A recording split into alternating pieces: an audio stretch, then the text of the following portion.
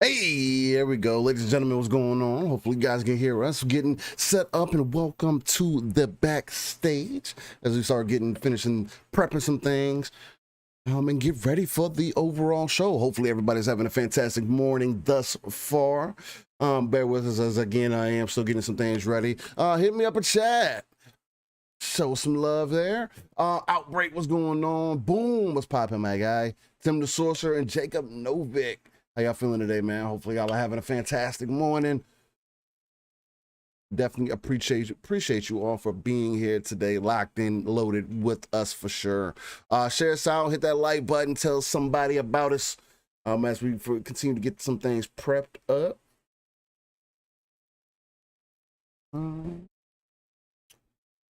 Let's see, did I got any I think I do. No, we'll leave the video audio for the video off. I don't want that to mix up with anything, get too bad. Let's see here.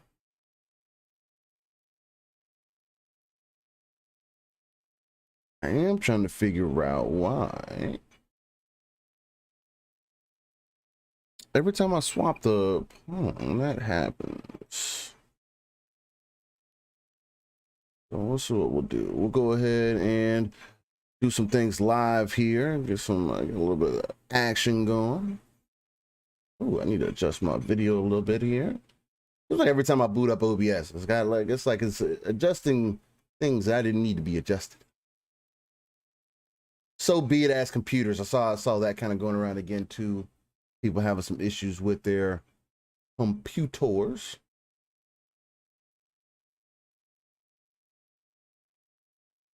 Guy who I saw who was having some issues. Fat Boy Horror, Tony Grasso, what's going on? Casino, what's popping? Hopefully I said your name right, my guy. Jacob Novick says, do anyone know when RE8 Gold Edition is available for pre-order? Xbox did put out that trailer. Offhand, I'm not 100% when that's supposed to be available for pre-order. But then again, there could be also not much of a Resident Evil fan, but I could definitely look into that, see what's going on. I'll see if I got any information on it in the back end. Casino also says, how y'all liking that TMNT on Game Pass? Actually, man, we did that 6-player co-op, and it was actually a really good time. We'll get into that more in the show and everything. But just some quick touches on it. Yeah, we did 6-player co-op. It was really good time. The game played really smooth. We actually completed the game. We got to go back and play on hard and whatever else the case may be. But and do arcade mode. But yeah, nah, TMNT is definitely a 10 out of 10. They did it 100% right. If you're gonna bring a game back, that's one way to do it. And for a game, it's like what, $20? If you buy it, if you don't have it on 30. Game Pass, is it 30? It's 30. Yeah. I mean, even at $30, man, for a game of that stature with that kind of quality into it, you can tell that there was a lot of effort, a lot of love that was put into it. It's 100% worth it, man. Even if you don't have Game Pass, I would say definitely invest into it. But if you do and you have any access to it, I would definitely give it a run, man. At least if it's by yourself, if it's with a buddy, it's definitely one of those that you're going to end up picking up at some point, replaying or whatever else the case may be. It's a good time, though, man. Was having a really good time with it. Yeah. It was a blast. Too bad I had to jump out early before we could finish it off with the 6 players, but glad you guys got to finish it out. So, Honda. You ain't miss too much of nothing. Oh, I missed a lot of action. I'll tell you that much because that's what TMT brings. Just a little bit. It brings a lot. It gets chaotic. I don't know if I would prefer to do the 6-player shit again though. That was a little too much. Yeah, it was hard keeping track of your characters, especially not having an outline or something like that. Yeah. That was a good idea that you brought up. A colored outline would definitely help be able to keep track of your player in the mess, right? Because it does become a mess, but it's a fun mess. Yeah. It's not like it's bad or anything like that, but it becomes a little too much. Like, I don't know why, sir. I don't know why, Pong, but here recently, every time that maybe I need to change. What's going on? No, I was gonna say that every time that I try to put these bars back up on, set these bars up for you Yeah. that pop This up is when you the speak and everything, it Yeah. it acts like you're always talking and you're not. Really weird. Oh, that's cool because I am in my head. I mean, So it's that might be reading my what it is. mind. That might be what it is. It's in your head. It's listening. Ooh. What do we got? We got some Batman Arkham in the background here. Is that what we got going Yes, on? we got Arkham City today for in the background. I think I said it last week, and I did end up beating Arkham City. I'm on the DLC, but I don't know if I'm gonna end up getting back to it because I'm currently playing some other things currently. Yeah, I know you are. Yes. I haven't been able to jump into it too much, but Chat, all you beautiful people, good morning to you, by the way. So sorry I was absent when Steel went live there for a minute. So I am tired today, but I'm going to still bring the energy, but I am tired. Steel might have to, and you guys in the chat might have to help me out if I miss some words or some names or something today, because we had to go pick up the wife's youngest from the airport late last night, so I didn't get to bed until like, I don't know, like 2:30. So rolling in here on 5.5 hours of sleep. So we're good. hey man, it's all good. The people are gonna keep you alive. They're gonna keep you awake. Everything's gonna be all right, man.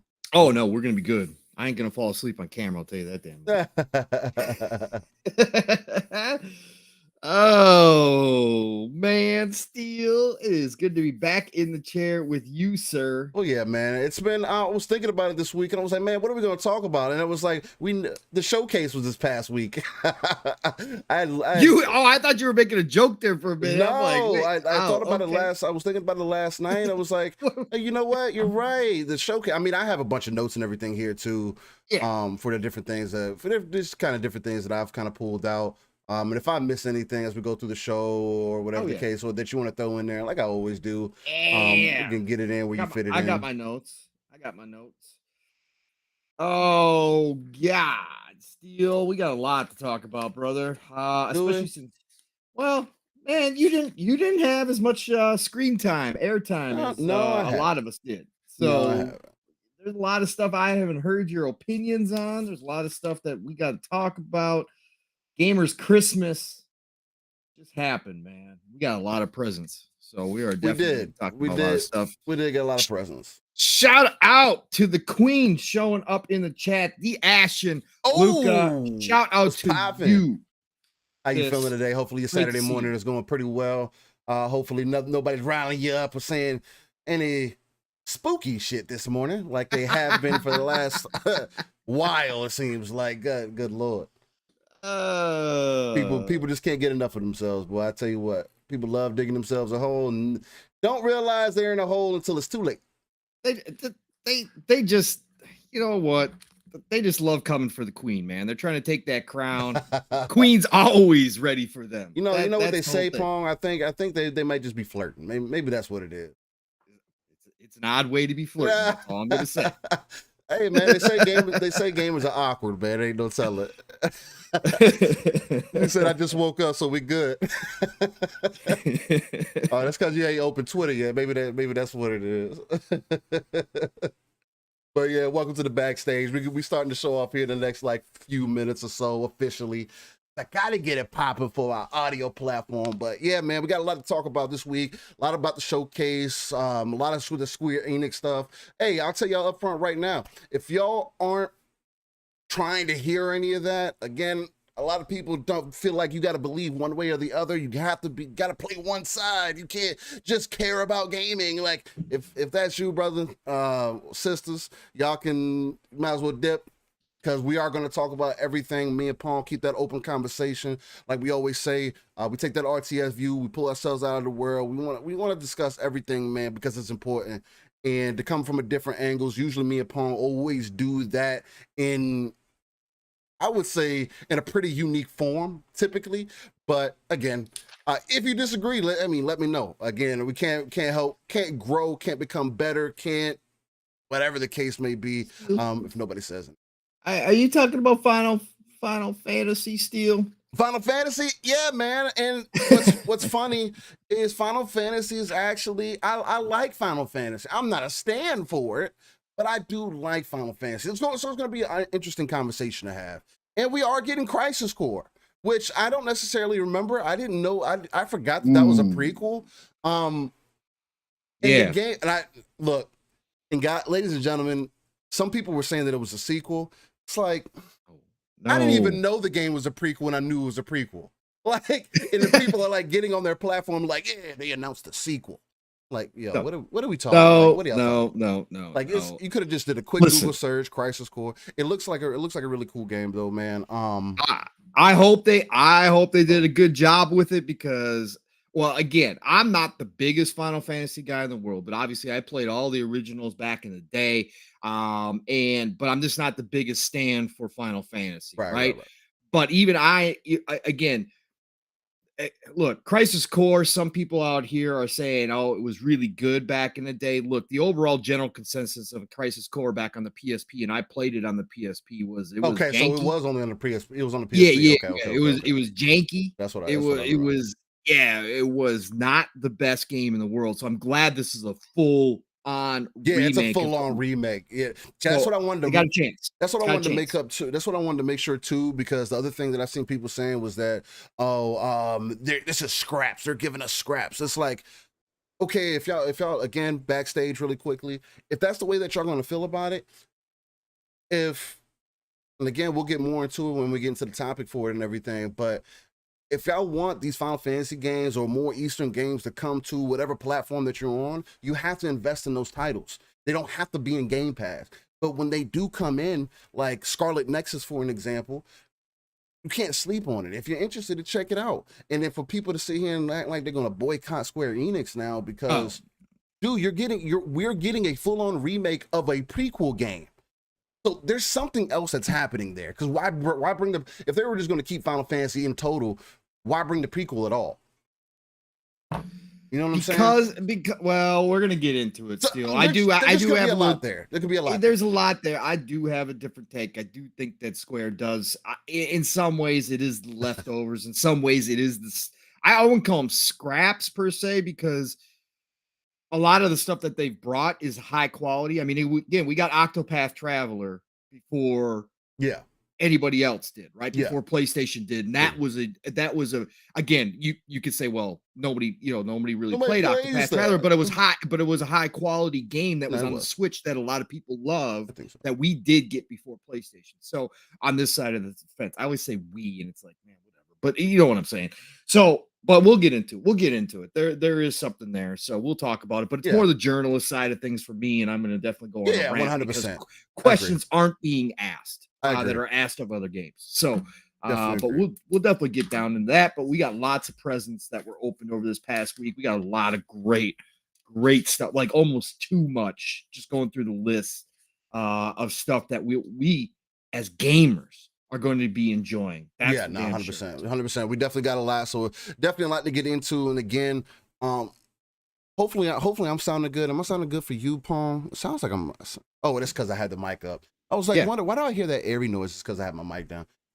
Even though it's not picking up at all. But ladies and gentlemen, we're going to go ahead and get ready to start the show. So get locked and loaded, grab some popcorn, grab some waffles, eat some sausage paws. The patties, the sausage patties. Make you a sausage, egg, and cheese biscuit or something.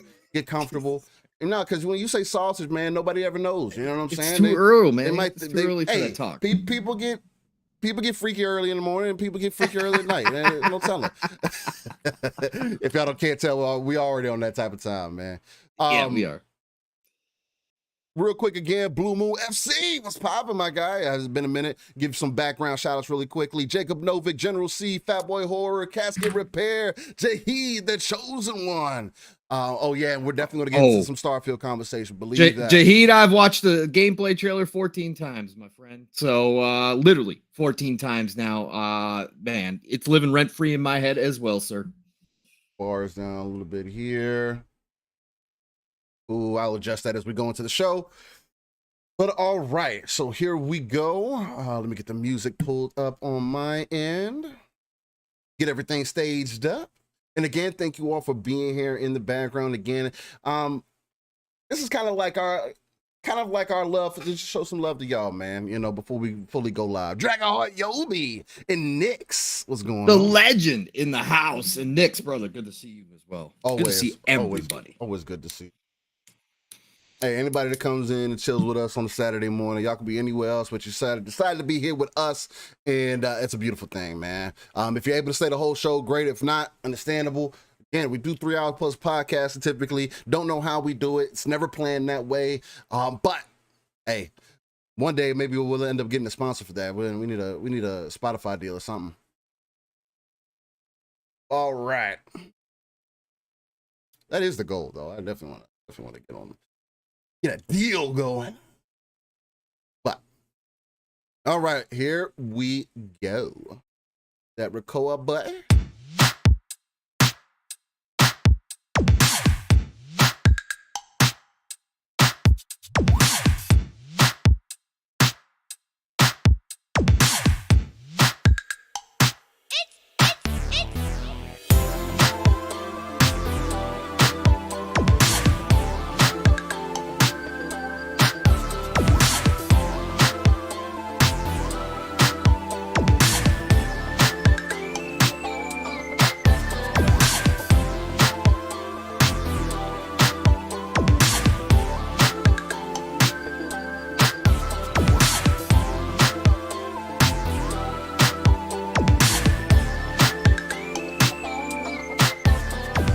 Ladies and gentlemen, boys and girls, good morning and welcome to episode 61 of the Living Splitscreen Morning Show. I am one of your hosts, Steel Rain, and again, I have to thank everybody for joining us this morning. I also have to shout out to the Midweek Mix-Up Collective for representing us and just being an excellent group of guys. Shout out to Wandering Dutch and the team over there. Other than that, again, a lot of interesting things that happened this week, showcase that happened last weekend that we haven't quite had a chance to talk about, at least not me and Pong.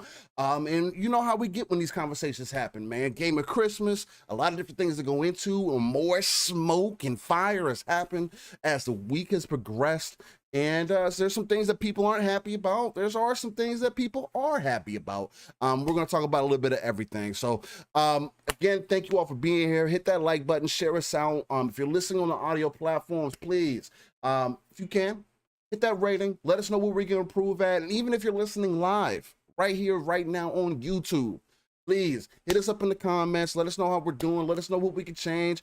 Again, I am actively looking for someone that's going to be able to do maybe some good layout to work or whatever the case might be, but they have to see my vision. Again, you kind of see what we currently got going on here, the whole split screen effect that we got going on. I do want to be able to take that to the next level.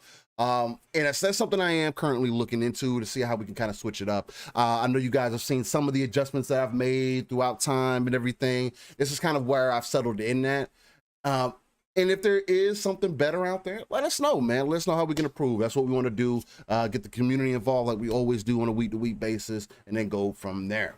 For those who are watching live, and unfortunately for those who are going to be listening on the audio side, you're not going to be able to see it, but this week I do have some Arkham City gameplay for you. I did end up beating the game here recently. I'm not now onto the DLC, but since I've gotten to the DLC, I have set the game to the side for a little bit. Again, that Arkham dance is never going to go away. That combat it's always something that's a little bit easier to get into because of just how great the game is, the overall storytelling, just the world built up and everything is always so solid, man. So, with that being said, though, with no further ado, I have to introduce the uncanny gentleman himself. The X-Man, who is not Cyclops, my brother from another, the one and only Pong. So, what's going on, brother? How you feeling? Thank God I'm not Cyclops. Thank God every morning that I'm not that whiny ass guy. Right. So, hey, listen, everybody, we are back. Living Splitscreen episode 61 on this beautiful Saturday morning, at least here up in the north. That's right. We've actually got summer is finally here. Finally, man. So listen, it has been an absolutely fantastic past week. as we're talking in the background, lots and lots of presents for all of us gamers, no matter where you game at. You getting something good this year, and especially 2023. 2023 is looking outrageous, as we have been telling everybody it was going to. It's looking even more stacked at this point. But man, what a great week. Did a ton of podcasting, like a ton, Steel. I lost track at like 14 shows and whatever it was, 5 days, 6 days. It was insane, but it was such a great time to be around people talking about what we are passionate for, which is the video game industry. And everybody had some great takes. We had a bunch of surprises, some not so good as others. Some surprises came out of the blue. But after the dust has started to settle here this week and we kind of get back into the normal flow, swing of things, man, I got to sit back and say this, for not being an E3, even though it was an E3 week. Yeah, you know what I'm saying? Not E3, but E3. It actually turned out pretty damn good, if I say so myself. And we do have a lot to get down to business with. We got some maybe some rants to come up with here. You're bringing back the what you've learned from the community segment? Well, my favorite people, the journalists, are gonna probably get a little bit of smoke this week. Big smoke. Yeah. The mainstream journalists out here who hate us as YouTubers because we got a free voice that people can listen to, and they can't control what everybody knows anymore. And that comes in all forms across the world right now. But the video game industry is no different. So yeah, I'm gonna have some smoke for them. But otherwise, Steel, you know what? Gaming wise this week, I've been busy. Talk to me, man. Gaming. I've been busy, man. I've been busy, but because work, I gotta get back in the work schedule after kind of taking a little easy the prior week during during all the gaming shows. But Naraka Blade Point, Steel, you and I, we could not play the multiplayer, but both hit not yet, but we both hit up that insider program and got to jump into Naraka Blade Point. And anybody here listening right now knows that I am not a BR fan. I am not a battle royale fan in any way, shape, or form. You're not. But man, I jumped into Naraka Blade Point, and I think it's the melee-based combat, Steel, that does it for me. I think instead of it being guns getting shot from far away, even though there is guns and bows and all sorts of weapons in this game, for the most part, you're going toe-to-toe with somebody. And from that standpoint, this game is really good. It's different, man. Yeah. It's you had played it on the PC for a bit, and you had given me kind of a heads up in the background about it.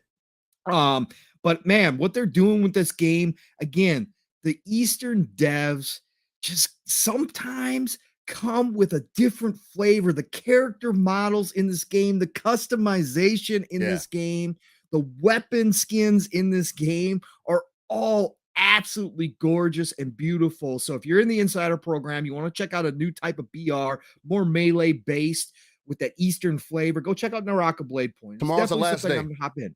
No, they extended it through the 19th. Yeah, tomorrow's the 19th. Yeah. Tomorrow's the last day for the Insider program. And it'll be dropping next week. So and then it drops next week. Yeah, it'll be dropping next week in the Game Pass. Or Game Pass. So which is true. Or Game Pass, because that was an announcement for Xbox, right? So that was pretty cool.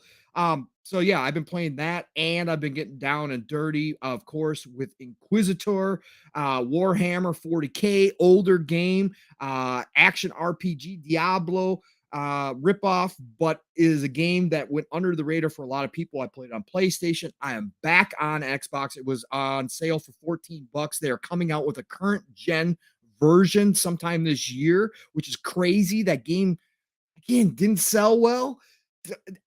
Maybe on PC, there's more players. There's not a ton of players on console. They're still coming out with a new version. And again, it's good. It is very good. It is fun. So I'm back on that. And then, of course, we in the Fun Speculation family hopped into TMNT Shredder's Revenge, of course. 6-player co-op. Now I had to hop out because I had to get to bed for work. But we went through 10 levels co-oping with me. You guys finished it out But man, what a highly polished game. So well done. All the nostalgia that you want without any of missteps that some games have tried and failed with in the past with IP like this. You've got to do it right because people have played these types of games for a very long time, and all of us old heads remember what it was like popping in quarters at the arcade. And if you don't bring that feel, we know it right away. This game, nah, man, this is like a time. This is a time machine right here, going straight back, and they actually even Definitely made it agree. better. I gotta say, the controls are some of the most responsive controls I've ever had in a brawler. That's right up there with Streets of Rage, the latest iteration of Streets of Rage that came out, Streets of Rage 4. Yeah. Listen, and again, when we got a 6-player co-op, I was like, all right, let's see how the controls are now. Flawless controls. So this is a great game. This is a huge get for Xbox into the Game Pass ecosystem. Yeah. Went underneath the radar. Like we knew about it, right? It was hyped. Like everybody saw it Yeah, for the first time. It was like it was hype. But the Game Pass announcement was during the Keeleys. So it was under the radar. Like, and then all of a sudden word started spreading. This is coming to Game Pass. And let me tell you, my friends list, everybody. man, it was like 70, 75% was TMNT, man, last night. So or the other night. Great get, great game. Had a blast with you all in 6-player. It gets almost too chaotic with 6-player. Yeah, So they go have ahead, to Stu. Take it away. add like some sort of outline or something. Even I think there should just be something like, especially I think it would be good for an accessibility feature for sure. Just to make it easier for people, right? Where you have the option, you can turn it off, turn it on. But I do think it would make it easier if you're going to do that and continue to iterate on it. I know right now they say they don't have any plans for DLC or anything like that, alternate costumes. I do think with as big as the game has gotten, they should start working on those things. Though we've also heard a little bit in the background that from the research that we've done is that they're also questionable on it because they said that the animation took them a long time to get down. So there's no telling what they're going to do with it. Maybe they're just going to start working on the second game. Who knows? They did come out with a tweet and kind of corrected the situation a little bit, Steele, Okay. and said, "Look, we never said never.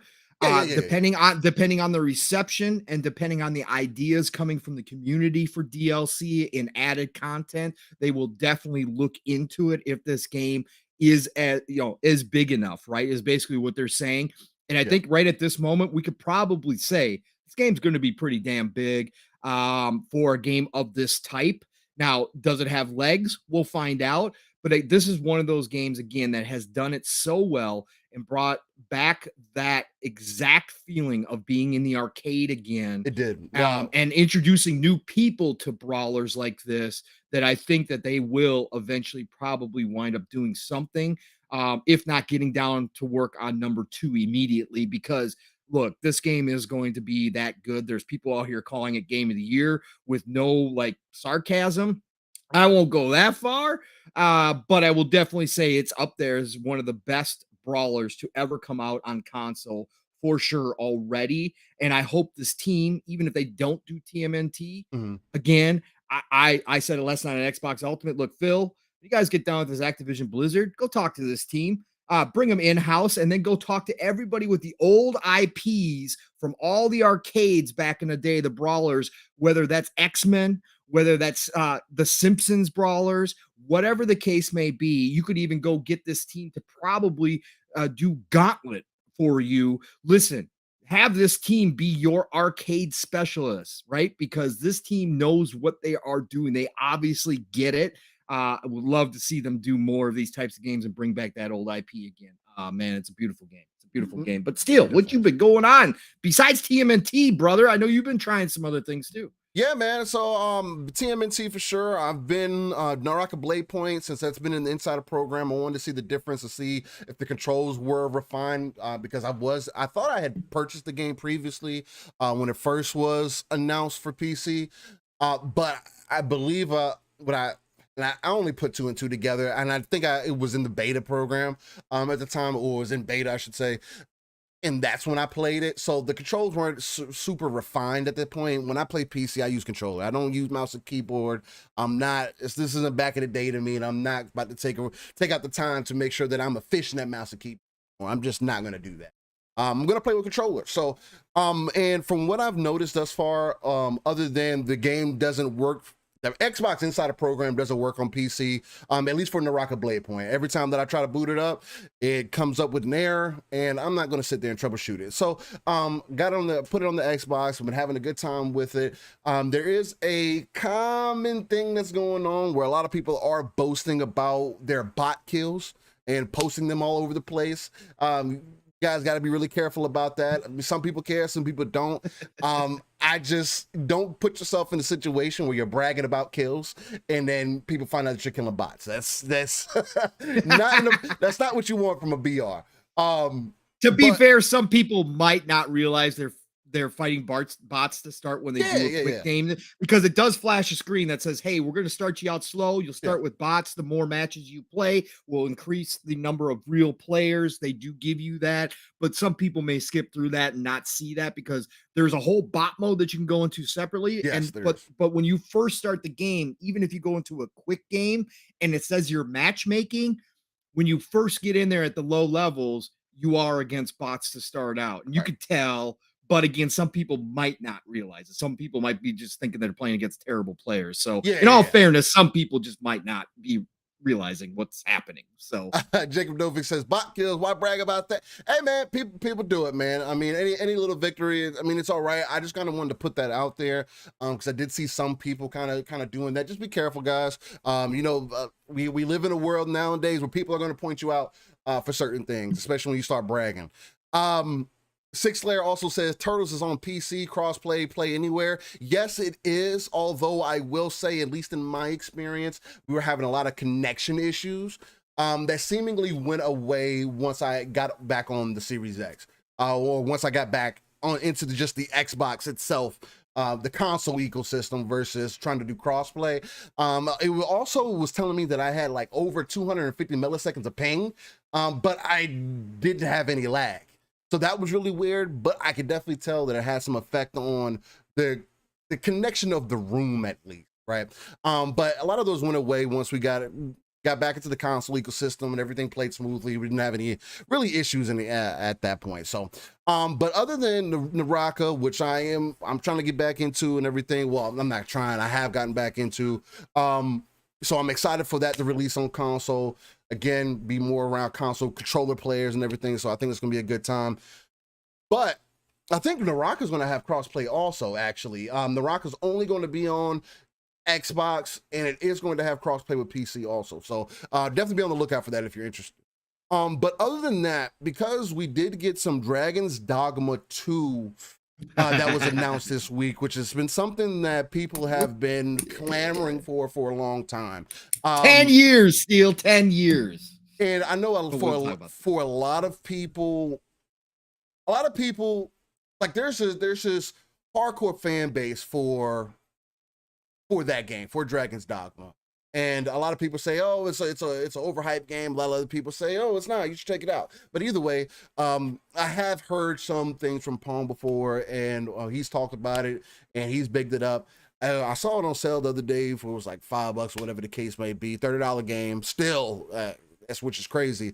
But off the heels of Dragon Dogma 2, and I'm always hearing things over the years how good of a game that was.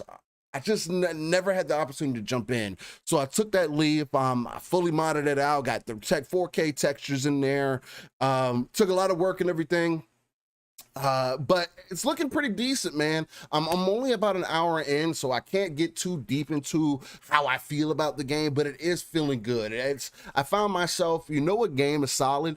When you play it, even when you only play it for an hour, when you play it and then the next day, you're thinking about it, right? Because there is that dragon. For those who may not be familiar with Dragon's Dogma, there is this big ass dragon that comes from the sky, and whatever the case might be, early on in the game, that ends up taking your heart out your chest. Now, for whatever reason, I was having audio issues, so I couldn't hear the exchange that they had.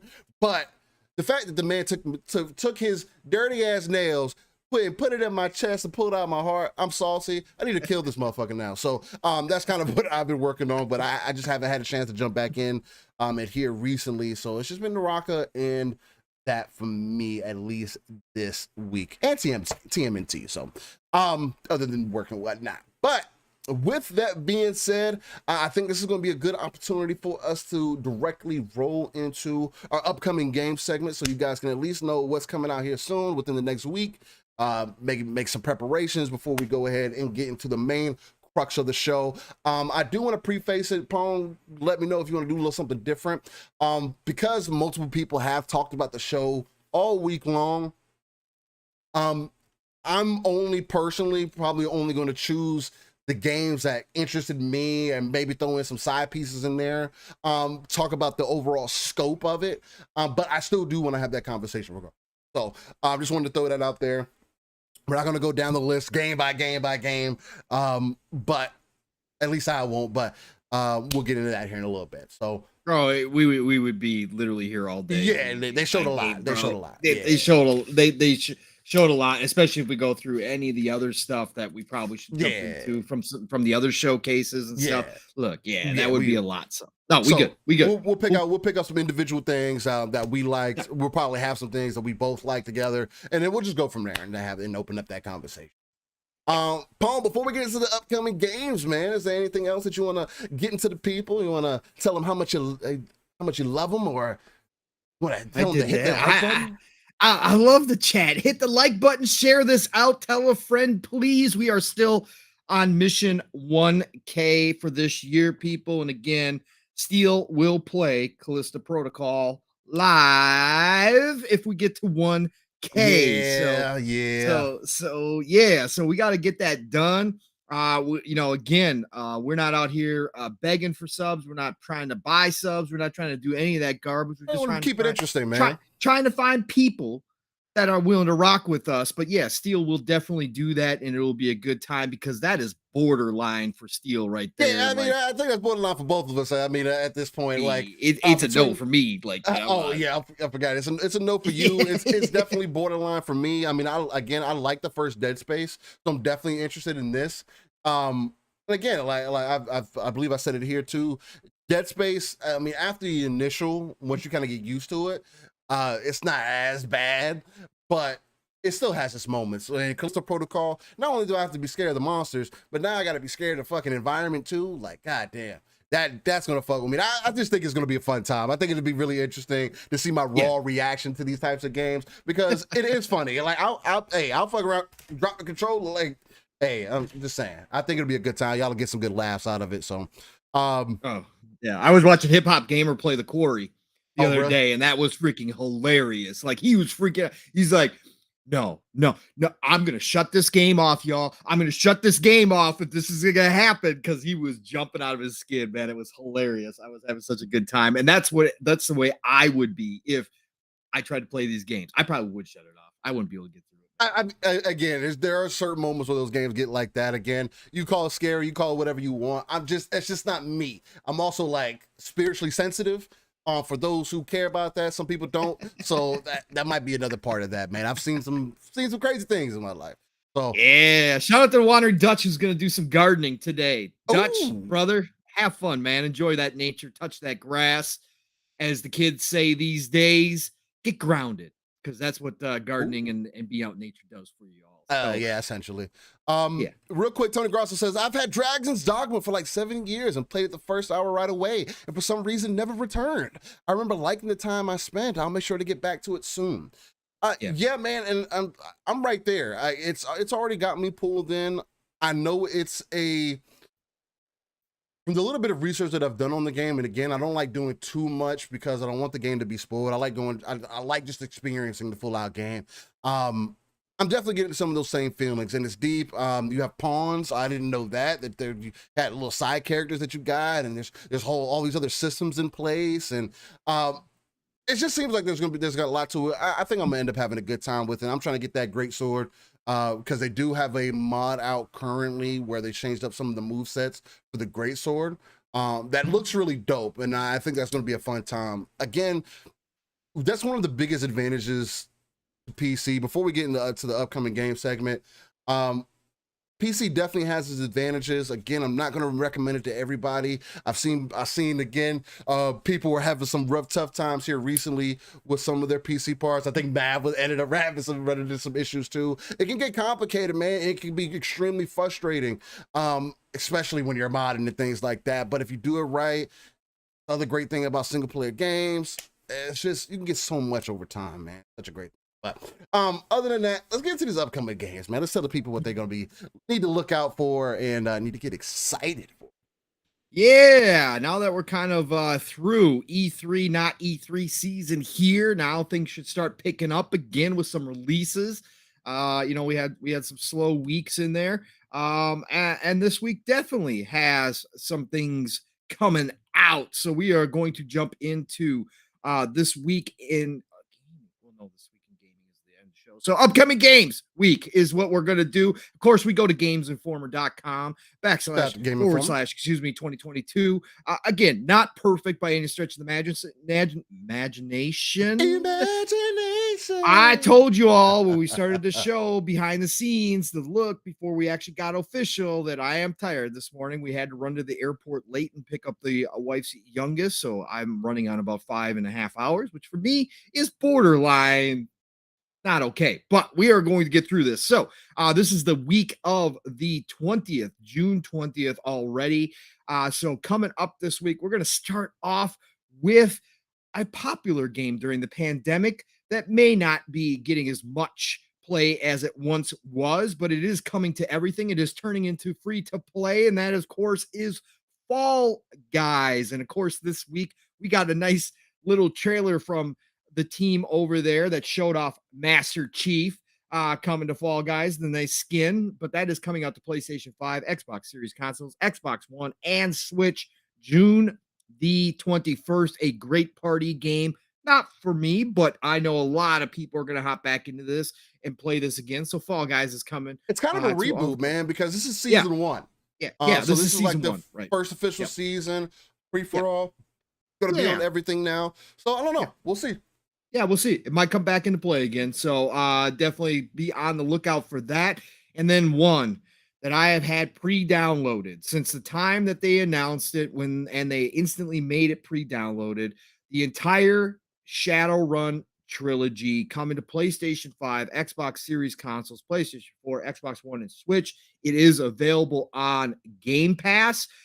So there is no risk to this if you are a part of the Xbox ecosystem.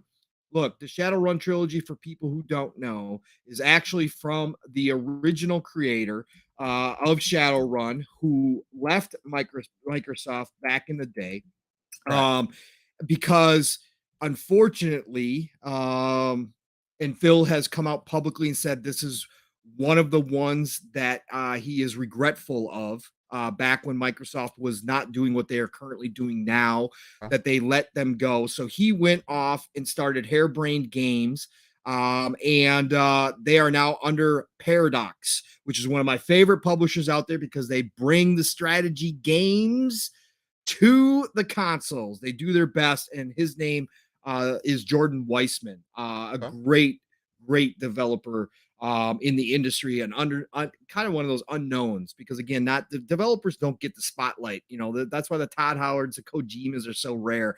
But man, Jordan Weissman is very good at his job. Okay, very, very good. And these came out to PC. He went on and started Harebrained Games, made a deal with Microsoft, Paradox did, to go ahead and license the Shadowrun IP back again, and made this trilogy in the old turn-based CRPG style gameplay that Shadowrun originally was on, and brought out this trilogy. And if you go look at the reviews, the Steam reviews, bro, these games got high scores. These are really well-written Shadowrun games, and we are getting them now on console.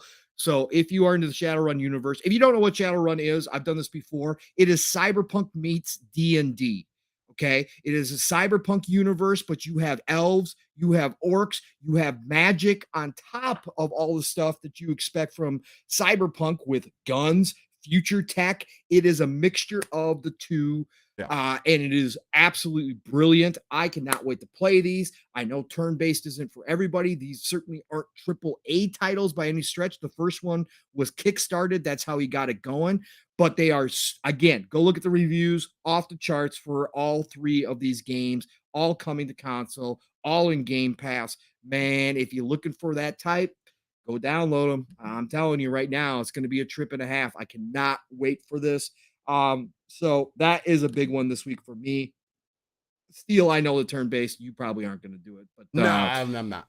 Yeah. But I'll be deep diving, and I'll have more thoughts next week on Saturday about Shadowrun, because I'm definitely going to be all about that this week. Wreckfest, the Crash Derby style game that we have seen over on Xbox and PlayStation is finally coming to Switch on June 21st. So if you're looking for that Crash Up Derby on the go, hey, you're getting it this week in Wreckfest on June 21st. Then Deliver Us to the Moon, Deliver Us the Moon, Deliver Us the Moon. Excellent game. Has already been out on PlayStation and Xbox previously.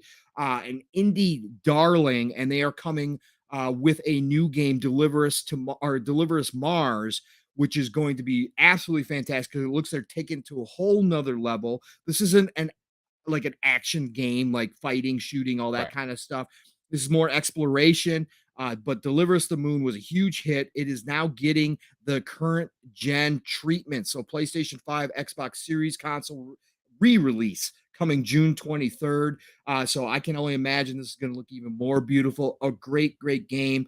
And then keep your eye out on Deliver Us to Mars, because that is going to be a fabulous game as well by the looks of it. I actually put that one in to Dutch's Community Indie Showcase earlier this year when he did that big blowout of all the indie games that we were looking forward to, and they kind of showed it off this weekend. It appeared in at least one show. I think it might have appeared in 2 shows actually this past week. So go check out Deliver Us the Moon if you're looking for a more exploration narrative kind of driven game.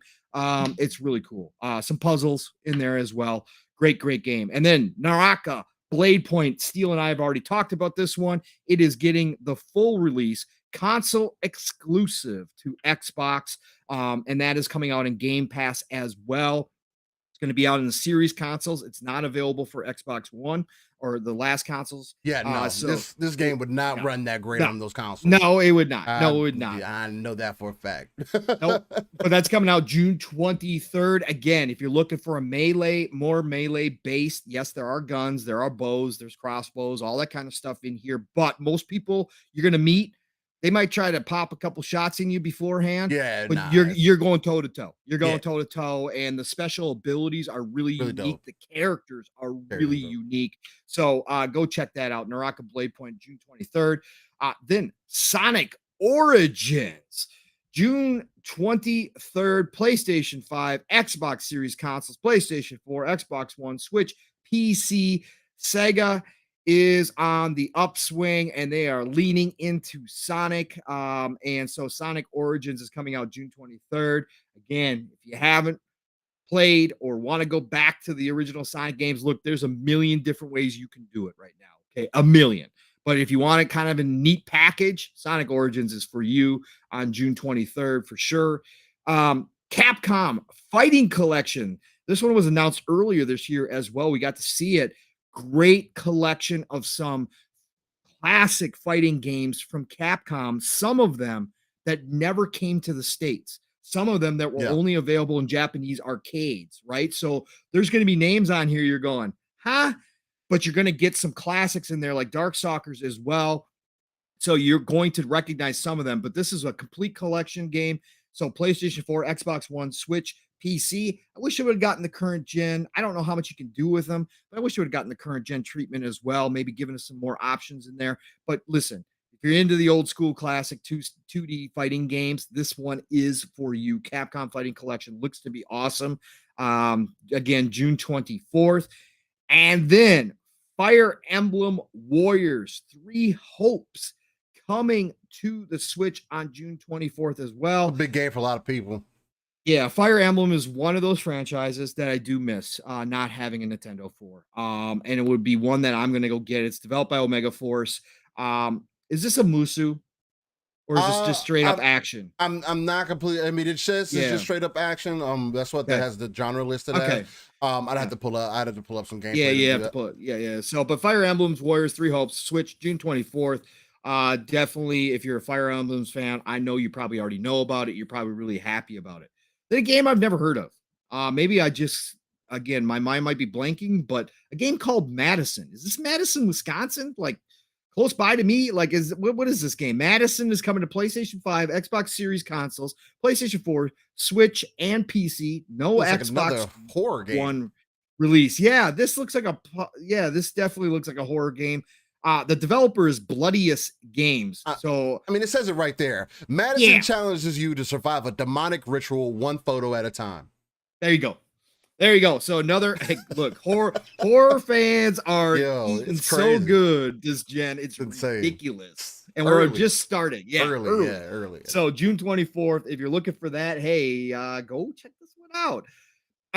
And then then that's it. That's it. Yeah, I'm about to say this should be it for this week. Yep, that's it for this week. I was gonna jump ahead again, but because I saw one of my just another one for you, a heartwarming franchise. Look, I don't beat them, but I love fooling around with them. I love the characters, but we'll get in that next week. So, but that's your upcoming week in gaming, Steel. So lots of good stuff starting to drop now. So let's go. Excellent. Well, again, like Paul said, that was your upcoming week in gaming. Ladies and gentlemen, thank you for being here and being tuned in. Let's get into the show, man. A lot of passionate conversation to be had. Some might be emotionally charged. We'll see. We'll see how it ends up going. And if you guys have anything interesting that you want to throw in chat, let us know. Nam Omar was able to confirm for you, Pong.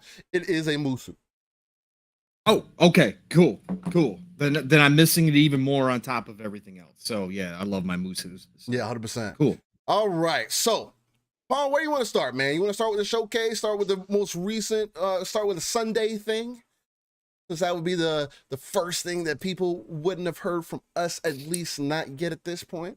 Yeah, sure. We could hop right into the Xbox Bethesda Super Bowl showcase showdown. Super Sunday slamming. Whatever you want to call it. Yeah, man. It's all about that. Well, we can do this a few different ways. You let me know what we need to adjust. So, what I wanted to do is kind of just, again, like I mentioned earlier, go through my picks from what really stood out to me during the showcase. I will be upfront and say I don't think the showcase was perfect. It did have some low moments, but give your general thoughts, Steel. Give your general thoughts about both days, right? Because we got the secondary showcase as well. Just give some general thoughts on it, and then we'll jump into some specific games that stood out, maybe some losers, whatever the case may be. Let's go. Yeah, okay. So I like that. So as far as the Saturday, as far as Sunday show goes, I'll start with that. The Sunday show definitely wasn't perfect. Again, there wasn't a bunch of different stuff there. It didn't throw me over the moon or whatever the case may be. But I did give the show about an 8 out of 10 overall because of the pacing. There was something there for everybody. And again, if I could pick more than 2 games in a showcase that I can have some excitement for or have some interest in, I think you've hit the right mark. Now, as far as a 90-minute show, again, for you to put Sea of Thieves in there and then also put Elder Scrolls Online in there, I felt like were completely unnecessary. That really slowed the show down. When you come to these E3 showcases, this is not the time for you to show me games that are already out. We're getting an expansion. No, you can do that at what they should have done at the Tuesday show. That would have been a good place to put that in there. Let me know about what you are still supporting, what expansions are coming, or whatever the case might be. I feel like that would have been the more of a prime opportunity. But again, those are my biggest 2 takeaways about what I personally didn't like about the show. But again, I also don't really care for those games. So maybe that has a part of it too. But it just seems that has been the kind of the genuine consensus overall. That people could have went without that. Again, for me, the standouts for me personally, as far as games go, and some of these I need to jump into. For an example, Hollow Knight. I haven't played the first Hollow Knight. I have heard it's good, but I haven't had the chance to jump into it. But I will say that Silk Song, the way that it dropped, I know it's important to a lot of people. But the trailer did pull me in. It did get my wheels turning, and I was like, man, maybe I should go download Hollow Knight and give that a run, because that play style is something that is interesting to me. Especially after playing a game like Death's Door. I haven't quite run into Tunic yet, but those types of games definitely appeal to me. But again, it's all about timing. But Silk Song definitely was a pull out for me. The next game that came out that pulled my attention, this actually was the trailer was shown right after Silk Song, and that was High on Life. High on Life is created by the creator of Rick and Morty. That's the original, whatever the case may be. And that game was visually stunning, at least. Not only that, but it was a pretty funny game, especially with all the weapons that got eyeballs, that they can talk to you and everything else. It's going to be an over-the-top game. It's different. And I mean, it has some good graphic quality to it, man. So it was definitely appealing. I don't know if it's going to be one of those games that's going to end up being day one for me.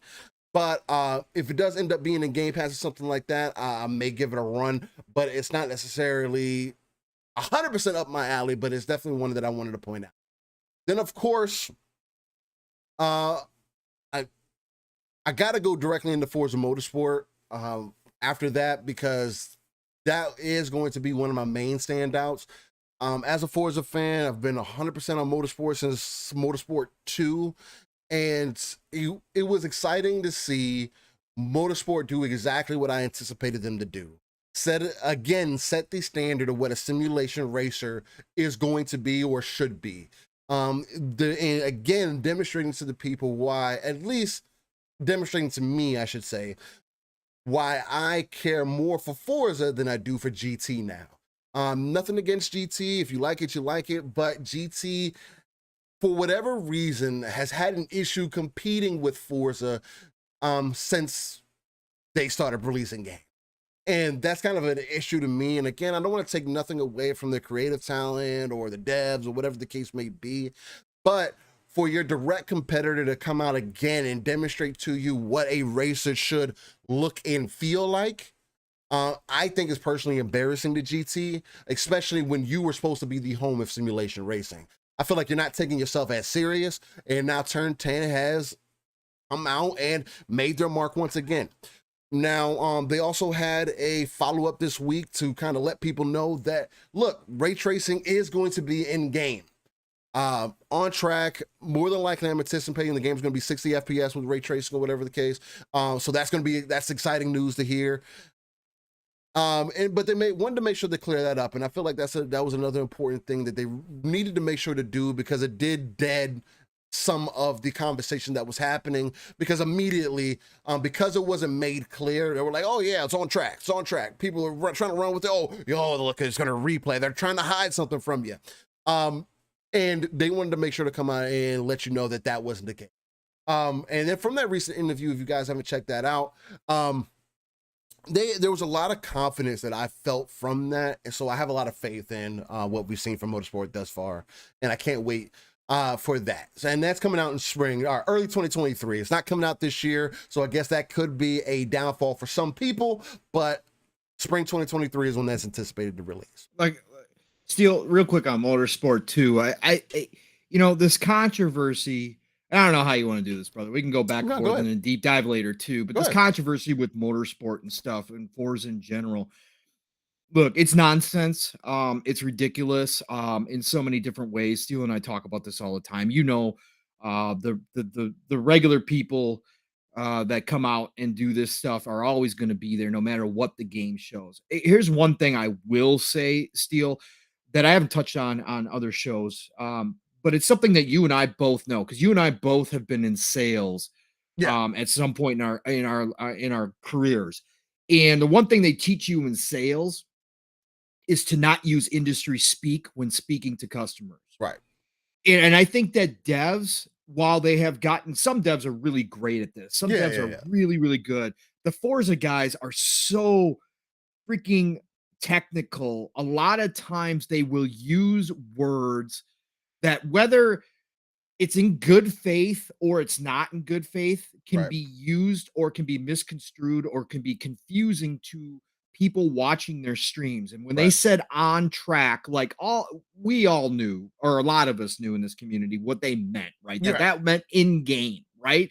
But again, I think that devs can get better at this. The more this industry grows and the more 2 billion, 3 billion start watching some of these feeds and really get interested in the gaming world and start watching all of these kind of breakdowns and stuff, whether it's a showcase or whether it's a deep dive by the developer themselves, I think the devs themselves can do a better job at using more common terminology when speaking to the masses, right? Because then you kind of avoid these situations. If they had been direct like they were in the second show, when they kind of had, or not the second show, but when they had their deep dive the other day through the Forza channel, had they been direct and just come out and said, look, we're going to have ray tracing reflections in game and global illumination, ray tracing global illumination during replays, and just flat out had said that, even though, global illumination, not everybody knows what the difference is. Not everybody knows what ray tracing is either. No, but had they said that like they did in that Forza breakdown, a lot of the initial nonsense could have been avoided, right? And I think devs can take a lesson from this, that you just don't want to use industry speak. You know how us as consumers out in the masses talk online about gaming. You guys do know those terms. I know you do, because I know that even if you say you're not looking, you're looking to see reactions. So you do get that. So I just think that they could do a better job with that. That's all I want to say. No, I mean, I definitely agree that they definitely have to work on that. The other thing too, though, I guess I'm not gonna give them too much flack for that, just because. No, I'm not. Motorsport. I'm not. I mean, I'm not saying that you're not saying that you are either. I mean, it's a fair observation, and again, I definitely agree with it. The thing about motorsport, though, it's so niche that it's speaking to a direct audience. So it's like only the people that really care for it is going to be paying attention to that anyway. It's not, or the people who don't care for it at all and just want to bash it. Yeah, or people, that too. That 100%. That's also true. This isn't Horizon, so I try not to give them too much flack for certain things, because it is for a certain fan base, but it is exciting to see either way that they kind of just. They brought the trailer to fruition, if that makes any sense, right? You got that little piece early on when they were first releasing the console, when they first announced Motorsport, and then to see the gameplay follow up, and like I said during the showcase when we were watching it live, it seemed like it was a direct throw in the face to Polyphony. Honestly, there was some shots. Because when they showed Gran Turismo, the first thing that they showed, they showed all first person cockpit action, and then Motorsport, first thing they did was show you third person. Showing you a lot of third person. A lot of third person. I could have used some more in cockpit, even though I don't drive that way. I want to see more in cockpit to see the actual details that they have on the interior of the car. But yeah, no, definitely Steel. They heard what people were saying about Polyphony, and they know too, because they've been in competition with them for a long time. Again, so they definitely focused on the third person. That is your only direct competitor. Nobody considers Assetto Corsa or anything else. Like, those are completely different types of games anyway. I mean, they're still simulation. It's still a simulation racer, but it's in its own category, right? So when your direct competitor is doing certain things, of course, you're going to bark back in certain ways. So I thought that was really dope to see. Again, them understanding what competition brings. They know what. I just love that the car was moving on the track and the track wasn't moving with the car. That's got me excited. But no, there's a little bit of smoke there. The other thing too, I don't know how to necessarily feel about this one. And that's going to be Hot Wheels coming to Horizon 5. On one hand, I am excited for it because I didn't get to play the one on Horizon 3, I believe it was. Was it 3 or 4? I can't remember. Either way, it was 3. It was 3. I didn't get to play the Hot Wheels DLC on that.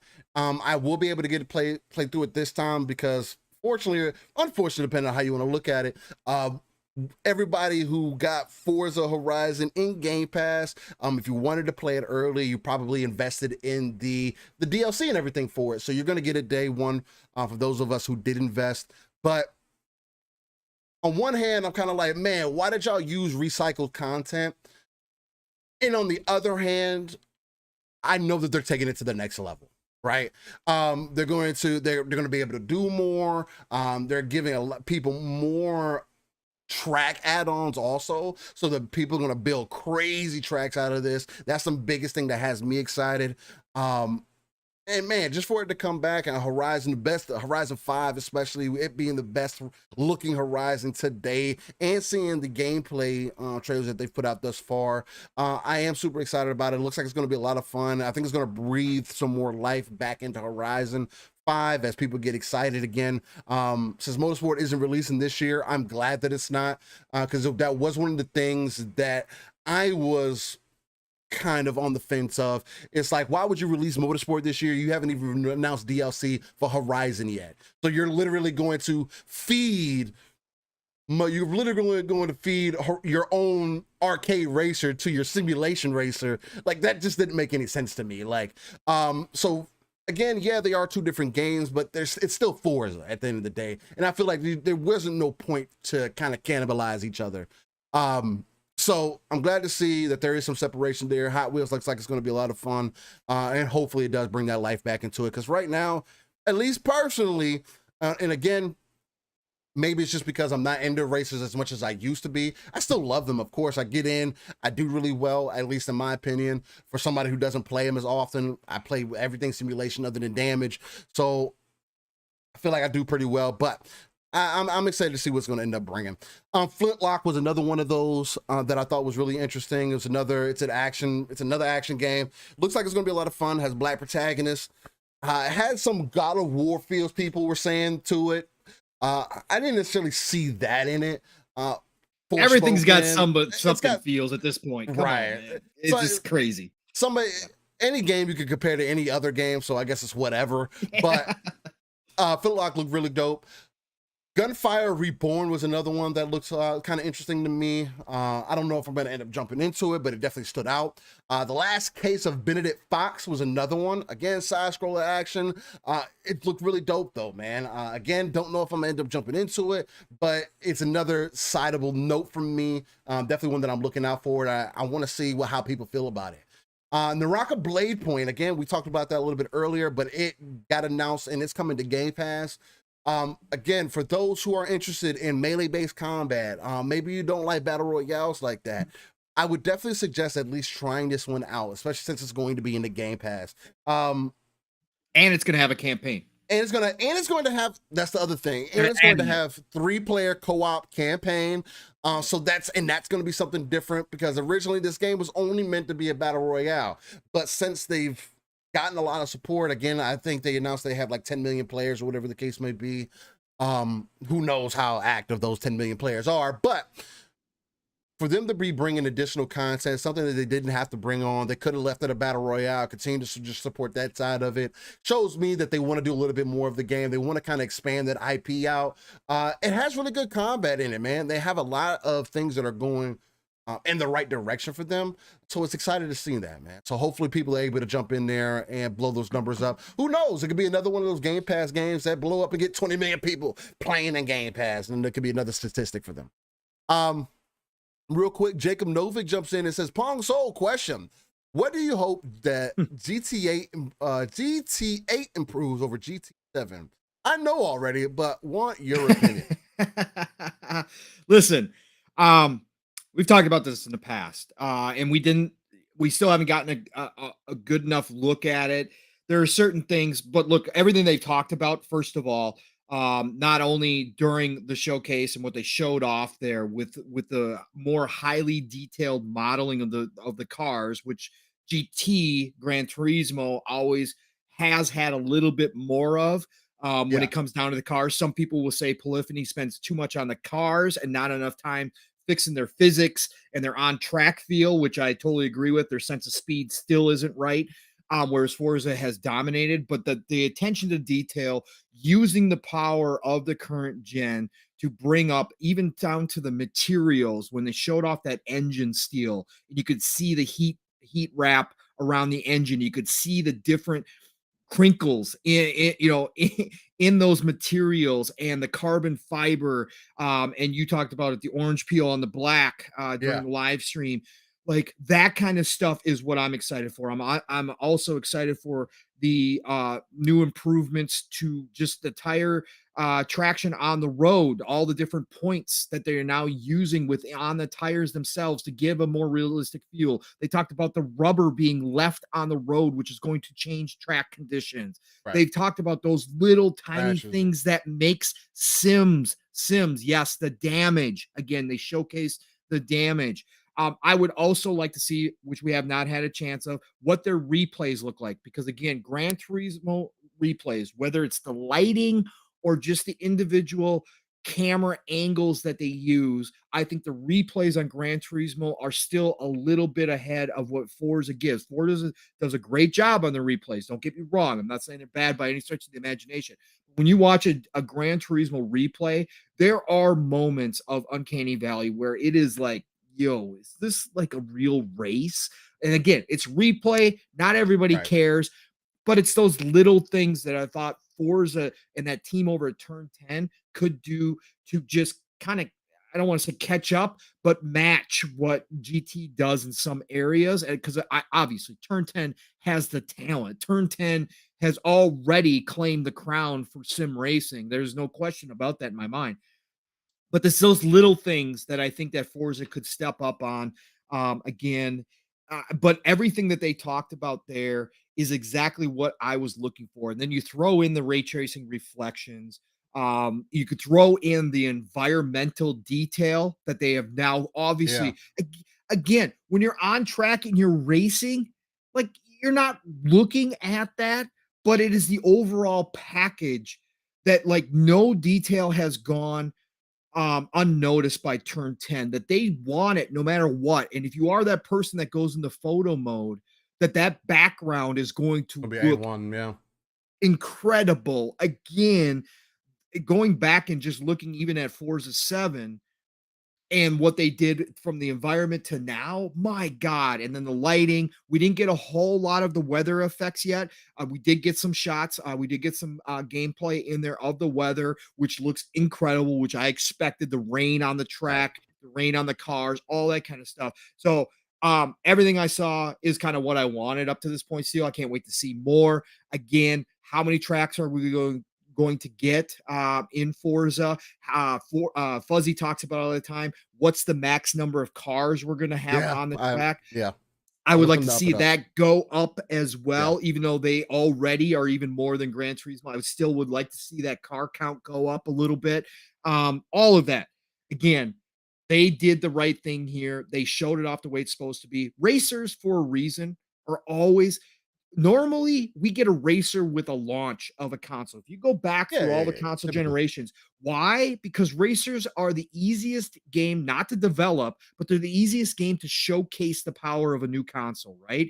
And Forza Motorsport, again, we saw it with Forza Horizon. Don't get me wrong, cross-gen, we still saw it there. The leap was there. Forza Motorsport's taking a gigantic leap here. This is the one you're going to pop in when you bring your friends over to show off the Series X, right? When you say, hey, fam, sit down, I got to show you this. This is what the Series X is all about. Forza Motorsport's going to be one of those games you pop in and you're like, look at this. You can't get this anywhere else. Like, this is it.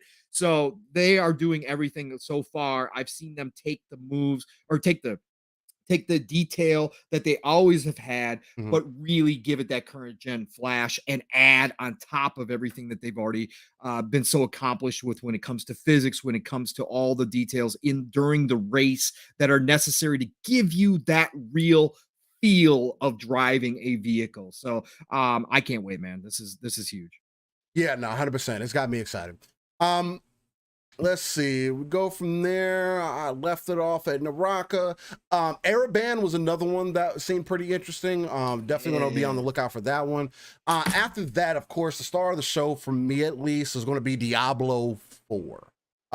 Ever since seeing that Diablo 4 trailer, and after playing Diablo Immortal, no matter how people feel about that, I mean, it's one of the most popular games out there right now, still currently. Regardless of the flack that it's getting, people are still playing the dog shit out of that damn game. But Diablo 4 has given me some hope that they're going to turn it around, or that Rod Ferguson at least sees the dream, right? This is going to give you those Diablo 2 vibes, but also give you the updates and the graphical quality and kind of the quality of life and changes and everything that you're looking to get in the Diablo game. I was thoroughly impressed by it. I'm excited for it. Diablo here recently has been kind of on a downfall, unfortunately, since 3. 3 didn't hit for a lot of people. I know, I mean, I enjoyed 3 for what it was, but a lot of people didn't like 3. A lot of the Diablo community don't really stand behind it. And then with Diablo Immortal having all the naysayers on it, and for it deserves it, man. I mean, it's not. Again, if you're playing it free to play, enjoy it for what it is. If you're expecting to get more out of it, it's not there. But it does have some of that classic Diablo 2 feel to it. Does also have a lot of Diablo 3 in it. Diablo Immortal is working off of a lot of nostalgia. So definitely keep that in mind. But again, I don't think it's super terrible. Yeah, I definitely have a lot of hope for Diablo 4, and I'm excited to see more for it, but I can't wait to play it. They do have a beta that's supposed to be coming out that I did sign up for, so that's going to be exciting to see. Diablo 4 was definitely a standout for me, so I'm more than happy and excited to see that. Then Wolong Fallen Dynasty. This one was definitely another standout for me. Again, me and Pong are always a proponent for those Eastern Market games coming out. We spoke on the Rocco earlier, and also with Wolong, we ended up finding out that not only in an Easter game, but the creators behind it, the designers behind it, the devs behind it are going to be the creators of Bloodborne and what was the other one? Neo. There we go. Yes. Well, I couldn't think of that. And Team Ninja. Yes, exactly, Tim. So we got Team Ninja on it, and they got the creators from Bloodborne and Neo. Again, I had some hope for the normies that it wasn't going to be of the Soul style. It was going to be a little bit more action adventure based, but nope. It's come to find out they did say it is going to be Soul like. So hey. I know a lot of people may not be into that. They also said it's not going to be like an Elden Ring. It's going to be more closed off, like traditional. So that may not appeal to a lot of people. It does appeal to me. So I'm gets me excited now. I definitely can't wait to see more from that.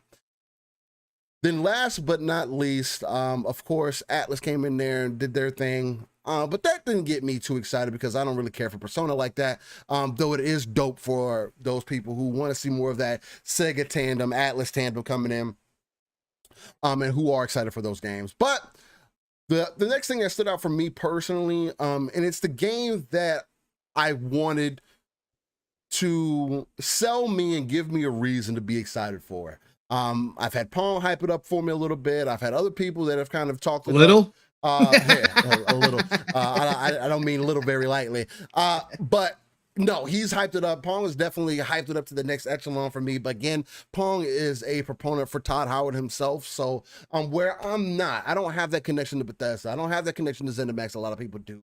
My deepest is with Elder Scrolls Online. I do think that is a really good game. That unfortunately didn't pull me the way that I felt like. I'm not gonna say it didn't pull me because it did. Maybe it was just because of the people that I was playing with at the time. We didn't stay involved in that ecosystem. And even when I think about it now, it's not like I'm super thrilled to go jump into it or whatever the case at any point. But it's not one that I'll sleep on. But that's the one I have the closest connection to. But the game that I'm talking about is Starfield. Starfield did come out, at least to me personally, and demonstrate why I should have some form of excitement for it, right? Again, there's still a lot more to be seen. I'm hearing that it's going to be in 30 FPS. If the game comes out and does not have a 60 FPS performance mode or anything, I will not play it. It's going to be there. It's going to be there. Of course. But because that was another conversation I've seen people having. Oh, you guys getting excited for a 30 FPS game, frame rate issues, the game don't look that great. And it's like, oh, you can't take off from the planet. And I've been another proponent of trying to tell people what you could kind of expect for the space combat to be like, at least for the ship gunplay or mechanics to kind of be like. The closest thing that I can compare it to, because I know a lot of people were comparing it to No Man's Sky. And again, it's a fair comparison. Again, there's a lot of games that play similarly to each other, have shared mechanics and everything else. There's so many games that we can go back and forth with. I can say that Spider-Man's an exact ripoff of Batman, of Arkham, of the whole Arkham trilogy, of the whole Arkham series, honestly. I could literally say that because it is. But Batman doesn't swing from webs, Steel. No, Batman doesn't swing from webs, but a lot of those mechanics are there with the grappling hook and everything else. But I'm not going to be disingenuous to say, oh, they're exact same games, because they're not. Yes, they've taken certain parts from each other and they've iterated on it, and that's what you would expect out of any game, right? Starfield is going to have a more narrative-driven story, which is going to make it 100% different from No Man's Sky, from my understanding. Not only that, but Starfield is going to have so much more choice over how the game is going to progress overall for you as an individual person, which is going to make it unique. Also, the updates to the Creation 2 engine seem to be very significant. I've seen other people trying to compare it to Fallout 76, which isn't a good comparison. So then I've seen also people compare it to Fallout 4, and which is a better comparison. But even if you're just comparing it to Fallout 4, you can see the obvious difference in the engine. I don't know if people were expecting for the game not to be a Bethesda game all of a sudden, like they were going to make a God of War style Starfield game. That's not what Bethesda does. That's not what Todd Howard does. They bring you worlds for you to come in and live in their worlds, give you an overall product that the modders and everybody else is going to take over and turn into this whole other thing, as we've seen with the whole Elder Scrolls series, that we've seen with Skyrim. Like, bro, these games have traditionally come out and really hit a mark for a lot of people. And like 108 says, Bethesda side missions are better than most games' main stories. That's what gets me excited, because once you get me involved in those worlds, especially from what I've seen, graphical quality has definitely been a thing for Bethesda for me over the years. It's hard to look at some of those characters, and they have fixed a lot of that for me. It seems the world looks really deep, looks really like there's a lot of depth to it, excuse me. And I definitely want to see more from it. I'm not going to necessarily say, yo, I'm excited for it, but I am more amped for it than I was previously. I know nobody can say now, oh, you don't know what this game is. How can anyone be excited for a game they don't know what it is? They showed it. And that's exactly what I wanted to see again. That was one of my predictions before the show, that I'm glad that it came true, that we did actually get gameplay for Starfield, no matter how people feel about it. I am expecting for that 60 frames to be there on release. They're going to have a performance mode. The game looked really good, man. Like top to bottom, no matter what anybody else wants to tell you, oh, this isn't a next-gen experience. Look, man, to each his own. If you don't like the game, you don't like the game. You don't have to come up with reasons why you don't need to play the game. Again, and even for me, it's going to be a leap of faith, because from what I've seen and from what Pong's told me and from what I have seen over the last 20 years, I feel like I can take this step and it be worth it to me, right? It's a space adventure. I want to see how it's going to end up being. I mean, again, when a game could come out and then make you question whether you want to go play No Man's Sky, just kind of get an idea of what they could possibly feel like, you know it's moving in the right direction, it's doing the right things. Splendiferous says, is Todd Howard the only game director to win 3 Game of the Year awards?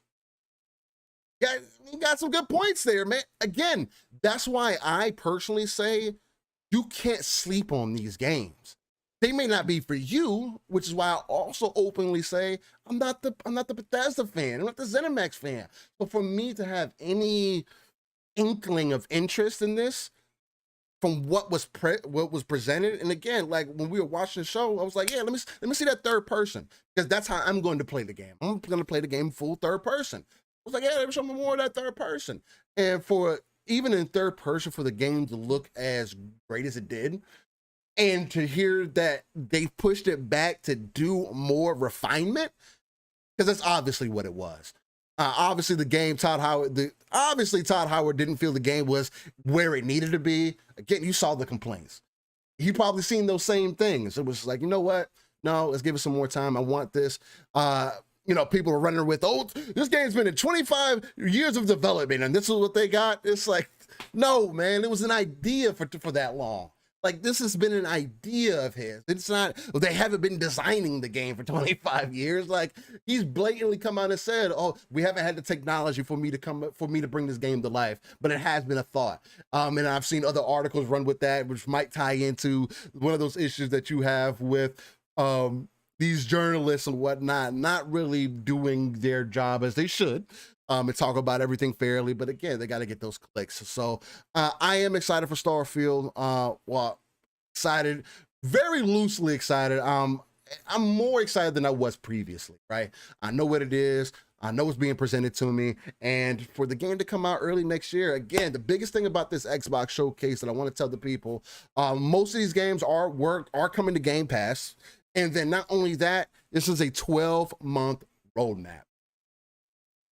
So kind of give my thoughts on that also really quickly, just for it to be a 12-month roadmap. I like that personally. Yes, I do think that instead of showing like a Grounded or something like that, games that are already out, yeah, throw those teasers in there. Give me something that's a couple years out or whatever the case. Give me a CGI trailer in place of those.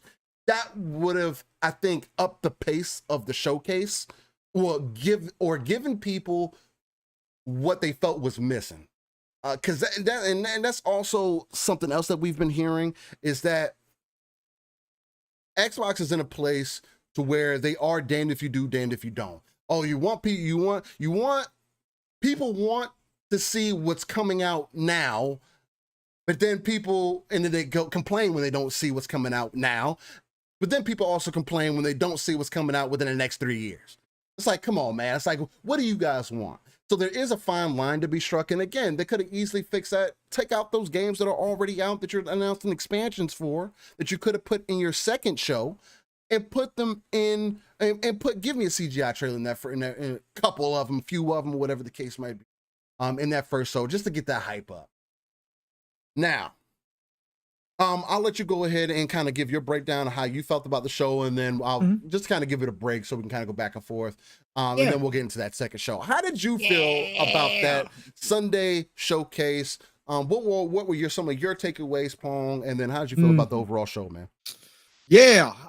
So overall show, again, I, like most people, like probably 99% of the people out there, was caught off guard with the 12-month box that Xbox put themselves into. Right when they started the show, came out and told us.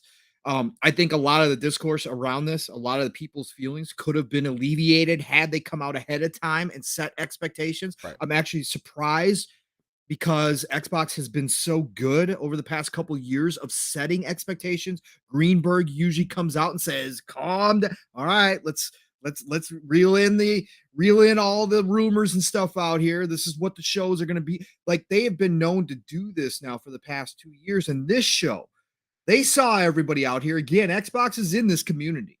They saw all of us on shows having these, dreams. And of course, we're always going to have those kind of hype dreams out there that, when we speculate and we go into speculation town all the time, look, we're always going to be kind of off the charts with some of our guesses, some of our predictions. Right. But this time, like, to not come out before, like a week before the show, and say, listen, everybody, show is going to be absolutely amazing, but here's what the focus is going to be. The focus is going to be the next 12 months specifically. Okay, for Xbox. That would have brought a whole different tone to the community. That would have told all of us straight up, hey, don't go outside of the next 12 months. Yes, I would have still had Avowed in there, because I was on the hill that Avowed was ready to rock and roll. Right. I didn't know the behind the scenes stuff because I'm not an insider. that supposedly everybody else knew, but just wasn't reporting on for some reason this time around. But again, most of us would have reeled in some of our predictions. That means the community that listens to the podcast probably would have heard a different tune. We would have all been kind of prepared, right? So that part is my criticism towards Xbox, not of the showcase, because again, I hype myself up and I don't get disappointed at shows. If they don't live up to my hype, that's a me thing. I take full responsibility for my own hype. Okay. I don't think it's on these companies to satisfy my hype levels when I go off the charts. Okay. I'm not those people. I don't blame everybody else for an issue that's me. So again, I don't have a problem with it. Right. I just will say that expectations probably should have been set because every other show that they've done has been some hopes and dreams, right? It has sold us the future a little bit, right? Beyond 12 months. So for this time to come out and make that decision, which is fine, you make that decision and I understand it. You should have come and let the community know that that was going to be the case and things kind of would have been different. So after I got off over my initial, like, whoa, okay, all right, I guess we're just doing 12 months here, folks. All right, let's get down to business. Once I got rid of that and sat back and went back and rewatched the show, rewatched all the trailers in 4K, did all that. We had a great show here. Again, like Steel, I'm not going to say it was their best. I think last year had a lot more impact for a lot of different reasons. It hit hard.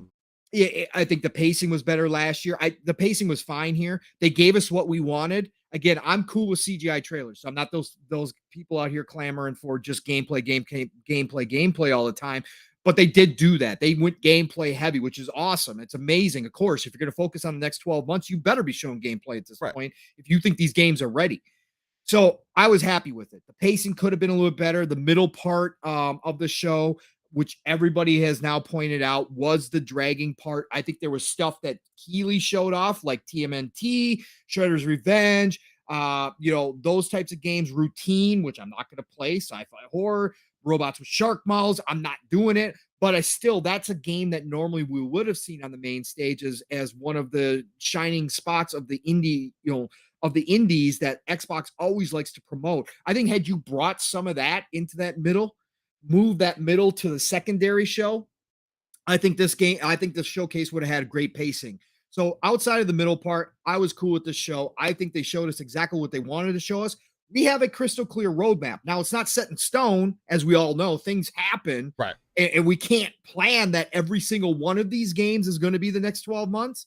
But they gave us a roadmap of 35 games coming to us in the next 12 months. That's 3 per month that we know of. And we've got a ton more that we know are going to be mixed in there, plus third-party deals, right? Yeah. So we got a crystal clear roadmap. And let me say this, if this is the future, maybe we'll touch on this a little bit later if we want to go down this road and kind of speculate. But if this is the future of showcases, if E3 time, and E3 is coming back next year, so we'll just call it E3. So if your E3 showcase next year is going to also be 12 months, and this is the new format, I'm cool with it. I think that's great. As long as you give us a couple other shows throughout the year where you sell us the hopes and dreams, where you give us, the view of Avowed, you give us the view of Compulsion's game, In Exile's games, these games that are further down the road. If you give us a couple other shows, whether you do them yourselves or you pick out a show like Gamescom or whatever the case may be, the VGAs, and that's going to be where you give us the future, then I'm cool with E3 showcase just being 12 months. Actually, I think all of us, if they came out and said that is, and I hope they do clarify what they're going to do going forward.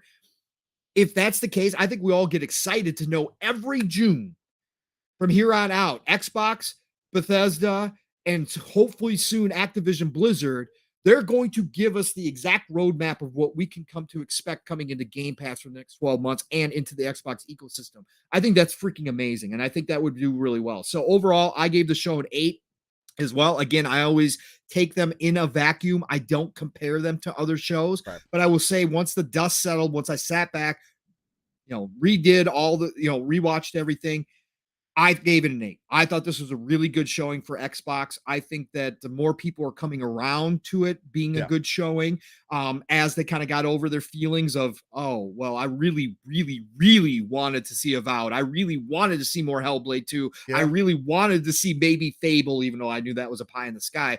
Like, once they got over that, I think that the content that they gave us was well worth it here. So let me start out here. Redfall. Steel, you didn't touch on it all. Redfall from Arcane. Yeah, I know, and that's fine. And I get the people that aren't excited for Redfall or aren't over the top for Redfall. You gotta go back and watch it in 4K. If you just watch the showcase, it didn't show well. Fine. You gotta go back and watch the 4K stream. Much better looking game than people are giving it credit for. A lot of detail in this.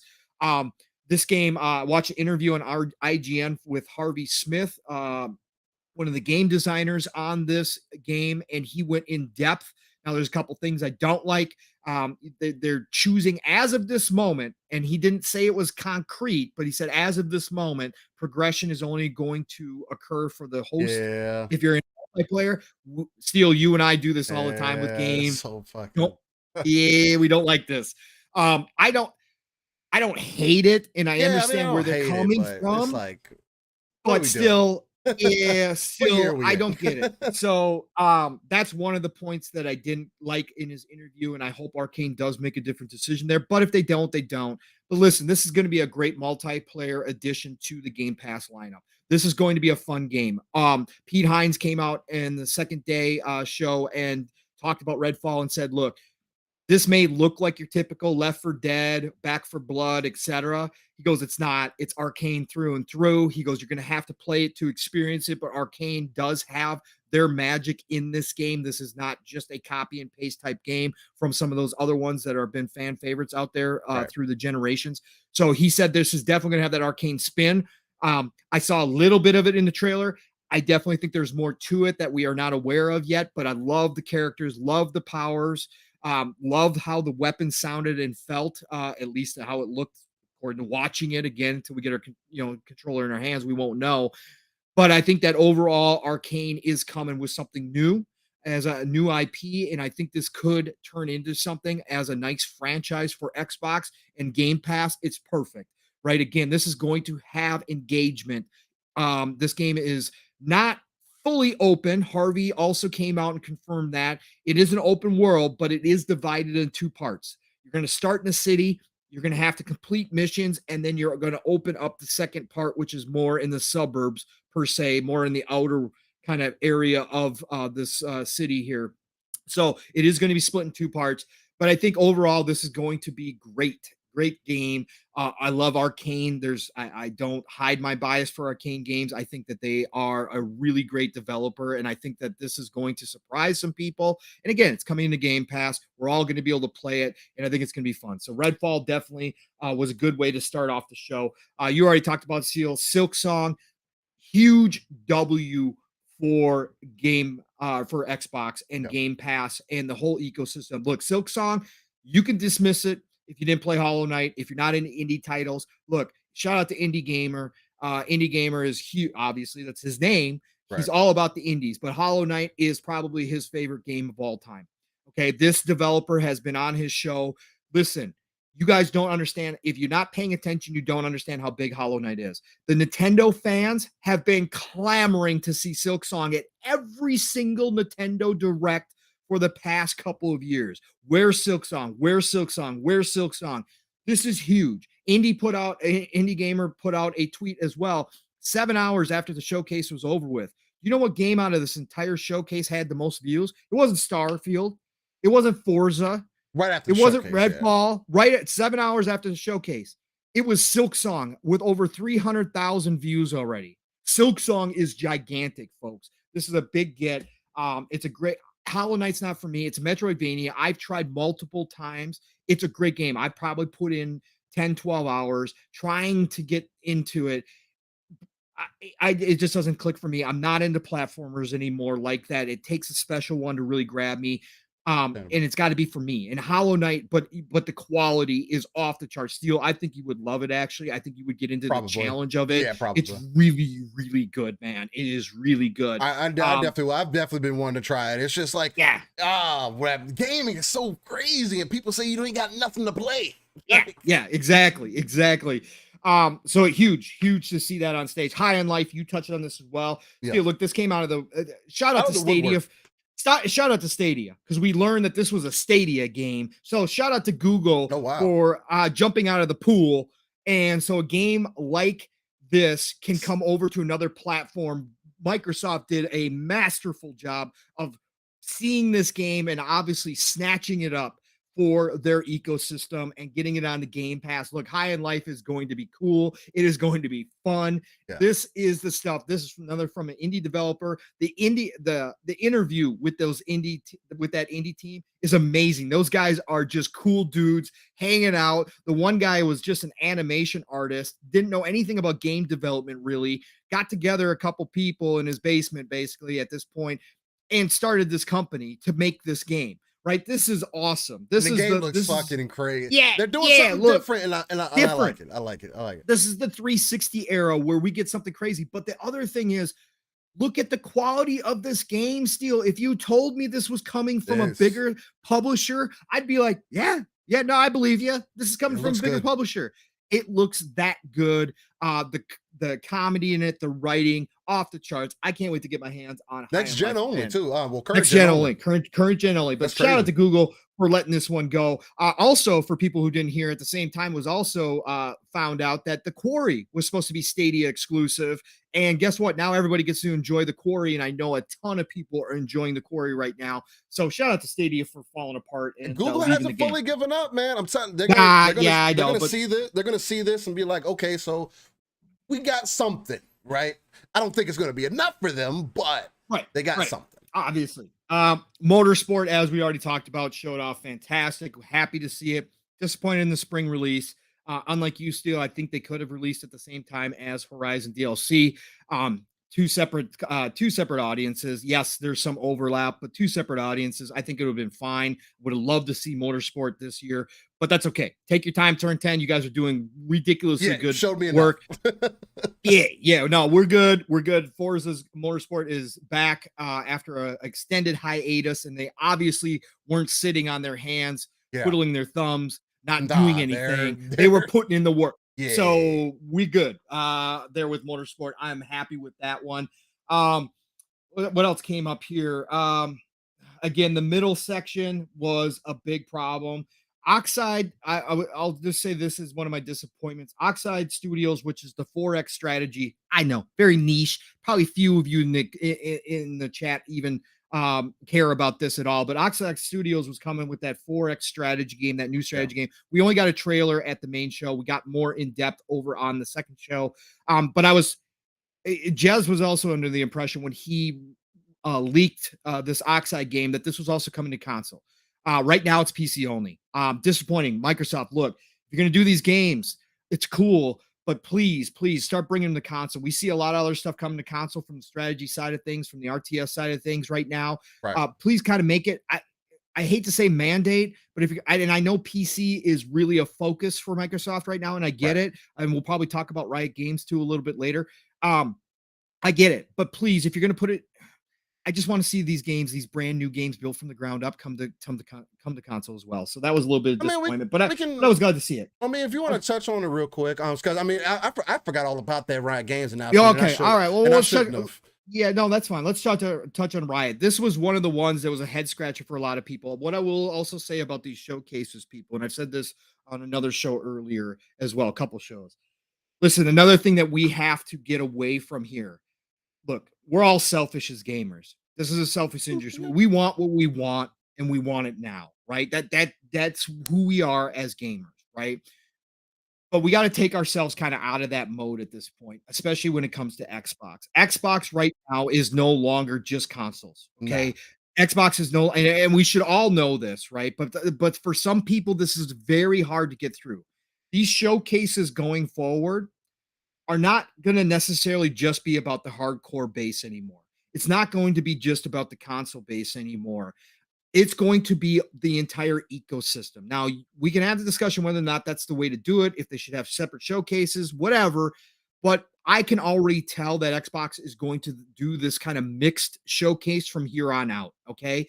Because they're thinking about the 2 billion, 3 billion, not just us piddly 50 million, 100 million console players, and not just us 5%, 10% hardcore. Okay. They're not doing that anymore. They're not going to just be speaking to us the entire showcase, as much as we'd all like it if Phil called us up and said, "Hey, Pong, hey, Steel, what do you guys want to see at the showcase? I want to make sure I'm catering this to you." It's not going to be like that anymore. This is going to be about the overall brand for Xbox and Microsoft. So Riot Games was a huge announcement for the PC fan base. Okay. Gigantic. If you don't believe me, just go look up some PC players, go look over at Reddit. Look, everybody's talking about this right now, especially the Riot fans, the League of Legends, the Valorant, excuse me, Valorant. Those fans are up in arms over this, excited. Okay. Why? Because they cut a deal with Riot Games to bring all of the content, all of the heroes from all those games are going to be unlocked if you're a part of PC Game Pass. That's over $700 in value. And if anybody says, "Who cares? It's PC," I hear you. I understand completely. But League of Legends has over 100 million users per year or per month. 100 million people play League of Legends per month. This deal, and you could disagree with me, but this deal right here potentially will bring in more Game Pass subscribers than a Starfield launch this year would have. Okay? Yeah. This is going to be gigantic for Microsoft. They just supplemented the loss of Starfield, Redfall, etc., not having any first-party titles this year, which again is a valid criticism. It shouldn't happen. This is probably going to turn out to be the worst year for first-party in Xbox history. Okay, look, this is a meme year. It's not good. It shouldn't happen. But they just supplemented that and some with one deal when it comes to Riot Games, in my opinion. Still, you agree or disagree? I agree. The whole Riot game scenario is such a big thing to me. I mean, of course, I initially thought they were bringing in the console, which was like I was about to say, damn, these games do not have controller support. So you're bringing them the console. Y'all must have done something specific and been working on this for a while, and come to find out it's for PC Game Pass only. Again, like you said, Pong, this is about reaching that wider audience. Again, I mean, even if this isn't necessarily that 2 to 3 billion player play, but this is reaching more so into the bag of consoles are tapped out. The other 300 million players that are part of our ecosystem between PC and the consoles, that 500 million are PC gamers.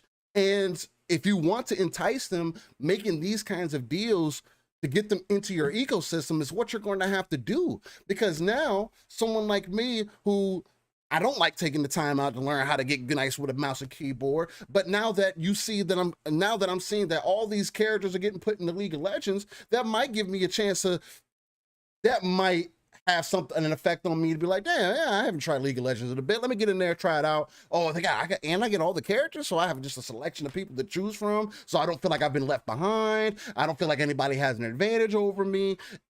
There's value to be had there. And I know some people were upset, like, oh, well, you don't need to show me non-console stuff at a showcase. Okay, well, you don't get the bigger picture, and that's okay. Because Xbox and Microsoft have blatantly told you over and over and over again that they're not just in the console market anymore. That's not they need the better part of the picture, right? The bigger part of the picture, which is making sure that PC gets included. And yes, I mean, I do agree that I think this announcement would have been much more impactful at the level that I thought it was going to be at if they would have announced these games and been like, yes, and it's going to be in Xbox Game Pass. Coming to console. The games are finally coming. Yeah. Yes, the games are finally coming to console. Though it's like when I sat back and thought about it, unless they're going to make a completely separate game, these aren't one of those games that you could balance out for it to be fair on mouse and keyboard and then controller. It would have to be completely separated out. And if they don't have that set in place currently, then it's not going to be a good time. So like I understand why they didn't announce controller support, but at the same, it's like in that same breath, why I can see it frustrates some people. Why announce it at the showcase then at all? Right? It could have been more impactful at like at that Tuesday show that they had. Oh, shout out to Riot Games, and they could have went into a little bit of discussion about it. Gave you a roadmap. They could have just went into so many more details if they would have followed it up, if it would have been in a better place than there. Again, I think that would have been another opportunity for you to show something else. You know what I'm saying? Potentially. But for all you console players too, instead of when these announcements are made that don't necessarily up front benefit you in a way as a console player, right?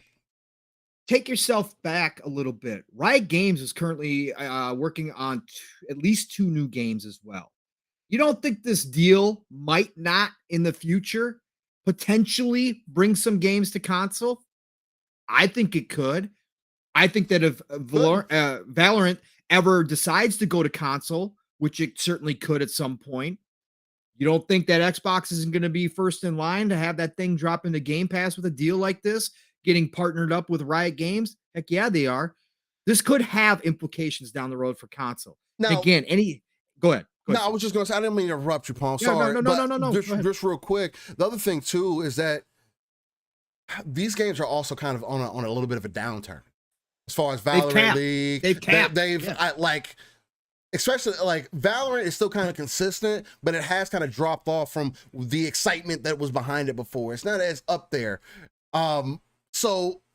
And it's just, there's so many things. The same thing, like we can say the same thing about Blizzard bringing World of Warcraft or whatever the case may be, because they might cut a deal for that to be part of PC Game Pass too.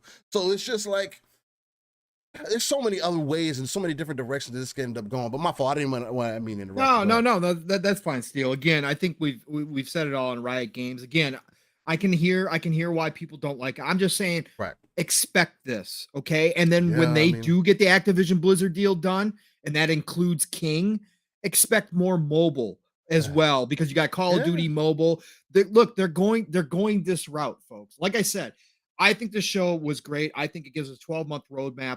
I think that we can expect that these showcases, this is why they're going to start doing this, because they're going to have so much content across so many different platforms to showcase that I think we can expect this going forward. As long as they have other shows that they supplement with the future stuff, with the stuff that we get hyped for down the road on console and everywhere else, I don't have a problem with this. I'm just telling everybody, kind of change your mindset. This isn't the old days anymore. This is a brand new world we're living in when it comes to the games industry. Yeah. And I think that we all have to evolve with it. Steel and I always talk about taking the RTS view, Steel's favorite saying, satellite view, whatever you want to call it. Pull yourself away and look at the bigger picture.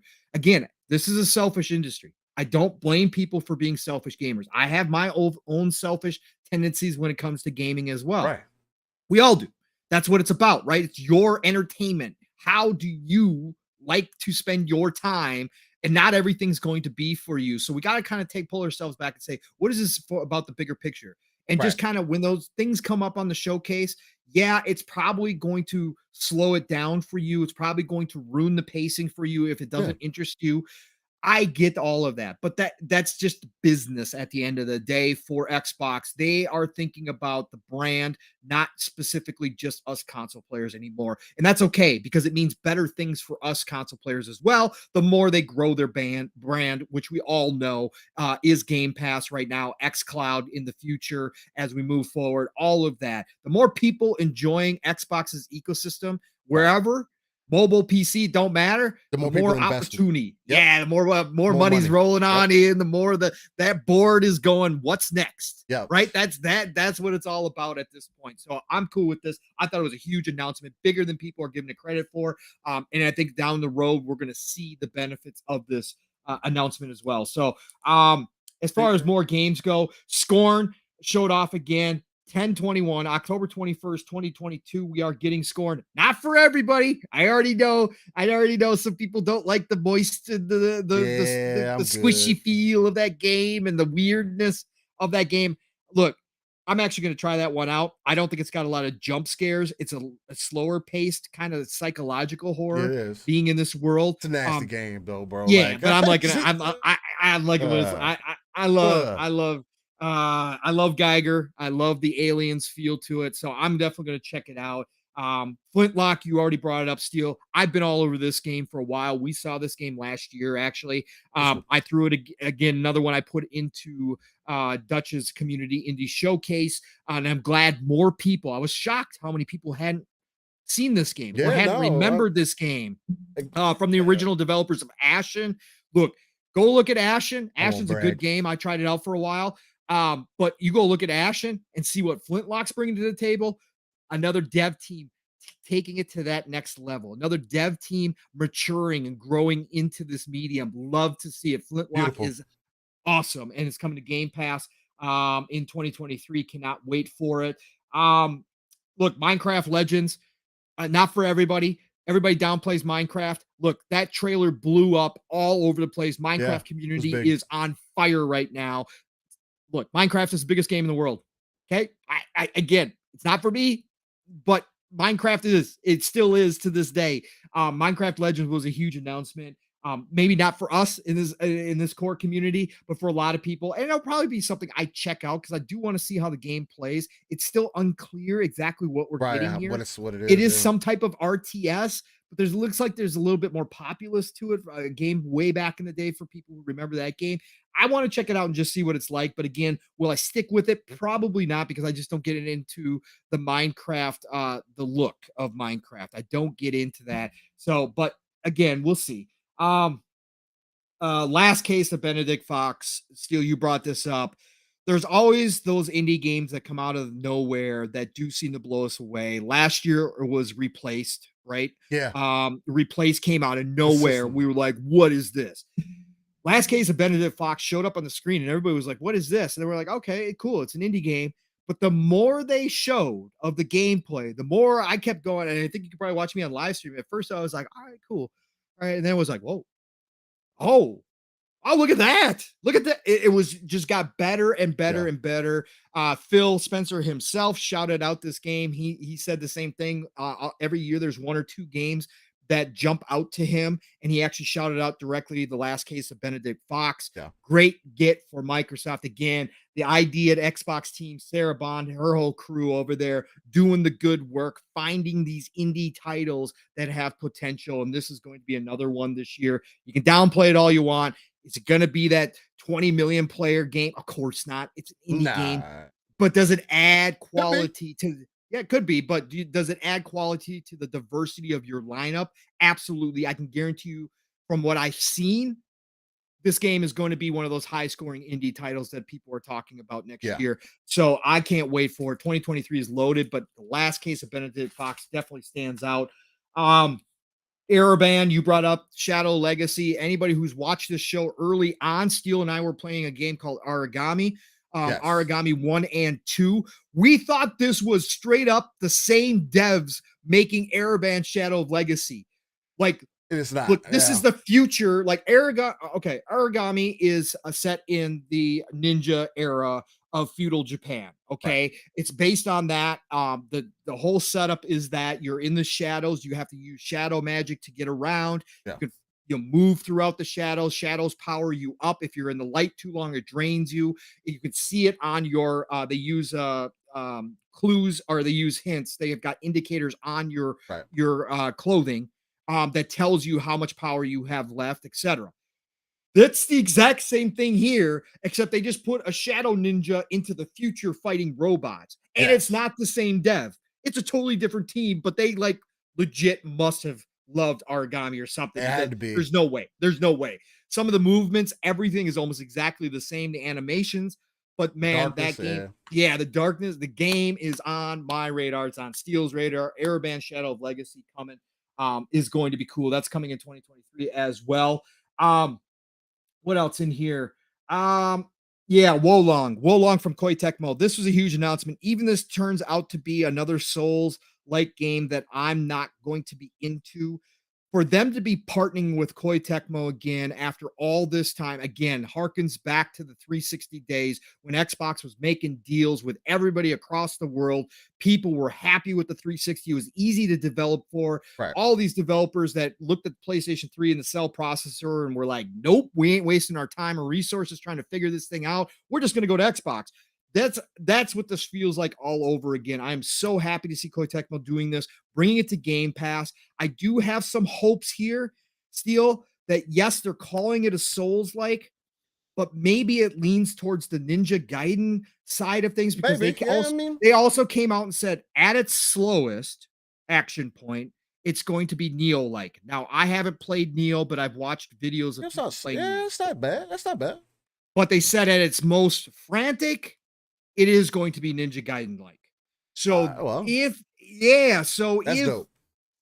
Again, coming to Game Pass, I'm gonna download it. No matter what, I'm happy that it's coming though, Steel. And it's being downplayed. Nobody's talking about this. Again, you've got the producer from Neo. The East, man. You got the producer from Neo working on this, and then they went out and grabbed, people don't know this, but you talked about it, Steel, the producer of Bloodborne, who was with Sony Japan Studios, but Jim cut Japan Studios. He just joined Koei Tecmo a little over a year ago. This is his first project with Koei Tecmo. So you got two well-established producers. And Bloodborne, we all know, is a fan favorite over on the Sony side, right? Yeah. That is a huge, some people say it's the best Souls game ever created. So you got these two masterminds of this genre coming together to make this game. Right. I kind of get the feeling, and some people have brought it up, that if this had been announced at the State of Play, Steel, this would have been all over, man. People would have been talking about this nonstop, but because it was at the Xbox show, it's getting downplayed. Yeah, look, I feel like that. I'm starting to feel that it's coming to everything. Sure. Don't get me wrong. This isn't an exclusive, right? They went to the developers right away and started asking questions. It's coming to everything. Love the way that works.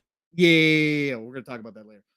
But again, at the end of the day, for Xbox to make a deal with Koei Tecmo to get this game into Game Pass day and date, to obviously have the marketing rights, they are obviously paying attention to what's going on out there. We wondered if they were paying attention sometimes, if they understand what currently, because we haven't gotten a Marvel IP, we haven't gotten any of that licensed IP, really to the way that Sony's doing it over there. But also Souls games, right? Bloodborne was exclusive. They missed out on some of that stuff. They're bringing one right now directly to Xbox. So Xbox Souls fans, guess what? You're in for a treat here, no matter what, at the end of the day. This is going to be something really cool. I loved what I saw from the trailer, and I can't wait to see more about this game. Persona, one of my dreams. And I know, Steel, you're not a Persona fan, so don't get me wrong here. It's not bad. But listen, I've been calling for this, Steel. I've been on this show. I was on this show before other people were talking about it, that I thought there was a chance, because we started hearing the whispers that they were going to bring Persona 3 and Persona 4 Golden. My ultimate favorite Persona game was going to be finally being brought to console after only being on the Vita and the PC, and then Persona 5 Royale. And I've been on this train. I said, look, this would be a deal and a half for Phil to go make. He's missed out on some other ones. The Final Fantasy stuff, obviously, we know how that's going. Yeah. Persona is huge. Atlas is a part of Sega. They've got a great relationship with Sega. We saw Soul Hackers 2 announced finally by Atlas, a niche game, but whatever. It's still coming from Atlas. And I said there was hope, Steel. I said there was hope. You did. That this finally gets done, man. And I would have been just happy with Persona 5 Royale. But the fact that they went out and they got the Persona 3 portable coming, and Persona 4 Golden coming. Now, Persona 5 Royale is coming first to Game Pass, but all of them are. It's coming first to Game Pass. It's a little weird. You know, you'd like to start with the earlier one, but whatever. Yeah. Whatever. Excuse me. We're getting Persona 5 Royale in October. Look, I talked about this too when I said that Phil called me on the burner phone and I had my list of stuff happening. I told you that there was going to be a part of the show that was Eastern. And I was right about this one, right? Yeah, I'm going to toot my own. I'm going to toot my own horn. I said there was going to be an Eastern section of this show, and guess what? There was crazy. Yeah. We got Wolong, we got Persona, announced. And I thought that again, was funny. I know it's not for everybody out there, but if you're not paying attention, Persona is a huge, huge deal in the Like what you East. like, yeah. Finally coming to Xbox. Xbox has to make the effort, has to overpay to try to cultivate a fan base on Xbox for these Eastern style games. It is an important part of the industry. So I'm just happy. It's so excited. This is a huge win for me, bro. This is big, man. I cannot wait to sit down and finally play Persona 5 Royale on Game Pass in October. Man, again, not getting Starfield this year, but I'm going to have a ton to play. Steel, this is amazing. Yeah. And then, of course, Kojima, which we all figured, which kind of was leaked, kind of figured out in a way that he was going to finally show up here. Shout out to Jeff Grubb, who's taken a lot of heat, a lot of hate, a lot of people slandering his name, saying he knows nothing, that he's making all this stuff up, that Kojima was never going to do a game. So shout out to Grubb. Again, Grubb does good work in this industry. Yeah. He really does. And people disrespect him at every turn when it's something that they don't want to hear. And so again, he took some shots on Twitter at the people that were coming after him after this announcement. But Kojima finally shows up on Xbox's stage. Of course, it was recorded, it was tape recorded. Yeah. No announcement of the game itself. Like he talked about, this is going to be a long-term project. We can't expect anything coming out. But just to have him up there. And again, I know there's people in the chat right now that hate Kojima, that think he's overrated, that think he's not worth it, that never want to see Xbox work with him. Okay, I understand. I get you guys, okay? I understand. Not every Kojima game is for me either, but the name and the reputation, whether you agree or not, does actually carry weight. Yes. And it carries weight in the East, especially still to this day. Look, having him attached to your cloud development tools, which you have been starting to ramp up, which you are starting to talk about more and more, developing in the cloud, that cloud games down the road are going to be a future part of this industry, where the entire game itself lives and breathes and is developed in the cloud and in the cloud alone. Having Kojima attached to whatever crazy project he's going to come out with is a huge, huge, huge win for Xbox in promoting this. This is going to attract other developers to say, well, dang, if Kojima's jumping on board, this has got to be something we got to look into. This is what Xbox wanted. This is why they cut the deal for it. Whether it turns out to be a fantastic game that captures the minds of millions upon millions of people across the world, playing on their phones, playing on their TVs, playing on their tablets, playing on their consoles, playing on their PCs, we'll find out. At the end of the day, like Steele just said, we will find out. But no matter what, from a PR standpoint, having Kojima underneath your umbrella as producing a game of this type is good. It is good at the end of the day. It's worth it. So this was a big moment. I thought this should have been the one last thing after Starfield. I actually thought, but it made sense with what they were doing. And because it kind of had leaked already, it didn't have the impact. But at the end of the day, we might look down the road 5-6 years from now and say this was a key point in Microsoft for their xCloud development stuff. I think this could be gigantic. So Kojima got announced. And then let's end on Starfield here, Steel. Starfield. Bitter sweet for me, as I knew it would be. I said, when we got the delay, I didn't want to see Starfield here. Okay. Not because I didn't want to see the game, but because I didn't want to get that feeling of missing out on it coming November. I didn't want to, I wanted the disappointment of knowing that I wasn't going to be able to play this game for X amount of more months. Because when you get older, some young people get this too, but as you get older, you realize how long a year is, right? You realize how long, like how many things can change within a matter of months, right? And you start thinking about that. So for me, look, it's a dream come true. Starfield, what was showing there, because I know Bethesda, because I'm not the people out here running around acting like they've never played a Bethesda game before. Maybe some of them haven't, which means you're not interested in this at all anyways. So why are you talking about it if you're not interested in it and you're never going to play it? Why do you care what Bethesda's doing? Why do you care what Todd's doing? Why do you care what this game looks like? If you've never had interest in Bethesda titles, then why be on your merry way? There's no need to speak on this game. I don't speak on games. I don't come out and talk about Pokemon. I don't come and talk about come out and talk about Zelda, right? Again, it's why I don't care. I don't care. And honestly, most of the time I'll say, hey, I understand. I'm happy for the Pokemon fans. They're getting a new game. It looks, if you're a Pokemon fan, it looks cool. It's going to be fun. Pokemon. Yeah. Yeah, it's Pokemon, right? So why are you talking about these games if you don't care? And for the rest of the people who have played Bethesda titles, why are some of you acting like you don't understand what a Bethesda title is all about? Why do you all of a sudden not understand that Bethesda RPGs are not a carefully curated story like Mass Effect is? That they are the makers of the greatest sandbox RPGs ever. That means that you can play their games how you want to play them. That it's not this carefully curated, narrated kind of, 40, 60, 70 hour kind of game where everything is set in place for you and you follow through with it.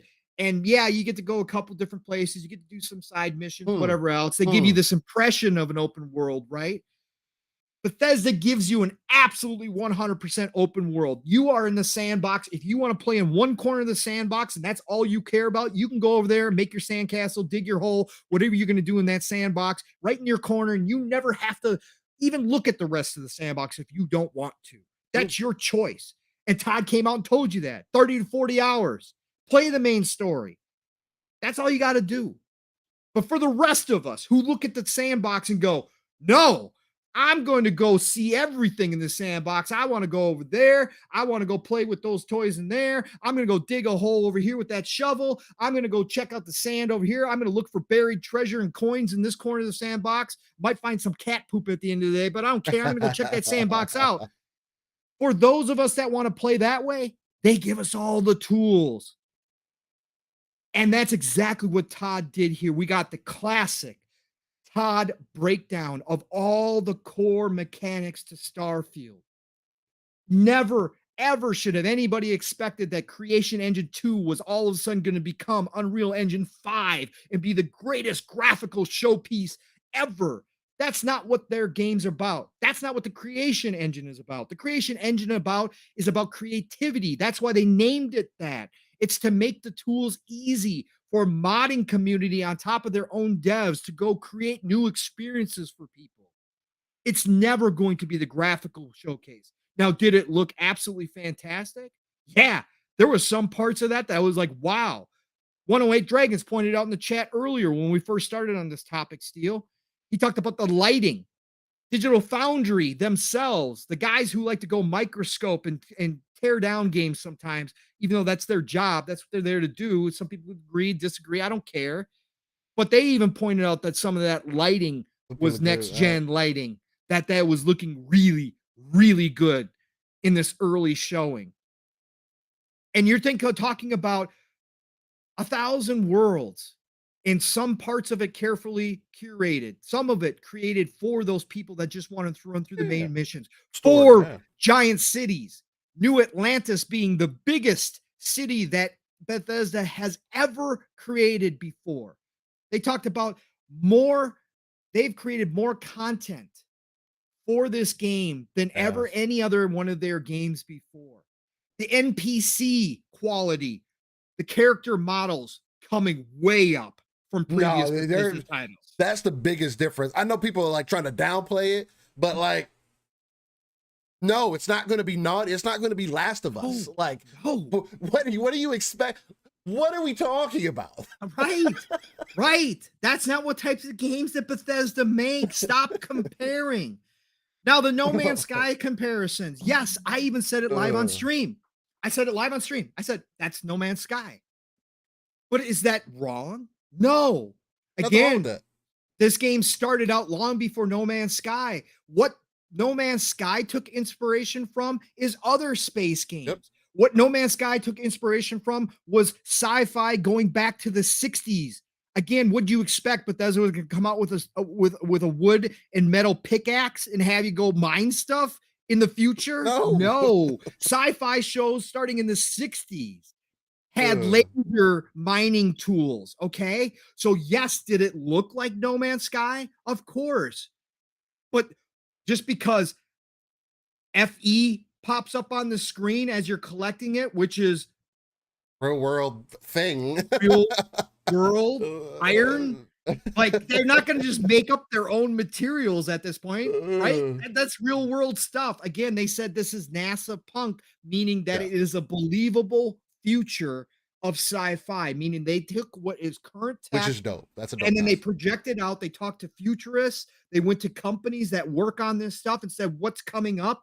What does the future look like when it comes to space exploration, space mining? They wanted to give it a grounding, a base in some reality, right? And looking at what the potential future was, because this game's overarching theme is really about Earth, about real human beings, and about when we think of space, we think about what's out there, what's our position, why are we here, right? That what are we going to find out there? That's what Todd and his team want to get across. So they did this all grounded.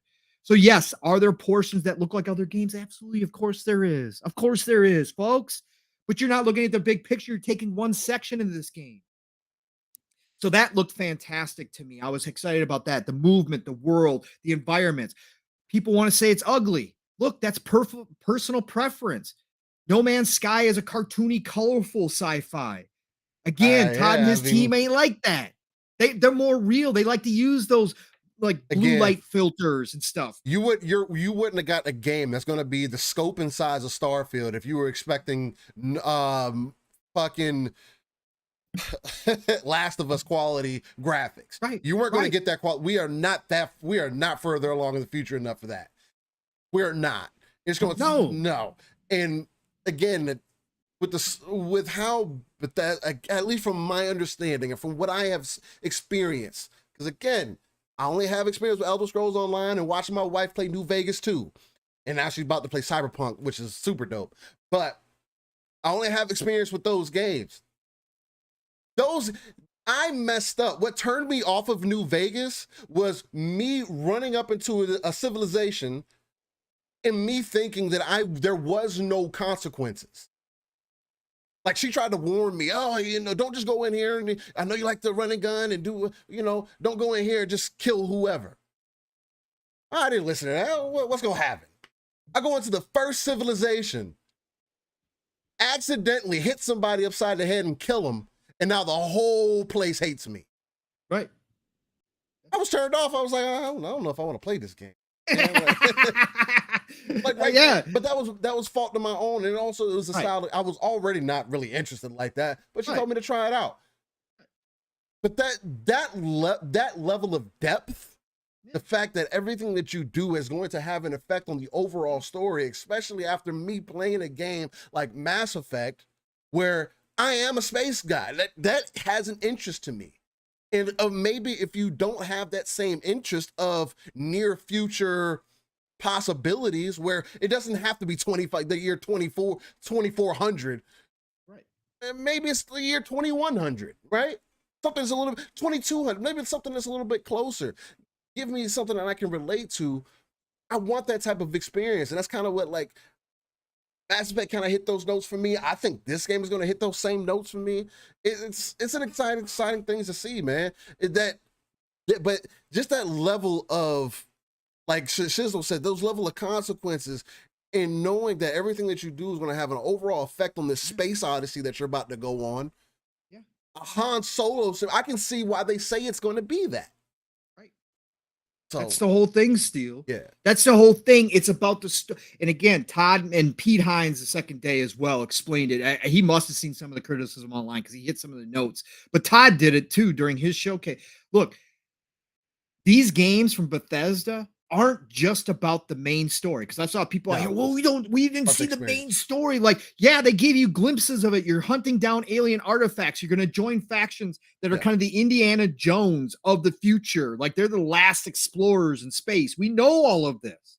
And you're going to be hunting down these alien artifacts that have been found, that collectors have been taking in, that there's still some out there in the world. And that these alien artifacts are going to form some kind of bigger puzzle to what our meaning of the universe is and why we're here. That's the overarching theme of this game. But again, the main part of playing a Bethesda title is go ahead, do that main line, get through it, move on. That's fine. You're going to get a story. Experiences are going to be similar. Correct. They said it multiple times, Steel. This is about the stories that you create within our world. It is about what you as the player want to do or don't want to do. You have the freedom to do that. Bethesda never came out and will never come out and says you have to visit all 1,000 plus planets to finish this game. No, they didn't do a tech land. They didn't do a tech land. It's like $500. Yeah, that's not them. I hope they do now. I said I hope they put an achievement of 1 gamer score for going to all 1,000 planets. 1 gamer? That would be so fun. Yeah, petty. So all those people that don't want to go visit 1,000 planets, they get a 999 score. Okay, look, listen. I just to be funny. That's funny, isn't it? But it's about the stories you create within their worlds. It's about what you want to do. Like Todd said, you want to go to one of those barren planets. You want to set up a base. You want to watch the sunset because it's got a great view of a couple moons. Right. You just love that view. You want to live there. You can do that. You can be on a planet and see other, this is going to be like, I don't know, man. Yes, and No Man's Sky does this, right? Yeah. No Man's Sky does this. That's why I do enjoy No Man's Sky. No Man's Sky is a completely different game that came out, but it's a completely different experience from No Man's Sky. Right. There's so much more to this game than in his No Man's Sky. No Man's Sky might have they have a different vision of what the idea was. They were straight exploration. Starfield is all about exploration. It's about storylines. It's about factions. It's about all of that. But if you only want to enjoy one part of it, you could spend hundreds of hours just doing base building if you want to. You could do hundreds of hours of just ship raiding in space if you want to become a space pirate like I do. That's the other thing too. You're gonna be they talked about being able to board. Hijack everybody? Yeah, you're gonna be able to board ships. You're gonna be able to customize your ship. You're gonna be able to steal their ship if you want to steal their ship. Dog. Right. So again, it's about the stories you want to make for yourself within this universe. And Todd did a great job. The character creation is up a step up over anything they've done in the past. They showed it off, looked fantastic. You're going to be able to have traits again, just like we know from Bethesda titles, but the traits look out of this world. Like you're going to be able to set up your backstory in this game, which is going to have in-game effects as how people react to you and talk to you. Again, we heard a lot of this from Cyberpunk. Some of it worked, some of it didn't. Right. But I think Bethesda is going to take it to another level here. Again, everything I saw was Skyrim in space, as Todd said, or Fallout in space, as Todd said, but to the next level. This is the next leap I thought they were going to take. Now, when we get our hands out, we're going to be able to see new AI. We're going to be able to see new interactions. They've gone back to what people wanted. Fallout 4, they took away some of the RPG aspects, which people weren't happy with. They made a voiced protagonist. You were voiced in Fallout 4, which took away a lot of the options you can have in dialogue. People don't understand that concept. Mass Effect is carefully curated. Mass Effect does give you choice, but it's very limited in its choices that you can make. That's why they can voice the main character. This game is about creating your own stories, so they want to give you a wider range of options. Over 200,000 lines of dialogue in this game. They wanted to be able to give you the options, and no matter what situation, to make your own choices and decisions that were much broader than in some other games. So guess what? They chose not to voice the protagonist. This isn't something new. This is something that's been done forever in bigger games like this. This is what you do to give your audience a bigger, better experience overall when it comes to dialogue. Happy with that choice. They're going back to the Oblivion days. They're going back to the Fallout 3 days. They're going to bring back more hardcore RPG aspects. The shooting, Steel. The shooting. The combat. If you have not played a Bethesda title, or if you're going to bring a argument that's not in good faith, don't come at me. Go ahead and play Fallout 4. Start your character out. This is classic Bethesda. You are a weakling when you start out Bethesda RPGs. They want that power fantasy as you level up. Go grab a pipe pistol, level 1, no mods in Fallout 4 and tell me you're having a good time shooting things. Okay? Tell me that pipe pistol's doing well for you. And then by the end of Fallout 4, when you get that kiloton rifle and you got it all modded out and you're like level 30 and you got your stats up. Go tell me how the combat feels then, all right? It's two different things. This showcase, for all you not paying attention out there that want to complain about this stuff, you're going up against level 2 enemies. You had basic guns at your disposal. That's why the shooting may not have looked the best to you. And if you think that this is going to ever reach Halo quality shooting or Destiny quality shooting, again, that ain't Bethesda, folks. That's not the type of game. You're not buying a shooter. Okay? Is the shooting going to be good? Yes. It's going to be acceptable as you rank up, as you mod out your weapons, as you get your traits up. It's going to get better. They love that arc of feeling like you're a weakling in this universe. And then as you get more experience, that you actually feel that experience to the point of becoming godlike towards the end.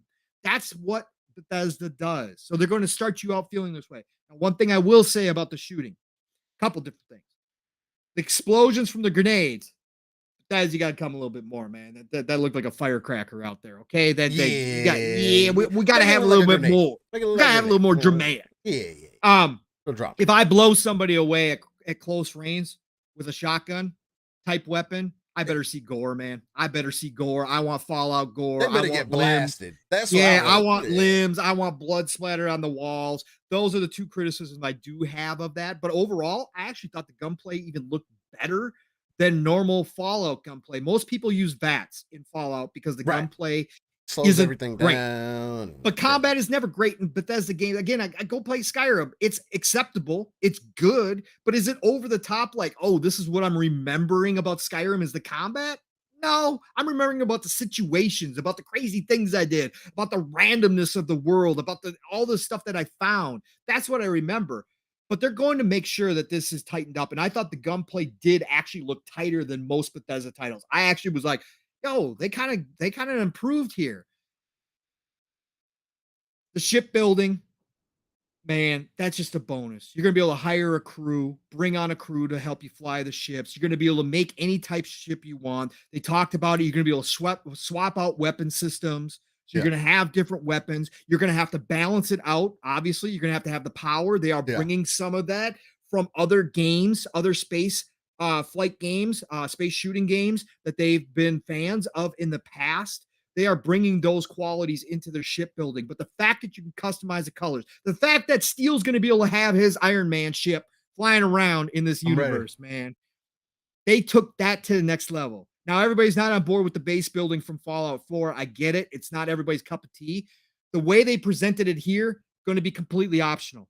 This is not something you're going to have to do, but it is going to help you to gather resources if you build these bases. You're going to be able to have people run these bases. So it'll be kind of a hands-off approach. If you don't want to be on that base, making sure everything collecting right, you're going to be able to hire people in that base to monitor for you. So it's going to be a hands-off approach once you build the base out. So do it if you want to. Don't do it if you don't want to. That's the whole thing. Crafting. They talked about the crafting, looked off the charts. We've gotten a couple screenshots out there. They're bringing crafting back in an all new way. Again, go back and play Fallout 4. Get into the crafting section of things. Man, they do a freaking ridiculously good job with the weapon crafting.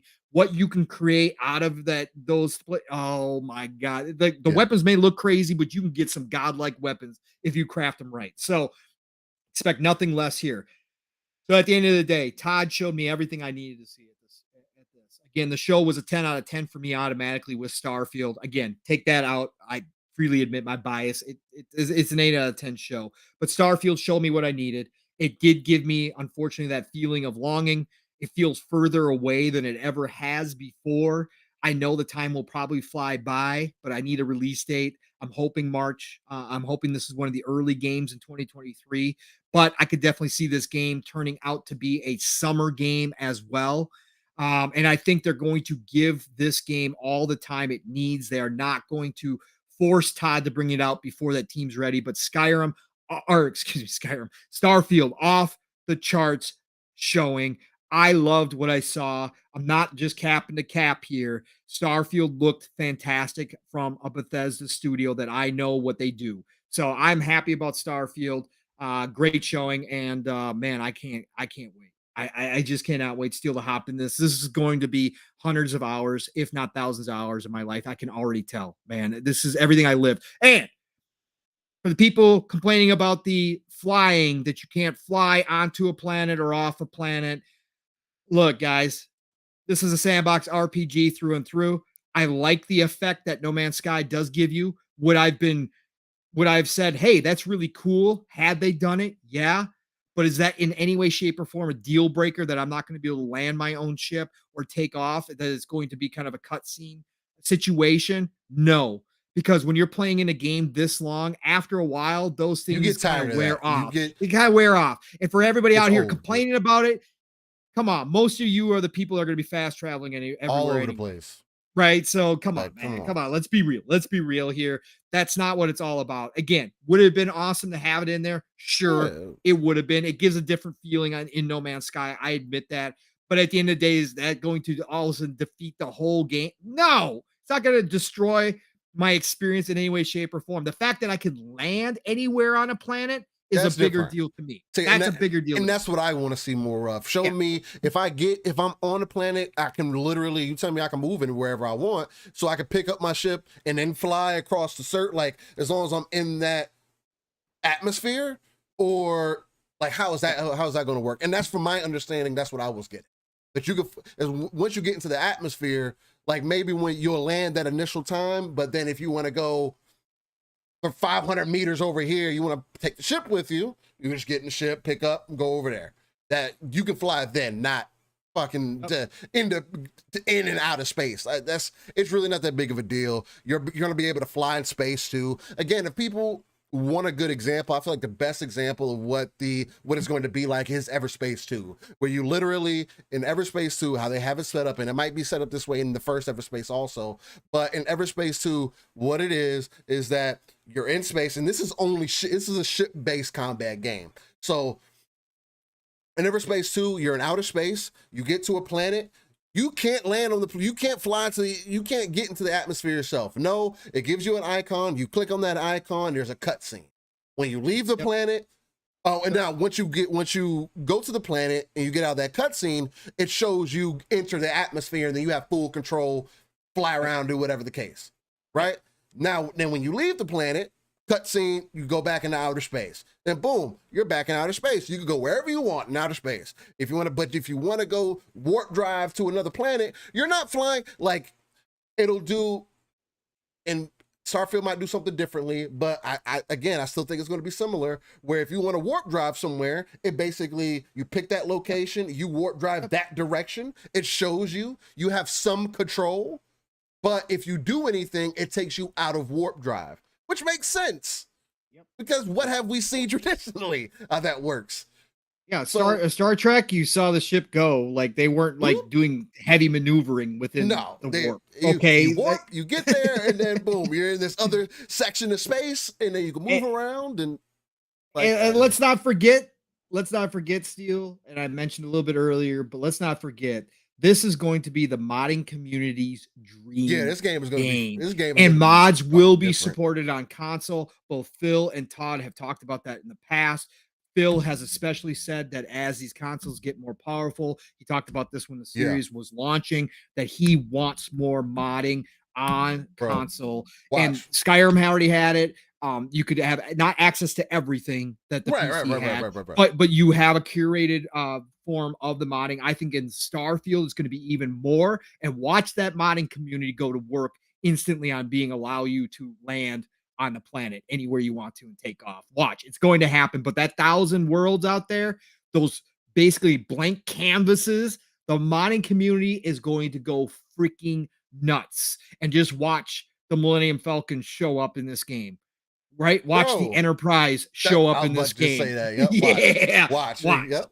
Watch. Why? And then people are gonna add. They're gonna add Star. We're gonna have lightsabers out of nowhere all of a sudden. Now your melee weapons are lightsabers. Now you're gonna have phasers from Star. Like you're gonna have all the shit that you did. Like that's what opens up the potential. And I think that's what people are missing.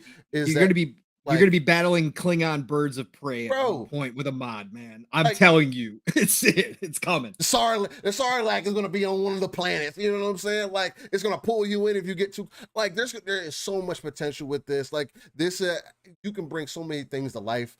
And man, I again, there's a lot of things that can happen with this. It gets me when I start thinking about the possibilities. It gets me excited. Again, the game looked fine to me.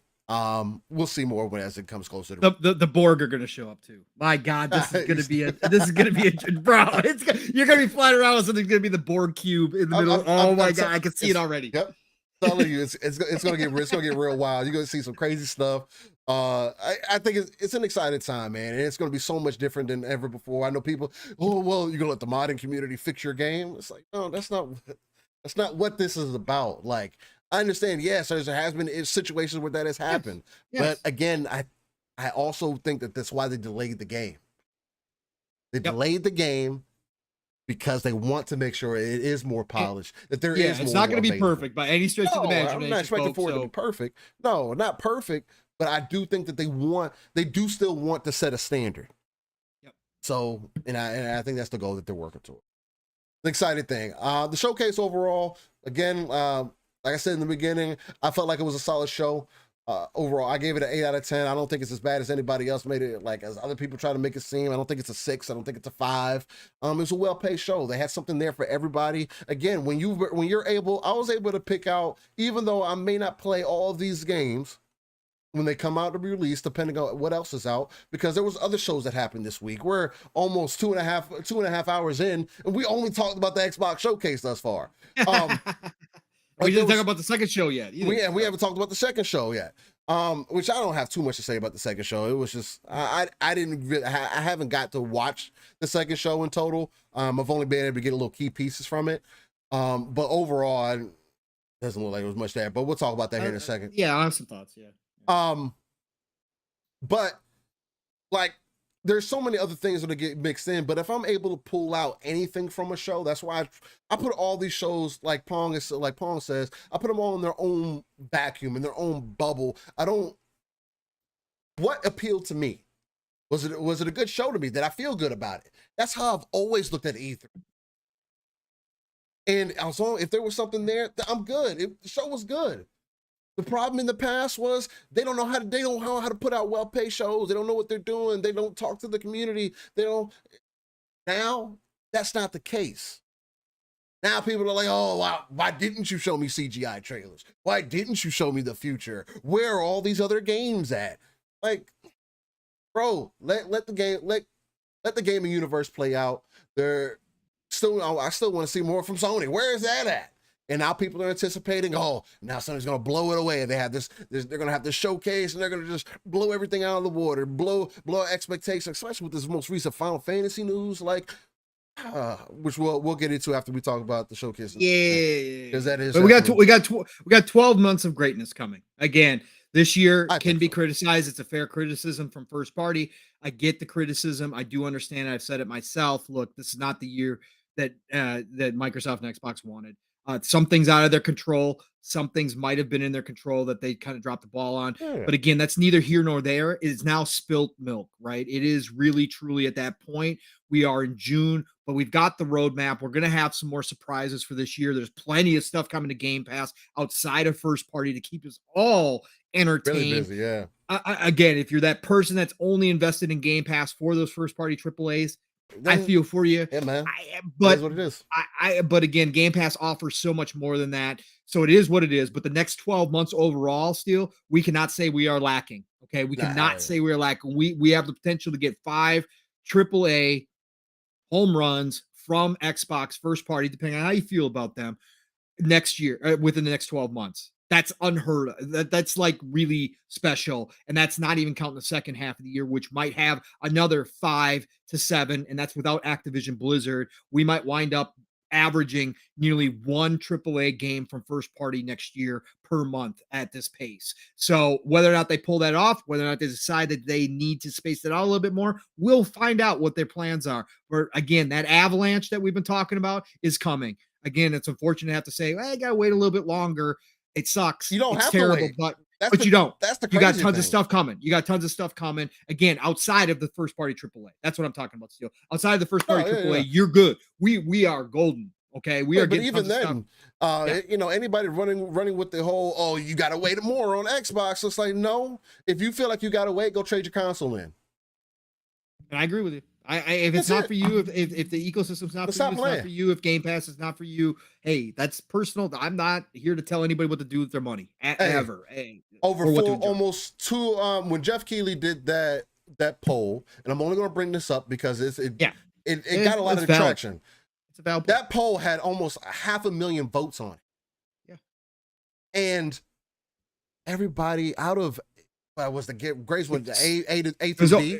It was over 70% were A. Over 70% of people said the show was an A. I mean, that's just Jeff Keighley. A or B. A or B.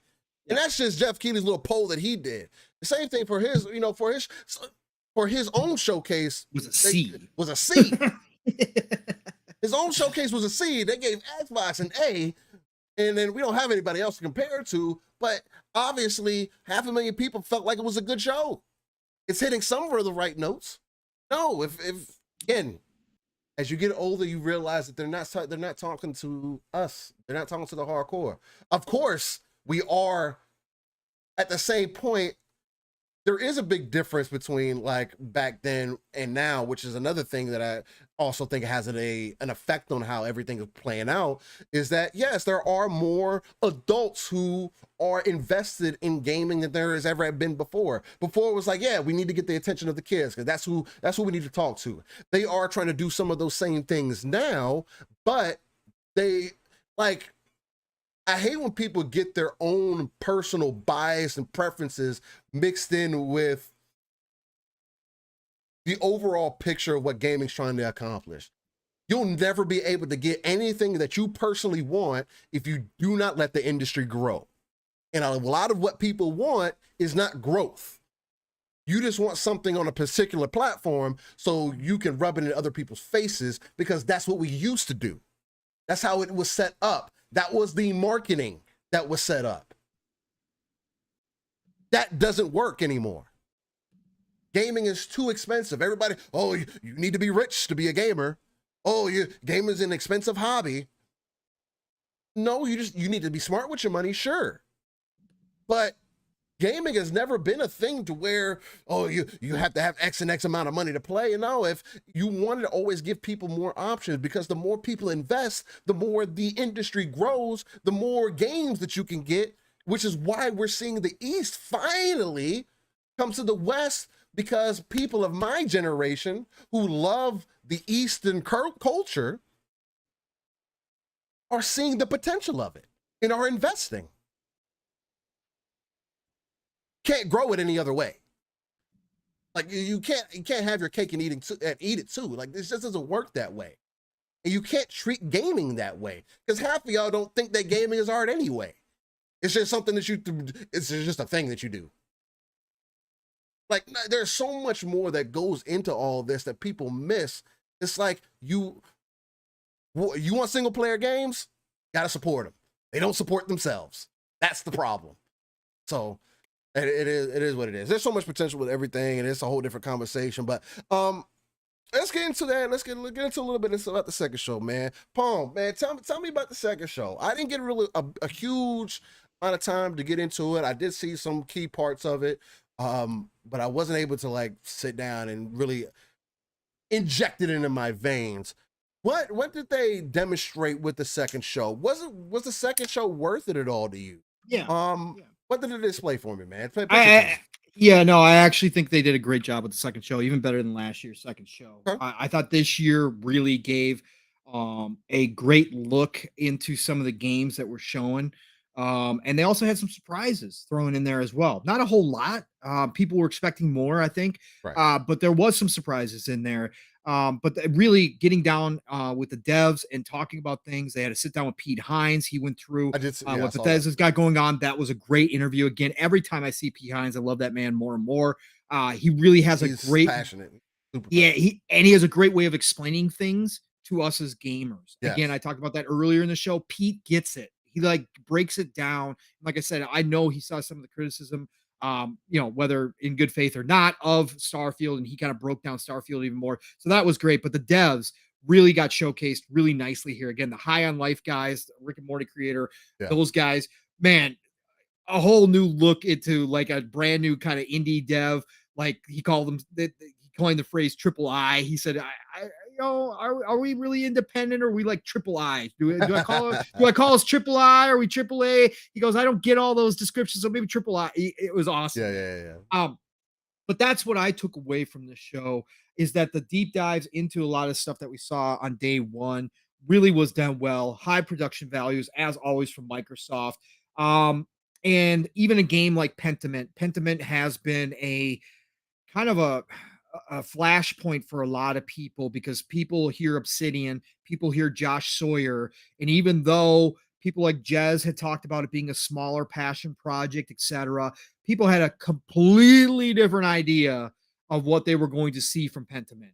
And when Pentiment was showing, people were like, but what is this? I mean, Mag blew up on his live stream. I watched his replay. It's hilarious. It's not what people expected. It's not what a lot of people think that they ever wanted or whatever else. But Pentiment on day 2, they sat down with Josh Sawyer and they showed more of the game. And again, as somebody who was going to play it no matter what, because I love Josh Sawyer and I love his work. And again, it's the art style, I think, for most people that it's that medieval art style that people don't get excited for, have no interest in it, and it instantly turns off their brain. Okay. And they want to hear nothing. But when Josh Sawyer talked about the game, and some of his team talked about it, and they went into the aspects of the game of how this is got some RPG to it. It's got this time frame of 25 years. You actually see the characters aging as you go through. There's tons of puzzling to it, problem solving. You actually are in a murder mystery trying to solve this out. Explained why they named it Pentiment, because Pentiment is a painting that's covered up by another painting, which was done back in the day because they didn't have supplies. So we've seen this. Most people are aware of it. They found classic artists who have had masterpieces underneath another masterpiece. Like that's what Pentiment is. So it's about peeling back the layers, right? And finding out the truth. And that's what this game is about. So it's something like that showed better. And I think there's a couple people I saw that said, oh, okay, well, after this showcase, I'm a little bit more interested in this game, even if I turned it off. Some people. But that's what the second show should be about. And they did a great job. Some of the surprises, Steel. So right out the gates, they had a little, I think they did an intro with Phil and stuff and talked about things. But then they went right into a surprise, and that was Valheim. Valheim on PC was, that was a big deal on PC. Now it's admittedly trailed off, but it had over 1 million players at one point on Steam. It was doing big numbers. A lot of people were interested in this game. So they come out and they talk about that it's coming to PC Game Pass this year. Okay, cool. But then they go, hey, we're also doing a console version coming out in 2023, coming to Game Pass. Look, little surprise. I'm interested. I'm going to check it out for sure. It's set in the Viking world. Yeah, it's survival. Yeah, survival is not for everybody, but I'm going to check it out. And it was cool that Valheim is coming. So that was a good way to kind of start off the showcase.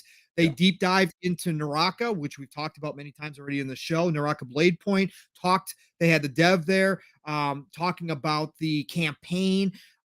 Bro, it had to be translated, so some things are lost in translation.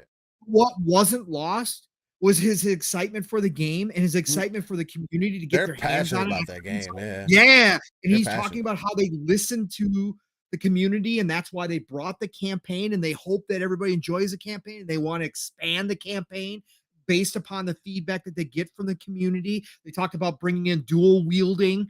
It's supposed to be coming on release. For a surprise for the release. That's going to be different. That's going to be different. So no, things like that stood out for sure. Then we got a surprise too, Steel. Again, horror fans rejoice. Horror fans rejoice. We already knew about this game, but we did not know that Xbox was going to have marketing rights or bring it into Game Pass. Texas Chainsaw Massacre came out of nowhere. Texas Chainsaw Massacre, and this is based on the movie and the real life events. The devs went in and actually scanned the house that all this occurred in. And so the house is detailed, and this is going to be a multiplayer game as well. So Dead by Daylight, Evil Dead just came out, Friday the 13th, those type of games. That's what it looks like this is going to be, but you can actually be Leatherface in this game. So horror fans rejoice. But that was cool. Another nice little surprise there. Had a nice big thing on Flight Sim. Obviously, we got that in the first showcase, with the Pelican coming to Flight Sim. But they deep dive Flight Sim because they now have a deal with the Smithsonian to do famous planes. And we saw the Spirit of St. Louis is coming and stuff. The Wright brothers first plane is coming into there. So they went into the Smithsonian. Paris was there, of course. And they did a tour of the Smithsonian, which was really cool again for us nerds that like that stuff. It was awesome. It was awesome to see. What else happened? Oh, Slime Rancher 2, which a lot of people dismiss Slime Rancher. It's played by a lot of people. People like it. Slime Rancher 2 was missing out of the first showcase. They brought it back for the second showcase. Coming out this year, fall of 2022. Slime Rancher 2 is coming. It had a nice little trailer and showed off some gameplay. Again, not for everybody, but it was great to see. As Dusk Falls, again, another game that has people very divided. Not going to be for everybody. The style of that kind of live comic book cartoonish style is not for everybody. People thought it was shown way too much this past week. It was at like 3 or 4 different shows. But this time they kind of deep dived with the developers. I'm interested in the game just from the choices, but it is multiplayer still. I've seen that. And they showed that off, and you can play from your phone, which is another cool thing. So if you have people in your house and you want to, make it a family thing or make it a, party game or whatever the case may be, and you don't have enough controllers, you can play off your phone, and people can, it is they have a voting system for the decisions. So majority rules, right? And you make your decisions, everybody votes, and whatever decision, that's what you go with during the game. This game is narrative heavy. Obviously, it's going to be about the consequences of your choices. I'm interested in checking it out. But yeah, I thought it was cool. They didn't really talk about it, but they showed the devs sitting down playing, and two of the devs had phones in their hands and they were making choice. I'm like, hey, did you see that? Phones. Look at that. People are playing on their phones. So that was kind of cool. Went into Minecraft Legends, showed more Minecraft Legends, which was good. Again, I still don't have a good feel for what that's going to be, but they definitely went into that. They had another indie sizzle reel in there that showed off some games we have not seen before, but it was very quick. It was a sizzle reel, so I couldn't lock in on any, but we are getting indie demos coming up in the next week or 2 weeks. I think they're going to have a whole nother slate of indie demos come out. So be on the lookout for that. I think like over 30 indie titles coming out on demos. So that's pretty cool. Sarah Bond talked about Project Moorcroft or Moorcock, as Randall 4 now famously said on the Xbox 2 a couple weeks ago. Damn. Yeah. That was the hashtag Moorcock was trending. Listen, Moorcroft, for anybody who doesn't know, is the demos coming to Game Pass. Okay. Yeah. Now, this is divided. Again, for me, it stands out on. I'm going to keep it real here, and I know a lot of people have. Do I like demos behind a paywall? No, I think it's stupid. Do I understand, however, that the devs, it does take time for the devs to do that, and that it is resources, and Xbox is saying they're going to pay the devs for these demos, whereas Sony is just taking the whole game and cutting it at 10 hours or 5 hours or 2 hours, whatever it's going to be. It's 2 hours, I think. Right. So is there a difference here? Yeah, there is a difference here. And Xbox is trying to do something good and give value to the devs. So does it make sense why it's behind behind a paywall? A little bit. To me, if Xbox wants to do this and they want to pay the devs for demos, do that, but do that with your own bank. Don't put it behind the paywall. Okay. Just release them for everybody. Pay the devs, release them to everybody. Take the hit if you want to do this goodwill kind of thing. it's tough. It's an added extra bonus for Game Pass, Yeah. so I understand why they're doing it. If I had my choice, I would say no. Don't do it this way. Okay, I would say don't do it this way. Do it, just give it to everybody. So, but she did talk about that, so that was cool. Yeah. Go ahead, Steele. You got any thoughts? I mean, No, again, I was just gonna say it's so difficult, man, because yes, I do agree. Putting demos behind a paywall is kind of dirty, man. We talked about Sony doing it and how it doesn't really make sense, but they also have a different strategy, a different approach, and they have to offer something part of their service that feels like it's an additional add-on. When I look at it from the perspective of like how we used to get CDs or like keys back in the day or whatever the case may be, I that's what I can understand it. But typically, you also had to be subscribed to a magazine service. You know what I'm saying? So to like a Game Informer or whatever the case may be. Or you go in the store and take them out. Right, and then you'd have that. You get that demo CD in there or the trial CD within the magazine, and then you pop it in the PC or console, whatever the case may be. So it's like, that's why it's kind of like a give and take scenario, especially if Microsoft is going to pay the devs to do it. It's like, okay, if you're going to pay the devs additional dollars to give us more of a benefit, because other thing that people forget is that just because games are in Game Pass doesn't mean you can't buy them. That's one of the things that I messed up with Nier. My daughter's old enough to play Nier, right? Nier Automata. Yep. I thought it was still in Game Pass. I forgot that I had left Game Pass. I didn't grab the game while it was in Game Pass. So guess what? The game is still $40 right now, which isn't too bad for the game. I think it's worth every bit. But at the same point, I just had it in Game Pass. I could have got it at a discount, and I could have bought it. And I missed the opportunity to buy it, but I had the option to, regardless, at more of a discount.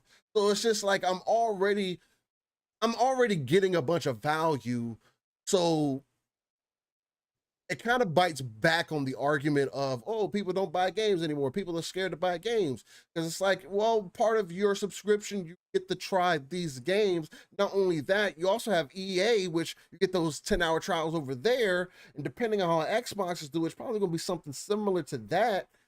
So it's like, you have so many options and they're giving you so much value that it's a little bit different than when your competitor does it and they're trying to approach it differently, but also do the same thing you're doing, right? Right. Because of what the metrics are and how it comes across to people. So that's why I think that why it's weird when Sony does it, but it makes sense when Xbox does it in that case. But at the same time, at the end of the day, I do agree. Why?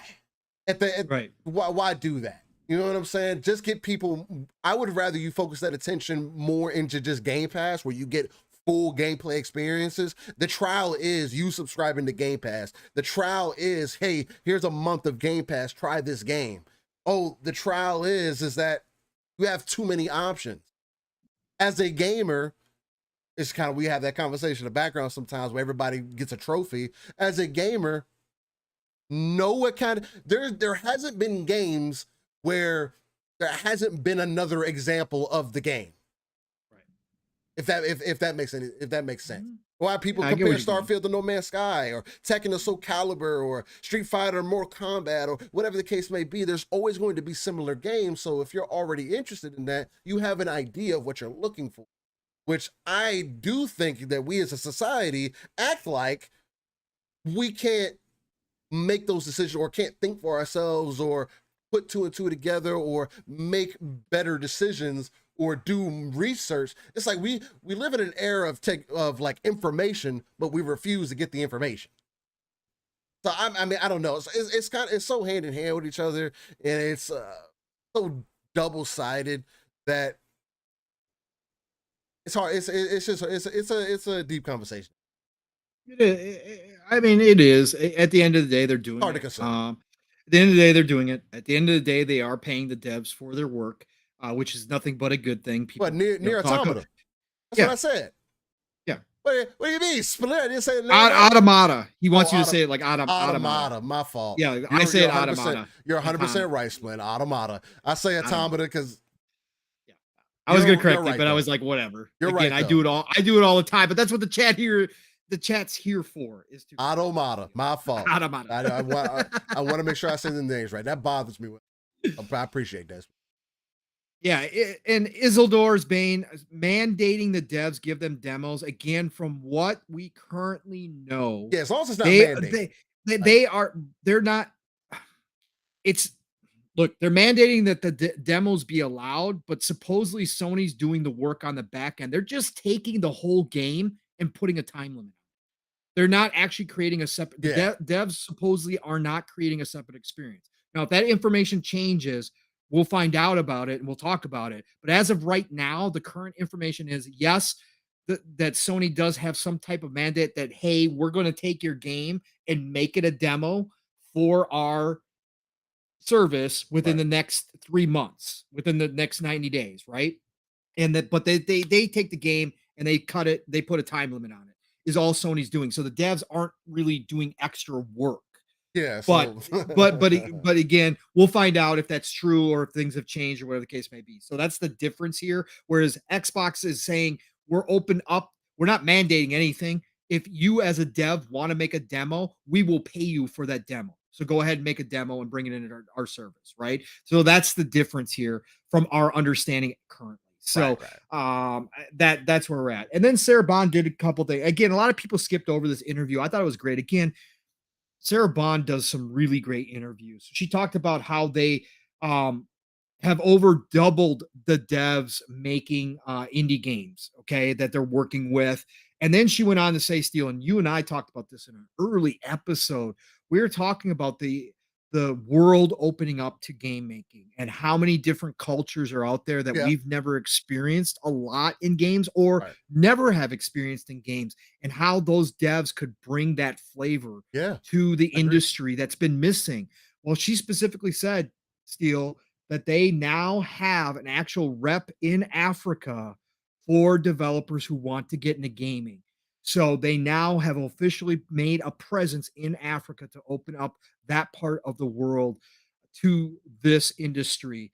Thought that was absolutely fantastic, brother, because there is some fantastic mythology, African mythology outside of Egypt. And again, Egypt and the Middle East is a part of Africa.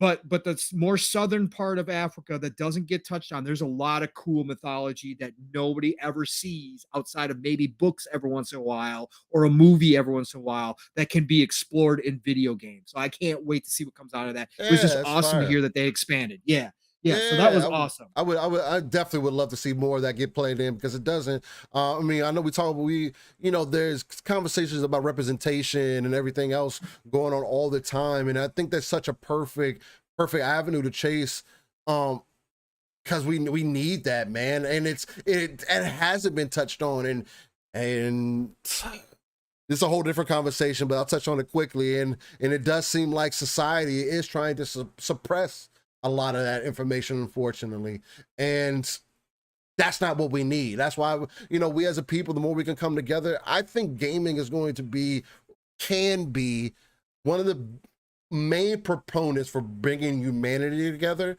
And I want people to be, I want people to understand. I want my community to know that's the stand that I'll take, right? That I want our community to be able to bring the worlds together, right?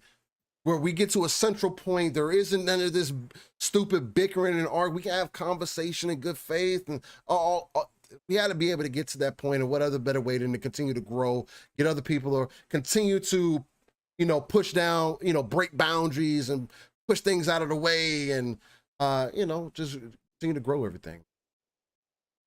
Agreed. Still big time. Shout out to Boom, who just stopped into the chat. Shout out to Mav, Fun Speculation, Awful Grim Bones, brother. I see you out there as well. Splendiferous has been showing back up again, as he always is wont to do. Appreciate you jumping in here. Man, a lot of great people have jumped in and out. That's what we love. Shizno Elite, great to see you, my friend. Always hanging out in here as well. Retro Nerd. Yeah, Retro Nerd. Yeah, Fat Boy Horror showed up. All Ray right. Oid. Oh man, I love all the familiar faces jumping in here.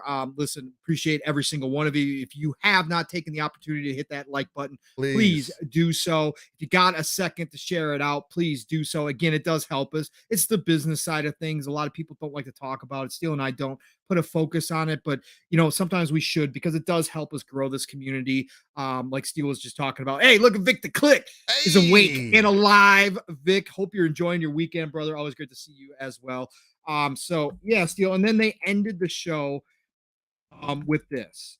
And this was powerful. Some people don't want real life to creep in, and I do understand that. Unfortunately, real life does creep in. Part of the yeah. And especially when it comes to game devs, I think it's good that the community does get shown some real life stuff, especially when it's very impactful when it comes to devs, because a lot of times we've seen the hate come down on devs and people forget that these are real human beings going through real life struggles at certain times. And it's easy to forget that as a keyboard warrior that who's anonymous online. We've seen, people really cross the line time and time and time again. So they ended with the Stalker 2 devs, which was really surprising, Steel. Caught us all off guard. We were watching this live on Boom Show, and it was like, whoa. Like Sarah talked about Stalker 2, talked about the devs, obviously talked about the war over there and how it was affecting the devs. And then they cut away and they went directly into actual footage of what the devs in that team of Stalker 2 have been going through over there. They showed some of the devs that were able to get out of Ukraine and move riding on a bus or some kind of transport, leaving their homes behind, everything. Then they showed some of the devs who could not get out of Ukraine continuously still trying to work on the game with air raid sirens going off in the background. They showed them in shelter during some of the bombings Yeah. and had kind of home videos of that. They had one dev who was on camera saying that he had not been able to contact his parents since the war started. He did not know if they were alive or not around anymore. Then they showed the devs who had volunteered to protect Crane, manning weapons, all that kind of stuff. They had, kind of short little clips of them interviews talking about who they were in the studio, what they did before they were volunteered for protection, part of the army there. They went through all that. All the meanwhile, parts of the team still trying to make the game. Like ridiculous passion, ridiculous dedication. Like we hear about crunch and all this stuff. And again, we can all have our personal feelings on that. I'm old school, so you can all imagine my personal feelings. I've worked overtime at every job that I've been at, whatever else. But to see these people, this team still trying to make this game, to get a game, a form of entertainment Steel into our hands, and feeling that they still wanted to work on it while air raid sirens are going off, while they don't know if parts of their family are still here with us. And they're still out here working on it. Bro, blowing my mind. Like so powerful, so impactful. Again, just ridiculous. It was again one of those moments where I think that everybody needed to take a step back and really pull themselves out of our own selfish ways as gamers and go, wow, like this is real. Like this is happening to people. And we need to realize that. It was a great wake up moment. Again, we as humans shouldn't need wake up moments because we know this stuff happens. We know that's going on.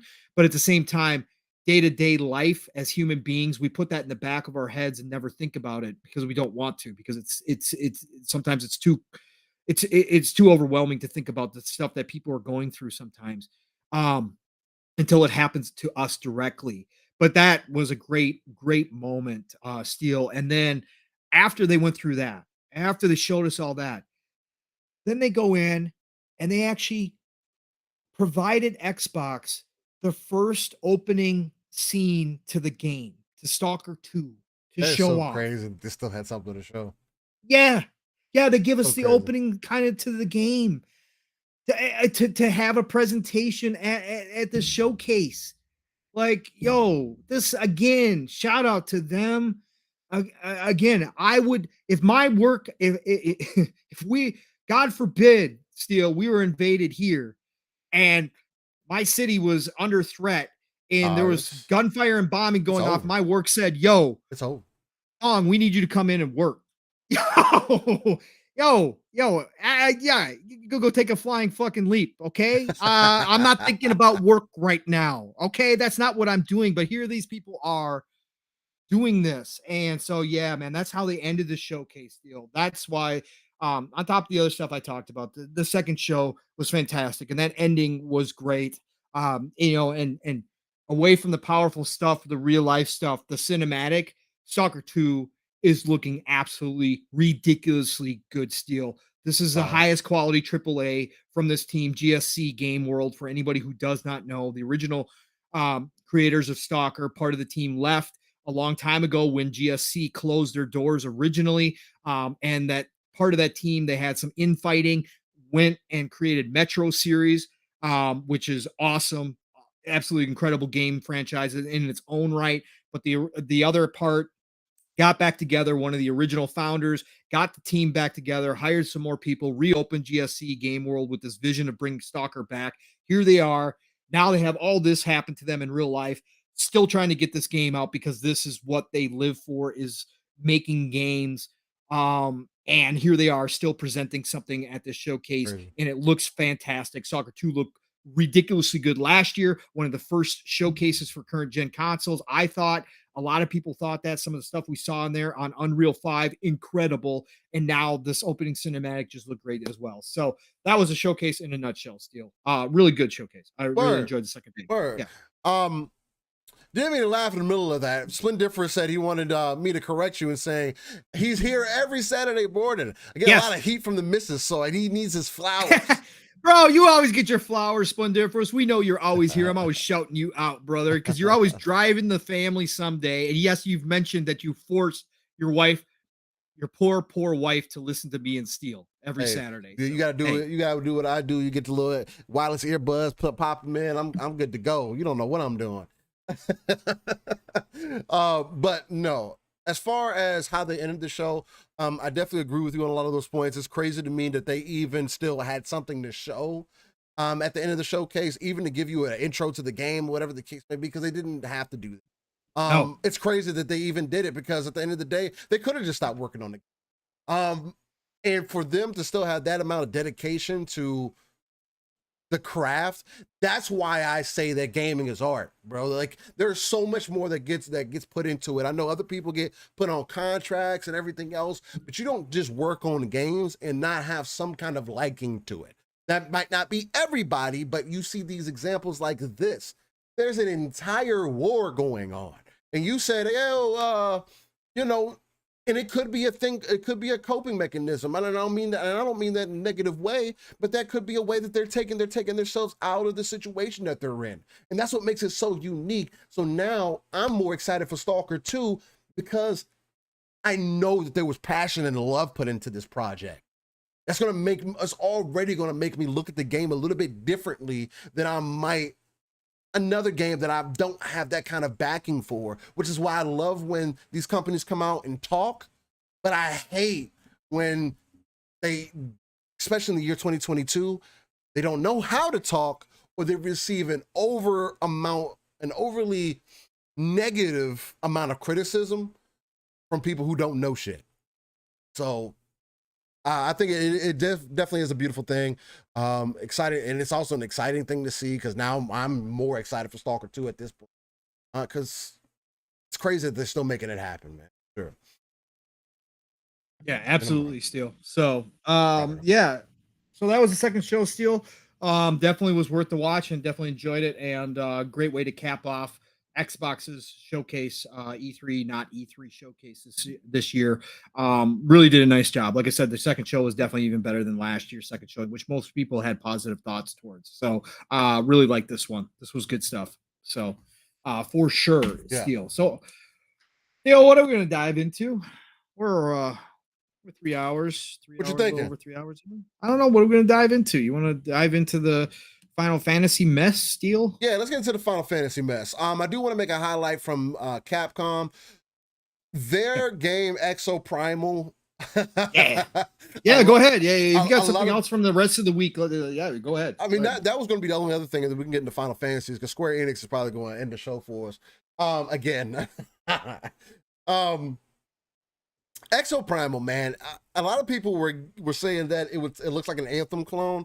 It's definitely going to be different from Anthem. The movement already looks completely different, but I understand why. Anytime you put mechs in a game, and there was just this other game that just had mechs in it that looked very similar, it is very funny, because it could be one of those. And don't let this game mess around and end up being successful, because it does look like there is some. I do think this game is cross-gen. I don't know how cross-gen the game's going to end up being. If I'm not mistaken, from what I saw, it is on PS4 and PS5. I don't know if it's going to be on Xbox One, because we have been seeing that where that's been the case. It'll be on PS4 or PS5, but then it won't be, and it'll be on Xbox Series, but it won't be on the Xbox One. So we've been seeing that happen. I don't remember what I saw from that, but it does look like it is a cross-gen title. But there are it's basically mechs fighting robots. And it did answer the questions as far as what is this game about? Essentially, sentient AI putting you through tests. And your overall goal is just to survive, or whatever the case may be. It's the exosuits from Anthem put into Dinosaur Land. Put it in Dinosaur Land. Yeah. Put it in Jurassic Park. Bro, if you can't see the simulators between similarities with Anthem, oh my there definitely is a lot of some similarities. Yeah. But it's another one of those things where I think it's going to be just different enough to set itself aside. From it's a different type of game. It's a different type of game. I'm just saying they took the suits, the style, Anthem suits. Yeah, even the suits look a little better than Anthem. But you can also tell that there are some very stark differences.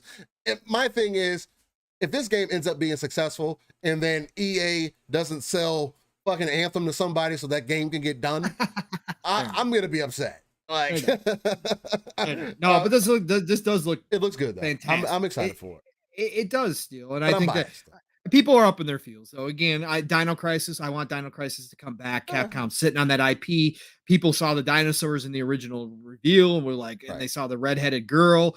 And they were like, "Oh, Dino Crisis World? Nope, not Dino Crisis World at all. Brand new universe."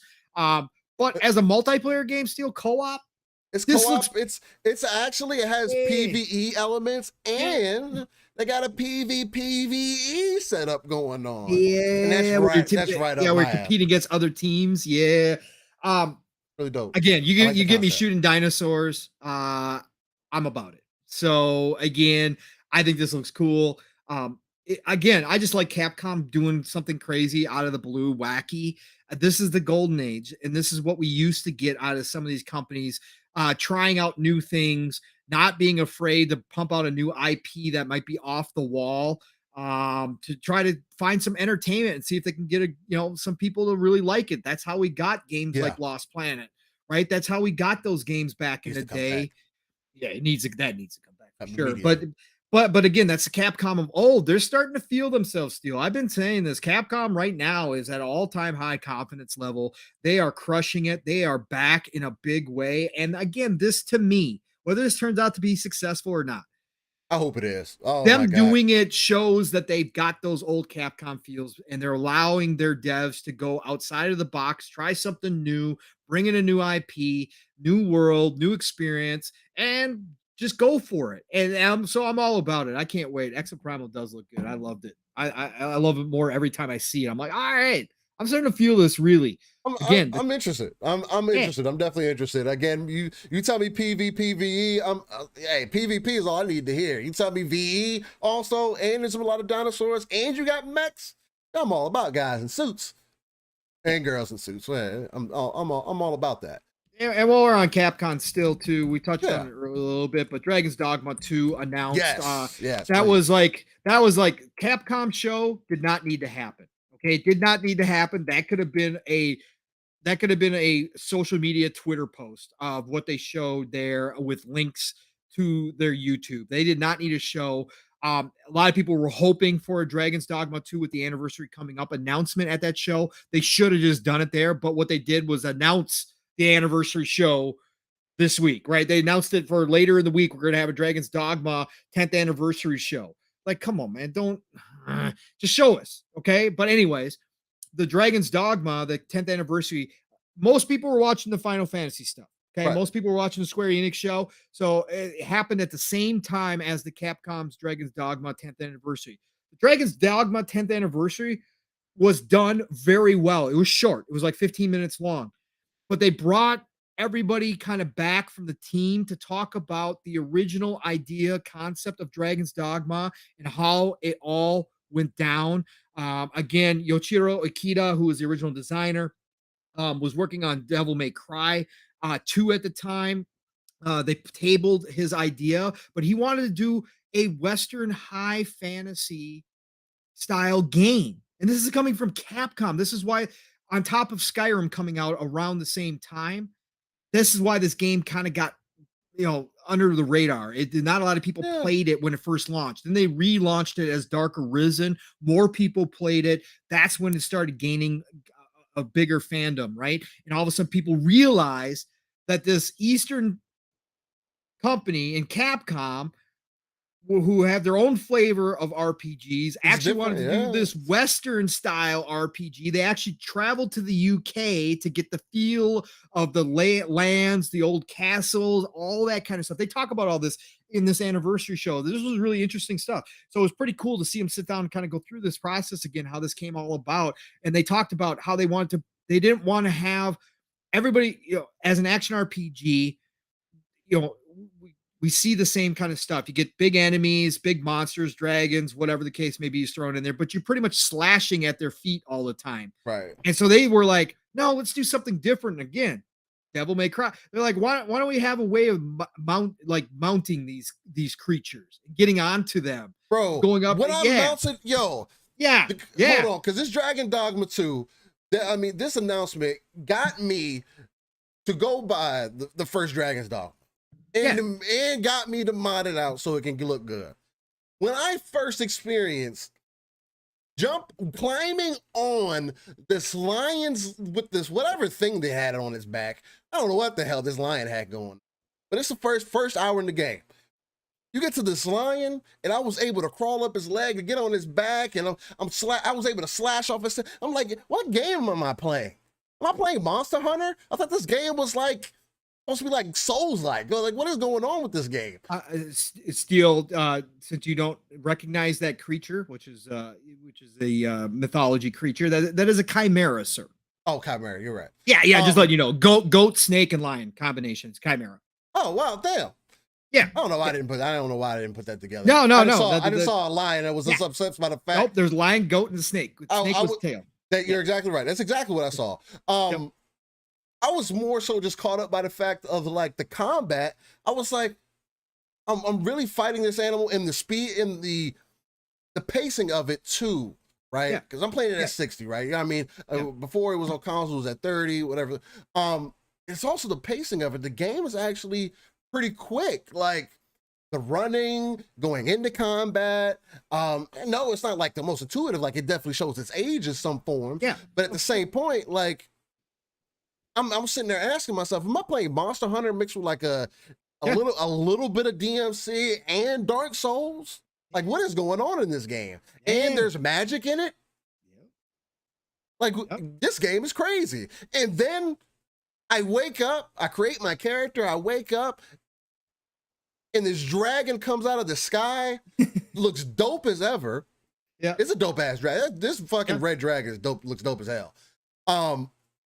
And he fucking, of course, I don't do no damage to it, and then he fucking takes my heart out my chest. Yeah. Like, bro, okay, you're talking my language now. So and leaves you alive. And then leaves me alive. Yep. So I'm sitting there expecting like, oh, damn, I just made this character. Well, now what? I'm gonna get another character? Like, what's up with this character from the beginning of the game? Like, and I got questions. Now I'm invested mentally. The next day, I'm sitting here thinking about this game. And now to hear there's a Dragon Dogma 2 coming out that people have been like, oh, we need this game, 10 years, man. And can you imagine what this game is going to play like? And look like in the RE engine, because they announced that they are making it in the RE engine. Bro. This game is about to be retarded. I know. I think personally, especially they've had multiple, there's so many action games that you can pull from now. Yeah. And still create your own experience, which again, I'm gonna end up experiencing. I heard Dragon's Dogma is a whole different thing. One of those games where you don't want to go out at night until you get to a certain point where you want to be strategic and you can wander into areas you ain't supposed to wander into. That's for sure. So that's an exciting thing to see, but man, yeah, that was an exciting announcement. Again, that announcement got me, just the way they were talking about it and everything. It got me to go invest in the first game. I'm right there. I'm on board. Let's say I'm gonna see how good the game ends up being, but yeah, and now there's people clamoring that maybe Xbox should go back and give it the FPS boost if they can, or maybe Capcom should do a little patch to help out, to let everybody go back and experience it. I'm gonna go back. I already restarted. I restarted it a while ago. I'm gonna go back and replay through even at 30 FPS. I don't care. It is backwards compatible. It does not have a serious patch at all, so it is. It needs you do get auto HDR, so you do get the HDR effect. On my OLED, it does up res, so it's not. Is Dark Arisen on console? That never came to console. Okay, that came to console. Yeah, I've got the Dark Arisen version. Absolutely, they added content. It was, like I said, it was kind of a reboot because so many people missed Dragon's Dogma, but they added content. They added some story to it. And Dark Arisen was originally like a DLC, but then it just kind of became the full release again. And that's what people picked up on when they started playing Dark Arisen. People really got involved. Again, the pawn system was very unique at the time.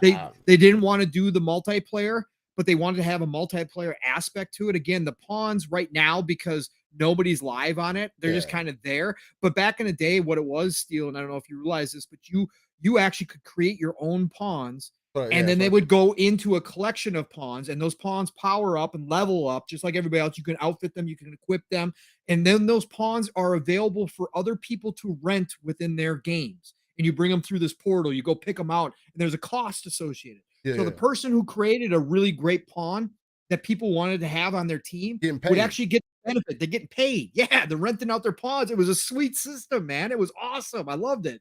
And now you can go walk in now. If you start it up now, I went out and got some ridiculously powerful OP pawns on my team, right? So I can go through this game like really OP, even if my character isn't. Like, they do work. So yeah, just a fantastic different take. Again, that's what I'd love to see, Steel. A team from Capcom taking a different look at an action RPGs, Western style RPG, but saying, hey, we can do something a little different. We bring our own kind of unique flavor to this. And that's where Dragon's Dogma really stood out, especially back in the day. So now that this team is back, and they said that development has already been underway. So they're working on it. They're working on it. I'm expecting to see this thing. Maybe even next year we'll get our first glimpse at it now that they've announced it. I would expect probably 2024 release, but we'll see, maybe sooner. But 2024 sounds good to me. But man, I can't wait to see now that they've had 10 years and the same team is getting back together. Parts of the same team are getting back together, and they're working on the RE engine now. Steel, one of the best looking engines that game's gonna look currently out there. That game's and those monsters in RE engine, bro, with the new, like, they've got that much more experience. There's all these examples of great Western RPGs, action RPGs out there. Now the combat's going to be coming up to date as well with their flair on everything. Maybe they'll bring in real multiplayer this time, along with the pawn system. Oh, bro, I can't wait. Dragon's Dogma 2 has a potential to set the world on fire if they do this right. People are going to come back, and more people are going to hear about Dragon's Dogma from other people, and it could be that phenomenon when it comes out as an RPG. I can't wait, Steel. This is going to be good, man. So I just had to give it my shout out to Dragon's Dogma 2 over there. So good stuff, man. Good stuff. Yeah, man. I'm definitely excited about it. But with that being said, we gotta get into the most important part of today. Well, no, all of today is important. If you haven't hit the like button, hit that like button. If you haven't shared us out, share us out. Another thing too, Let us know what you liked about the show today in the comments, man. I want to know. But we got to talk about... I'll be right back. Set up. Good. We got to talk about... And Guardian Black, I 100% agree with you. We need a Monster Hunter World 2. I am salty Monster Hunter Rise is not on Xbox. I have to play that on PC. I've been kind of low-key craving it a little bit. Monster Hunter World was my first introduction into the Monster Hunter series overall. And it did something for me. I didn't stay in it long enough, maybe because I just didn't have people to play with. Also, again, PvP is always going to take me away from games. So it's like, I have to leave myself open. I have to leave myself versatile. There are some games that get me caught up though, right? So that pull my attention one way or the other. It says no Elite. He said, I'm going to play through Dragon's Dogma Dark Arisen again. Hey man, you should. Maybe we'll get that same experience, get that experience at the same time. I'm going to be my first time again going through. It's probably why I didn't know to call the freaking lion dragon goat thing a chimera. Well, I didn't think the thing on his back was a goat. I couldn't really tell what it was. And I didn't have the audio because I was having audio issues. Again, PC is what it is. It's working fine now though. But there's just something about it. Again, first time I played the game, first hour. I only played for 1 hour, and the next day I found myself thinking about it. It's a good sign. I'm excited about it. Project Dragon, Project Swerte. I do want to see what Project Dragon is, because I do feel like we need more games that take that dragon riding fantasy or the dragon combat. There is a game right now on Game Pass. It's either on Game Pass or it's free to play. It's called Century. And it's a dragon riding game. It's a multiplayer game too. That game's actually pretty fun. Here we go. Says we're still streaming over here. Hey, can you guys hear us? Let us know in chat. Sorry for the brief interruption. I don't know what happened there. My OBS just crashed out of nowhere. I guess it said Pong was going too long and we were having too many good conversations. Yeah, blame it on me. Okay, all right. No, I think we were just having we were having a good conversation. And then all of a sudden it just blanked out. I don't know what's happening. Is everything good? Can y'all hear us? I just want to make sure. Okay, you can hear us now. Perfect. Yeah. I just wanted to make sure that we got connected back up. For my OBS crashed really quickly. So if you can hear us now perfectly, hopefully it gets fixed on the back end. Micro recorder is going to be jacked. Let me see if I can take it in. Hold on. Boom, ladies and gentlemen. Sorry for the brief interruption on the audio side. I don't know what happened. The systems crashed and got us messed up. But back into it, we were talking a little bit about Project Dragon. I see what's going on. Let me change this too. But yeah, we were talking a little bit about Project Dragon, and I wanted to see more Dragon games release because we haven't got enough of that to kind of play off of that fantasy. And games like Crimson Desert, where the dragons, or like even Dragon's Dogma, where the dragons, Monster Hunter, where the dragons are part of the world and there's something to fear or to fight. Skyrim, I don't have that experience, so I can't draw from that. But and there's plenty of other games that have had dragons in them, but it's always though what I've always wanted is to either be able to, if I can fight the dragon, let me be able to tame the dragon. That's why we need Scalebound to come back. I know, again, I know a lot of people don't want to see Scalebound, and a lot of people are downplaying. I really want Scalebound. Yeah, like I really do. Crimson Desert though is going to be great though. You can ride dragons in Crimson Desert, so that's going to be fantastic. But yeah, Scalebound that had that mixture of like Devil May Cry and Dragon. Like no, anyway, we won't get down that path. But I was definitely interested in that. Yeah, I won't be able to. I'll open up some space here, but that's what we were talking about before we left off. But we definitely want to get into this Final Fantasy conversation here. Let me see if I can. Let me do this. Good point, Jahid. Good point. The thing about Dragon's Dogma is every mission feels like a grand adventure because there is no fast travel. Right. It is something. There is fast travel points that you could set though. I've heard. You can set them, but it's not the same. It's not like he's right because you do have to travel some distance though for each thing, and it does feel like a grand adventure. Like I said, it's different, man. Don't worry. What I've heard. Yeah, you'll see it. You'll see it. Yeah, that's what I've heard. Did you fight the Cyclops yet? No, I literally have only played an hour. Like okay, literally. all right. Like, well, the Cyclops is pretty close. That's what I was asking because it's pretty close. So no, I just yeah. got out of the bed or whatever the case might be. Okay. Just picked my first weapon. Oh, okay. So you're still in the first town right now, yeah. kind of exploring. Yeah. Gotcha. So, ladies and gentlemen, thank you. Back at it again. This is for the audio side. Don't go in the water, Steel. Don't go in the water. You can't swim. Okay, I appreciate you letting me know. I might have went swimming. I might have tried. Don't go in the water. Okay, I won't go in the water. I'll keep that in mind. Damn, that's messed up. I was damn sure about to try it. But we're about to get into the Final Fantasy conversation. The whole deal with Square Enix and seemingly how Final Fantasy VII may not ever end up coming to at least not the remake Intergrade, or what's the new one called? Rebirth. And it's becoming more blatantly apparent that Square Enix has definitely swung one way, or that Sony is more deeply involved in Square Enix than we may think. And I'm also going to kind of stray away from saying we. I would put it on hard. No, put it on normal so you can enjoy yourself. Sorry, I was giving my wife some suggestions about Cyberpunk difficulty. Don't do that to her. God. Yeah, put it on normal if you want a good time. Yeah. I would put Get OP. God mode. Let's go. I played on very hard. But I put it on hard. But Square Enix has definitely swung one way. And again, PlayStation is, if you don't think that Square Enix and PlayStation are in a close relationship, there's definitely a few bridges I could sell you and some land underwater, possibly. It makes sense to me that they would try to continue to keep Final Fantasy, an IP that is commonly associated with PlayStation regardless, try to keep that within their ecosystem. I personally think that is the exact reverse of what you need. And the main reason for that is Final Fantasy is more niche than it has ever been before. I know, I understand that people want to make it seem like it's this big thing and everybody loves it and cares for it. Final Fantasy is more niche than the Soul series at this point. I would say.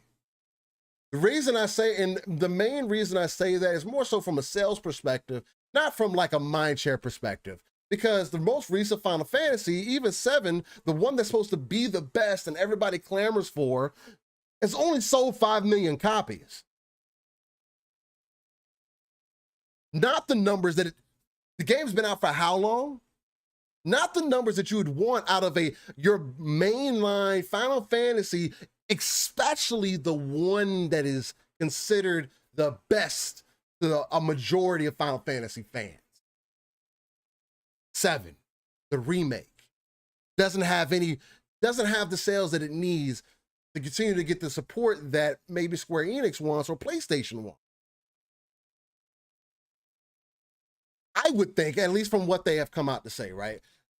Oh, Square Enix constantly comes out and says, "Oh, this game didn't do well. Well, it didn't meet our expectation." Final Fantasy, it isn't meeting expectations either, but you're not speaking on that. Why? Dude, do you know how many copies Final Fantasy 1 sold on the NES? How many copies did it Back sold? in 1987. How many copies sold on NES? 5.2 million. 5.2 million. What the sales looking like from there though? Final Fantasy 4 did 10.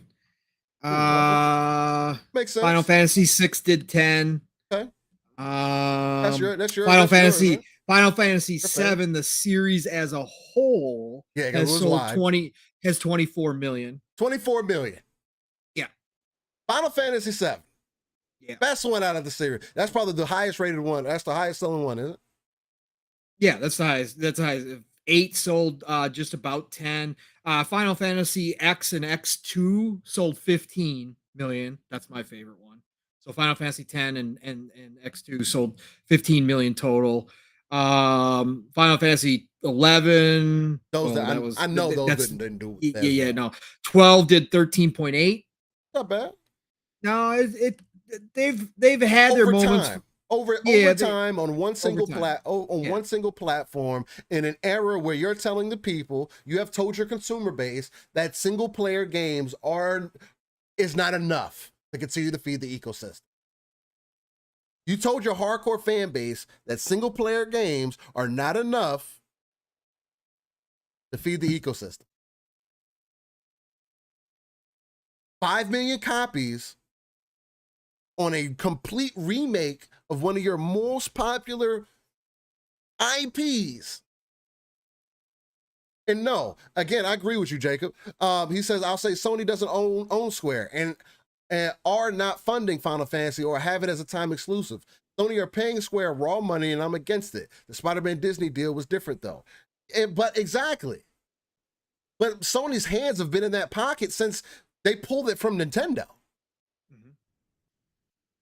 So I think that the deal is a lot deeper than that and why they don't put it on other platforms. Because if your game has not been performing the greatest, regardless of how you want to look at it, there's 120 million PlayStation 4s. You sold 5 million copies of Final Fantasy 7 remake? What are we talking about here? That does not look good. I don't care if you want to stick in the same metric of, that's good enough for that type of IP. It's good enough. It's sold the numbers it's expected. No, it's not. Not even 20% of your consumer base. That's sad. It needs help. It needs some milk. What do? Put it on multiple platforms. Why do you continuously keep stalling it from being on other platforms? Why? Is because you're trying to make sure that it stays associated with PlayStation. Final Fantasy 14 is the breath of Square Enix right now. That game is doing significantly well. Best Final Fantasy that they have in that. That's their single player games don't do as well. You also pay monthly for Final Fantasy 14. It's not a free game. It's not a game that you pay $60. You paying monthly for it. You can guarantee on that revenue. This shit is just another game that they haven't brought to Xbox. Things are very one-sided. These games are going to become to PC before they go anywhere else, and only because of branding. That's going to be the only reason why this is going to continue. Because I do think, again, the pockets are, Sony's dug a little bit deeper into those pockets of Square, or Square's dug a little bit more deeper into the pockets of Sony than we might think. It does look like the way that business is being handled, they want to be bought. Or they're getting ready to. At least that's what I would think. That's the way that it comes across. Again, I don't care whether Final Fantasy comes to Xbox or not. It is extremely unfortunate.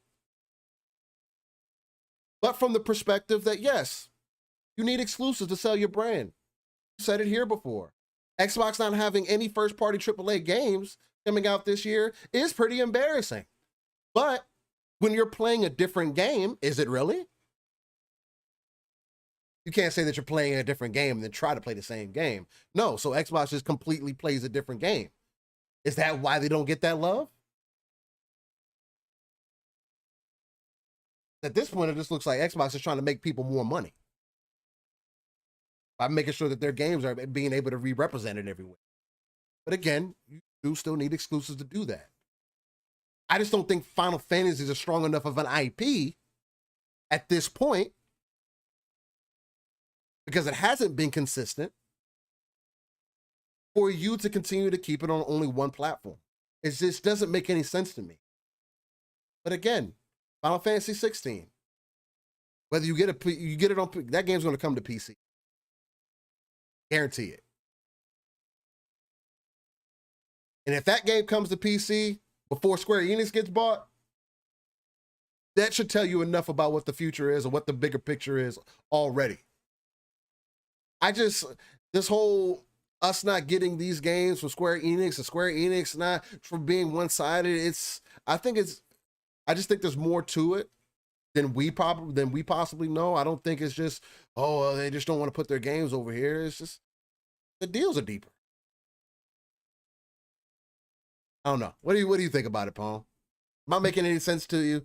Is that I don't know. Yeah. I mean, obviously, again, we go back and forth on this all the time when it comes to different titles. Now, this is business at the end of the day. I always say that. So you got to do what you got to do. Sony's rallying the troops. Xbox, Microsoft went out and bought up a lot of Western RPG developers. The one strong point that obviously Sony does have is the JRPG selection. Now we've seen some movement towards Xbox a little bit here. We are getting a better collection of JRPGs. But again, if you're going to play JRPGs, if that's your main game, if you love JRPGs, chances are you're going to own a PlayStation. Okay. That's just a fact. They have a wider selection, even outside of the big names that are available that come to that system and that console. So at the end of the day, if Sony is paying Square, that's a business deal. I have zero problem with chess moves. I have zero problem with business. That's how business is done. When you get into your feels about whether or not a game should be business is done. When you get into your feels about whether or not a game should be available to people because it is a beloved franchise, I get it and I understand it. If you're a Final Fantasy fan and you are in the Xbox ecosystem and you don't have the opportunity to own a PlayStation, which a lot of people are in that position, but you chose the Xbox ecosystem because you don't just play JRPGs or you don't just play Final Fantasy, but you play a lot of games and you love the value that you find over on Xbox with Game Pass. So you made that choice. And now, seemingly Final Fantasy VII, the remake, the trilogy that they've now admitted is going to be a trilogy. Again, my personal opinion is I'm not the biggest fan of Final Fantasy. I like some of the series, other ones I don't like. But Final Fantasy VII to me is not that big a deal to me. But I said from the get-go, I would play it, but don't talk to me until the full game's out. And I don't care. We can have that argument about whether or not each one of these is an individual game or not. Look, you took Final Fantasy VII, you chopped it up, you added a bunch of stuff to make 3 games out of it to sell 3 times. That's cool. That's again business decision. But I don't want to sit down to this until I have all 3 available. Okay. But if Sony is going to go ahead and do this and you are locked out of it because you're an Xbox only player, I completely feel for you 100%. But business. it is business. Again, we're going to have the same conversation when it comes to now Bethesda when Elder Scrolls comes out. A lot of people on PlayStation side have played it. And to Jacob Novik's point, it is different because Square is not owned by Sony, but you can still have business decisions. You can still have partnerships that are very, very tight, that are one step removed from an acquisition. And right now, Square and Sony are in that boat. Square has been giving Xbox some games. I've been all over Square's case because, like Steele just said, in this day and age, in 2022, 2023, as a publisher of games, as a third-party publisher, why you would limit yourself to one console is beyond me with some of your biggest franchises. Smaller games, I can see why you would take exclusivity deals. But a title like Final Fantasy that comes with that name, I don't know why you'd limit yourself. Why wouldn't you want to cultivate the audience over here? You've dropped other Final Fantasy games over here. Why would you want to limit yourself with this one? Even if you did an initial time exclusivity deal like they did, like we know it was printed, there was a sticker on the boxes of the PlayStation copy of Final Fantasy VII Remake. For anybody who doesn't believe it, shout out to Boom, who jumped in the chat earlier before he got to go do his stuff and he's going to listen to us later. But shout out to Boom. He posted a picture. He keeps all of his boxes with the plastic. He does a little slit. He keeps all his plastic on there. On that plastic, there's a direct sticker that says console exclusive to PlayStation until April. I forget the date. Was it April 21. 15th? April It 21. was 2021, regardless. Yeah. April of 2021. The sticker's actually on there promoting that. So we know the time exclusivity deal is in there. So even if you do that initial upfront deal and you keep it timed exclusive to one console, cool. Business decision. But that exclusivity now runs out. And here we are over a year later, and you don't announce anything for another console. You don't say, hey, we re-upped our exclusivity with Sony. You don't do any of that. You don't tell the fans that you know you have worldwide, many of them that may only be on Xbox right now. You don't give them a heads up on what's going on, at least a little bit, to say, hey, we're just not going to put this over on Xbox. They've done that with Final Fantasy 14, so don't tell me that they don't give away their plans.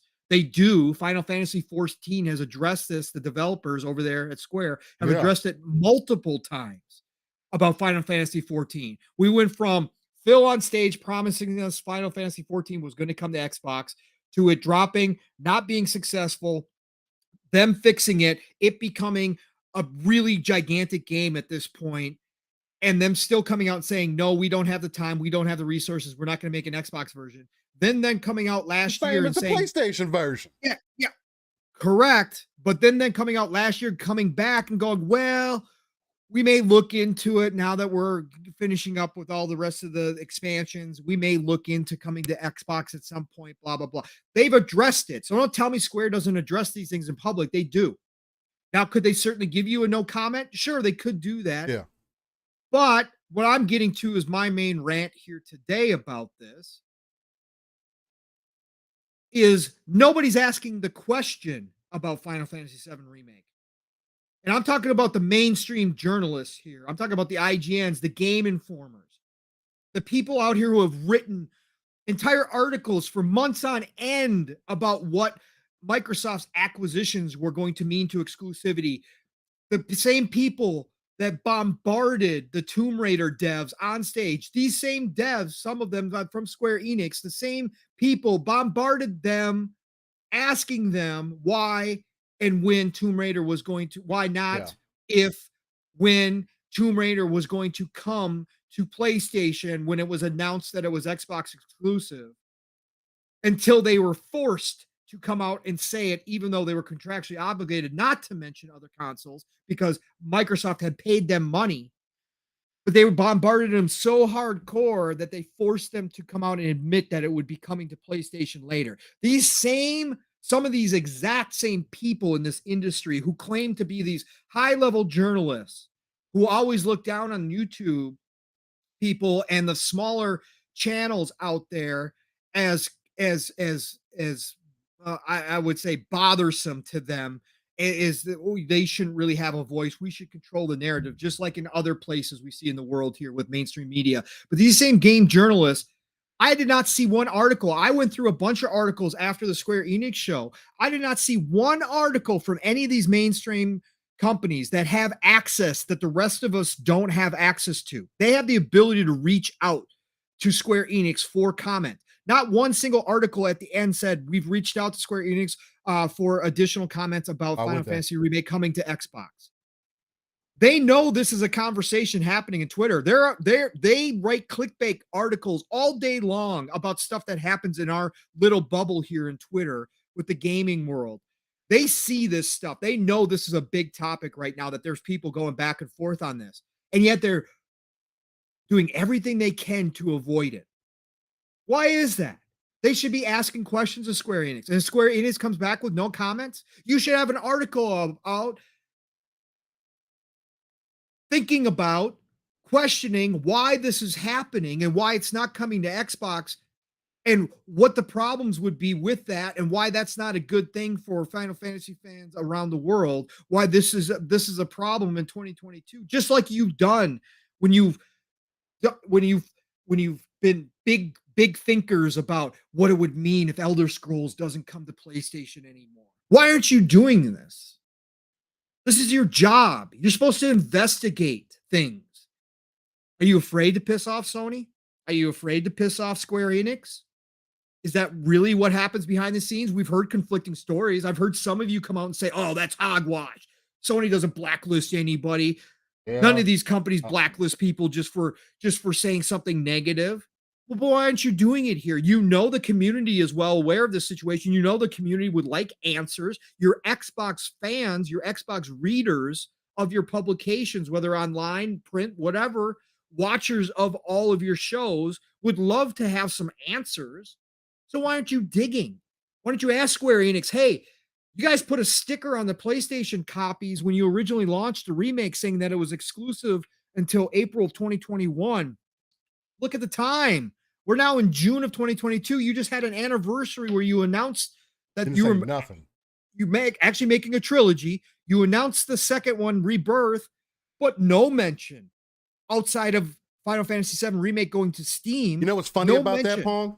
Yeah, Why are you announcing it's coming to Steam when it's already on PC on the Epic Store?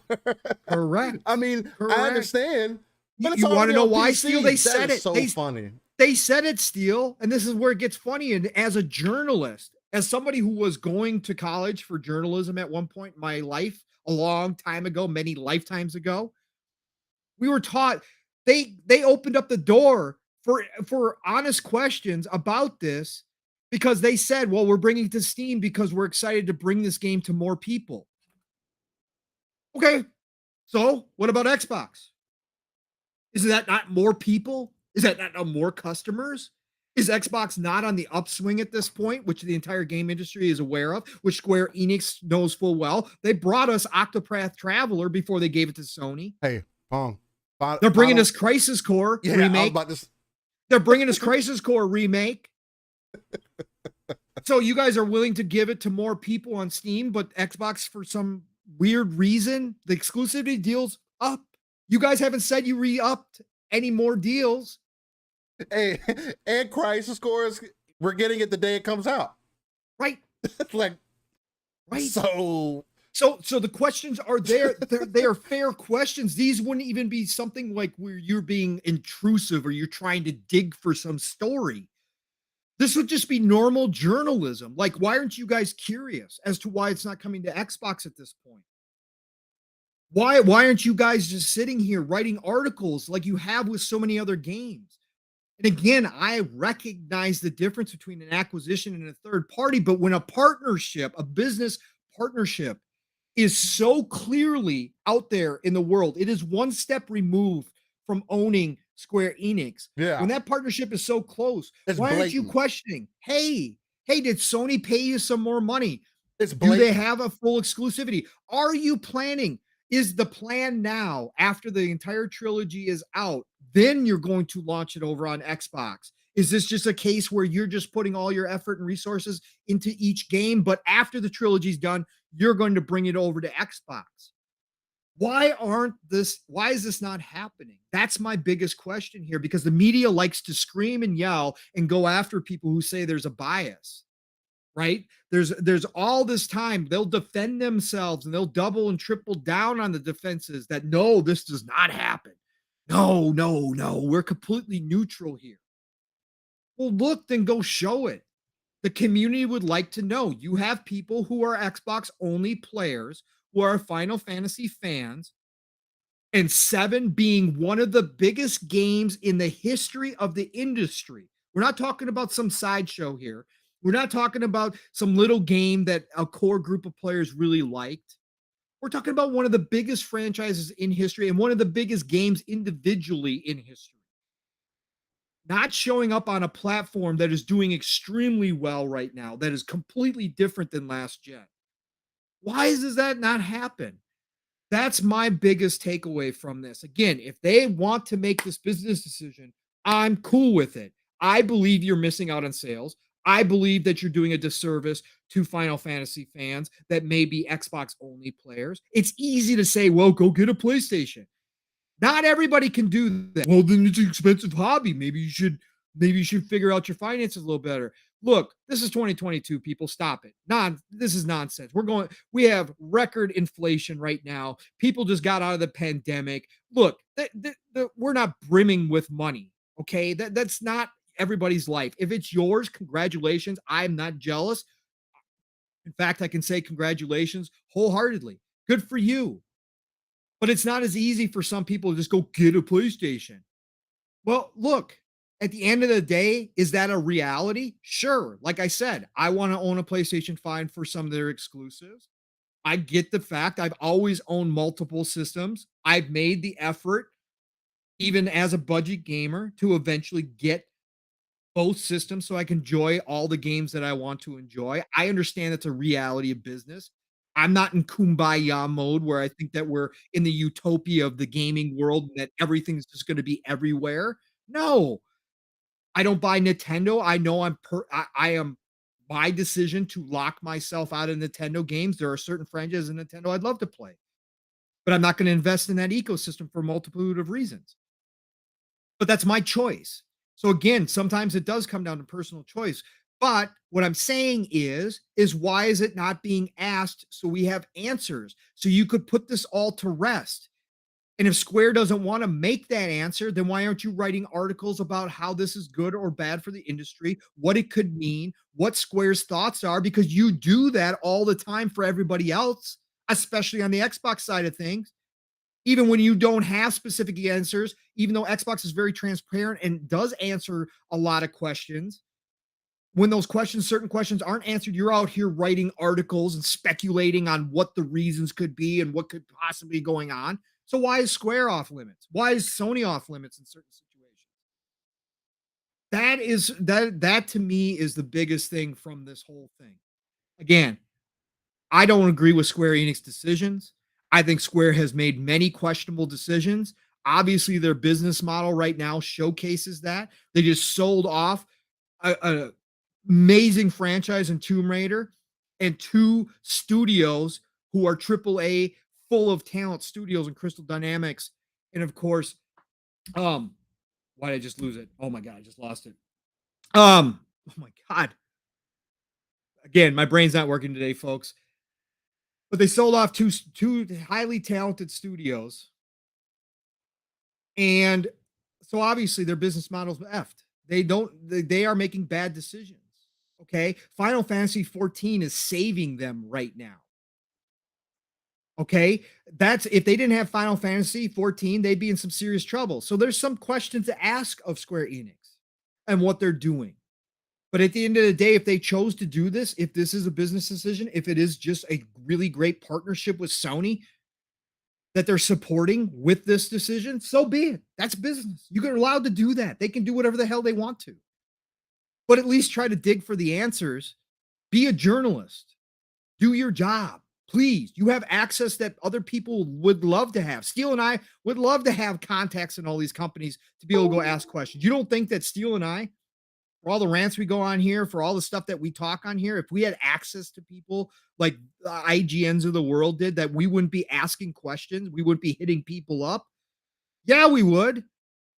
And if people blacklisted us, we would be talking about it openly on our show, saying, yeah, we asked these questions and such company blacklisted us. So we're going to have a hard time covering them in the future or getting access to some things from them. But we want to let everybody know that we are now blacklisted because of what we did. But we would certainly be out there doing it. So do your damn jobs, man. Again, you guys like to make yourself above the rest of us with your little check marks and your official stuff that you get access to. Well, then do your damn job. Be that person. Take advantage of the situation that you're in. I'm done. I've been on a big enough rant. I've come against Square Enix for their decisions. I don't agree that they have decided that Xbox is second fiddle in a lot of ways, but it is what it is. They can do that. It's their property, it's their IP, it's their development time, it's everything. They can do that as a business. I think it's weird in 2022 to 2023 to be a third party publisher and lock yourself out of certain situations of potentially more and more customers. But you got to make that decision. You got to do your own internal thinking. You got to see if it's worth your time. You got to make that decision. Final Fantasy 14 should be on Xbox. You would gain 2 to 5 million more people. Don't tell me it's not worth it, especially now that it's very easy to port easier. I will never say development is easy, but it's easier to port over games to Xbox between PlayStation, PC, and Xbox than ever before. And all the problems that initially were involved with crossplay and all that kind of stuff, Phil and his team have wiped all those off the table and made everything very easy for you guys now. Don't tell me it wouldn't be worth your time. It would be worth your time. Final Fantasy 14 has never been more popular than it is today. And there's plenty of people on Xbox who would love to jump into that MMO and we would make more money. Okay. So I don't agree with all their decisions. But at the end of the day, it's the journalists out here, the people who have the ability to send an email, to make a phone call, to ask for an interview for reps from these companies when something like this happens that's big, that's gigantic like this. Again, this is not some small thing. Final Fantasy VII is one of the biggest games of all time. For them not to go out there and ask questions and get us some answers or get us some non-answers and then write some articles speculating on what possibly could be happening, maybe put some pressure on Square to give you an answer like you've done with other companies, that's unacceptable to me. And I can't stand that shit in 2022. Yeah, it just doesn't make any sense to me. I mean, if that's again, if you're only strictly doing business with Sony, and that's why it's just like that's why I can't say, oh well, Square's it's not getting paid by Sony. They have to be. What other reason is there? Or it's either that or you're half the stuff y'all say, or 90% of the stuff y'all say, you don't know what's going on, or you don't know what you're doing, or you literally have no clue, or you're just playing out lying to people just cause. Because if you cared that much, it would be in more places. Now again, if you care that much about Final Fantasy, you know what system that you need.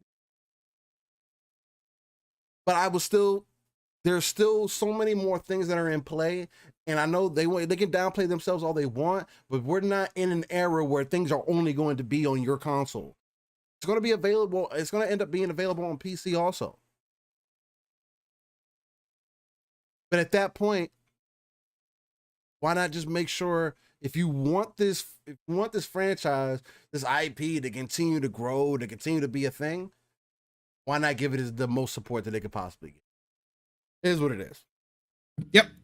It is what it is at the end of the day. Again, I feel bad for all the gamers out there that are locked out of this right now. I do. I really feel for you. It's happened to me in other games before in the past. Again, that's why I've been a multi-console owner. I've been privileged enough to be able to work my budget to be able to do that. I still don't own a PS5 right now because I haven't, because the pandemic tore me and my family up. What can I say? I mean, I'm honest about that shit. I'm not in the position. I had a PS5. I sold it instantaneously because I could not justify, to my family and to the situation we were in at the time to keep both consoles, right? So I had to make a decision. So I went with the Xbox instead, sold my PS5 digital, and that's it. And I haven't been able to get one since. Just haven't been able to fit it in. Right now, I'm trying to figure out how I'm going to get a PC so I can do more content and all that kind of stuff. So PS5 may be down the road unless something big happens and changes.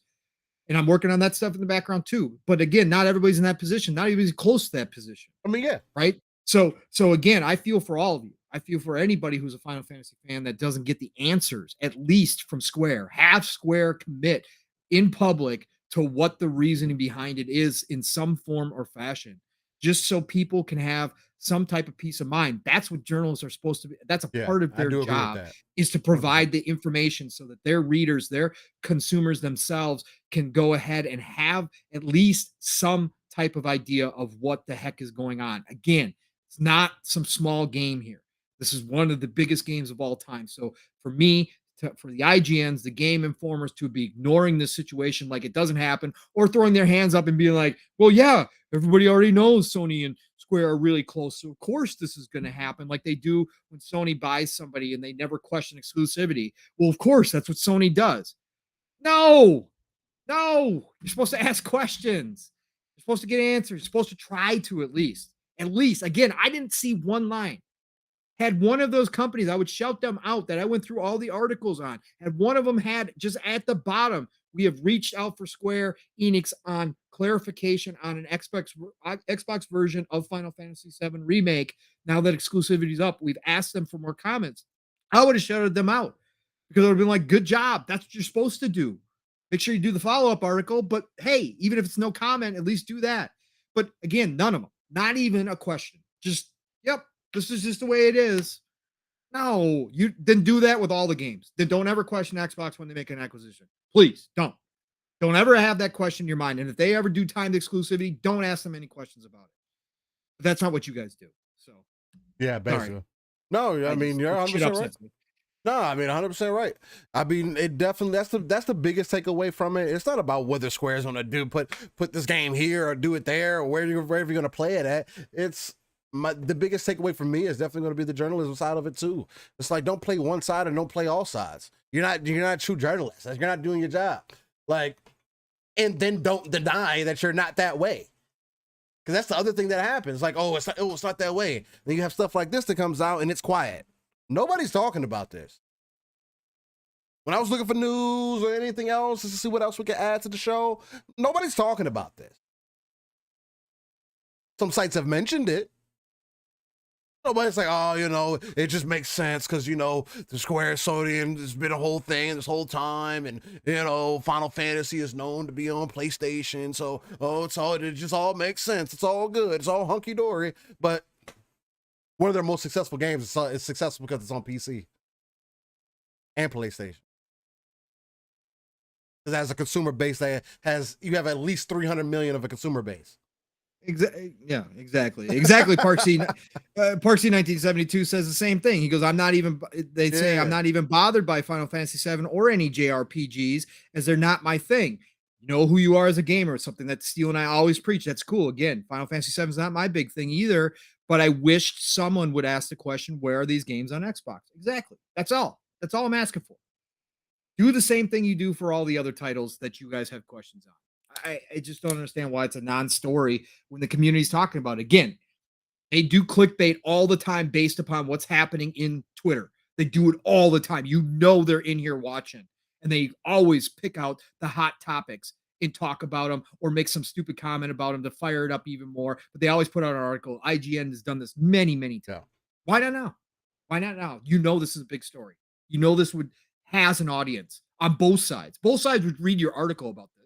Both sides. So that it just doesn't make any sense. Whatever.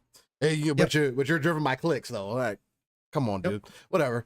And exactly, Nix. It is business at the end of the day. That's why I said if this is the deal, I have zero issues with it. It is what it is. They're gonna do what they're gonna do. I don't agree with the business decision, but they can do whatever they want to do. Like I said, for the consumers, there should be questions being asked by the media. That's why I didn't attack that it's not coming. That's why I'm not all up in arms that it's not coming to Xbox. If that's the deal, that's the deal. But I would like to know why. Just give me some answers or ask the questions. That's all I'm asking for from the journalists. But at the end of the day, business is business. Again, that's why I don't have problems when Microsoft does what they do, flexes their $1 trillion company, their $1 trillion bank account, and goes make acquisitions that other companies can't. That's the right of Microsoft and Xbox to do so. Yeah. Zero problems with it. Yeah. So, again, it's not like that's the other thing too. I feel like people might get as a misconception. It's like I understand that exclusives need to exist. You should have exclusives, but be straight up about your deals. Yeah. Spider-Man, it could be on a PlayStation all it wants to, but we now know it's also going to be on PC. Yeah. And you'd be crazy to think that the next game isn't going to end up on PC either. Want to reach more people, right? Right. Traditionally, Spider-Man's been on every console. On PlayStation this time. But it's been set up that way. From the beginning, we knew. They told you want to play Spider-Man, get a PlayStation. Now, if you want to play Spider-Man, get a PlayStation or a PC. It's an option. Age of options, age of accessibility. Companies don't see it that way. That archaic thinking that we still mention from time to time. Again, if you got deals that are cut, just be upfront about the deal. Like, damn, don't promise me something. Don't put a label on a box. Like you brought up earlier, don't put a label on a box. The exclusivity year runs up and then no updates either. And there's been people, Outbreak Podcast, Dave, good member of this community, he managed a GameStop and he said there was marketing materials for Xbox and Final Fantasy VII Remake. They were getting ready. GameStop was ready to have the promotional stuff out there when the exclusivity deal ran out. So you cut another deal and didn't say anything? That's what I'm saying. Like, that's like, yeah. That's not shady? And you're right, Shiz. No, they're not journalists anymore. Many of them are cheerleaders. There's still some good ones out there, but again, they really do still pick and choose what they will focus on and what they ignore, and that's ridiculous to me. Again, if this was a small game, whatever. It's not. It's one of the biggest games in history, so therefore, this is prime material for any gaming journalist like to be asking the questions, and that's what I don't understand at the end of the day. But you're right. A lot of them are cheerleaders out there now. And no, you don't have to be you don't have to be. Yeah. You're 100% right, Nick. So I mean, you don't have to be transparent for your deal, but it's just like that's gaming is also different though, man. Don't I mean at least updated about your deal because then it's like you're false advertising it. And again, Sony's known to do that. Sony's good at doing that. Again, it's selling you dreams. They can sell you we can come into August, they can have their PlayStation showcase, and they can sell you all their dreams and for the next 4 years. Yep. And we're gonna believe it. Right. It is what it is. It definitely needs to be more widespread. Definitely needs to be better opinions out there, but I don't care about that. Let me tell you, folks, if Steel and I ever get big enough someday when we got the access, like I said before, you'll get that access and we'll be asking questions and we'll be That's a fact. trying to find out answers. And again, if we ever these journalists who are scared about getting blacklisted, if that is the case out there that there are blacklists, then they should be out in public spreading all that information, calling people out, because we as a community gamers would not be happy about that in any way, shape, or form. Nah. And we would voice our opinion if any company was blacklisting somebody because they asked a question or because they wrote a bad review on a game that was not good, right? Or that they felt in their opinion was not good. We would be out here up in arms saying that's wrong. And we would be letting the companies know. So Nick said we barely get finished games. What makes you think these companies care to owe us the terms of a deal? No, it's cold-blooded, but there's simple answers that can be given. They don't have to give. Again, I think this industry is too weird. Like they act like they've got high-level nuclear secrets around here, man. Like a lot of times it's like, yo, look, man, come on. Some of this stuff, you guys are ridiculous. But sure, you got to have company secrets. There's investors involved. There's stock involved. All that shit. I get all that, obviously. I'm not asking for exact details or give me a copy of the contract that Sony signed. Okay. That's not what I'm talking about here. I'm just talking about give your consumers, your fans out there, some type of answer, or at least put some of it to rest as to it's not coming, it's never going to come, or after the trilogy's done, then we'll look at putting it on Xbox. Just some type of answer, like something like that. That's all I'm saying at the end of it. Yeah. Anyways, 100%. we've gone on about this. About this. Great way to end the show. Great rant. Good talk, Steel. I think it was perfect. Yeah. For sure. All right. Well, ladies and gentlemen, with that, we definitely got to wind the show down. We're going to get into our This Day in Gaming segment. Again, or the Make Me Feel Old section, depending on who you are and how you feel about it. But we go back 30 years of gaming history. Gaming is art and should be treated as such. And that's the biggest reason why we not only do the upcoming games, but we also do the This Day in Gaming segment. So we can get those memories churning, man. Again, it's always beautiful to see, like we've been talking about, gaming has grown over the years, seeing how design has changed over the years, and just kind of reminiscing on some of those games can make you look at things a little bit differently. All right. So what do we got here? On June 18th, on This Day in Gaming, this year is 2022. We're starting off with 1985 on June 18th, and the NES released Wrecking Crew in Japan. Okay. Then in 98, PlayStation released not only Crisis Beat in Japan, but also Devil Dice. Knicks, there wasn't too big of a selection back in 1979. Yeah, Atari had a lot of games, but it wasn't a big selection. It doesn't look like it. It was combat, it was golf, it was adventure. Yeah, you know. It was blackjack. The names back then still cracked me up. It was just like, it was literally just what it was. Like, yeah, you got football. You got football. You got soccer. That's funny as hell. All right, then in 2001, actually in 98 also, the Saturn released Langrisser 5, The End of Legend. Good JRPG.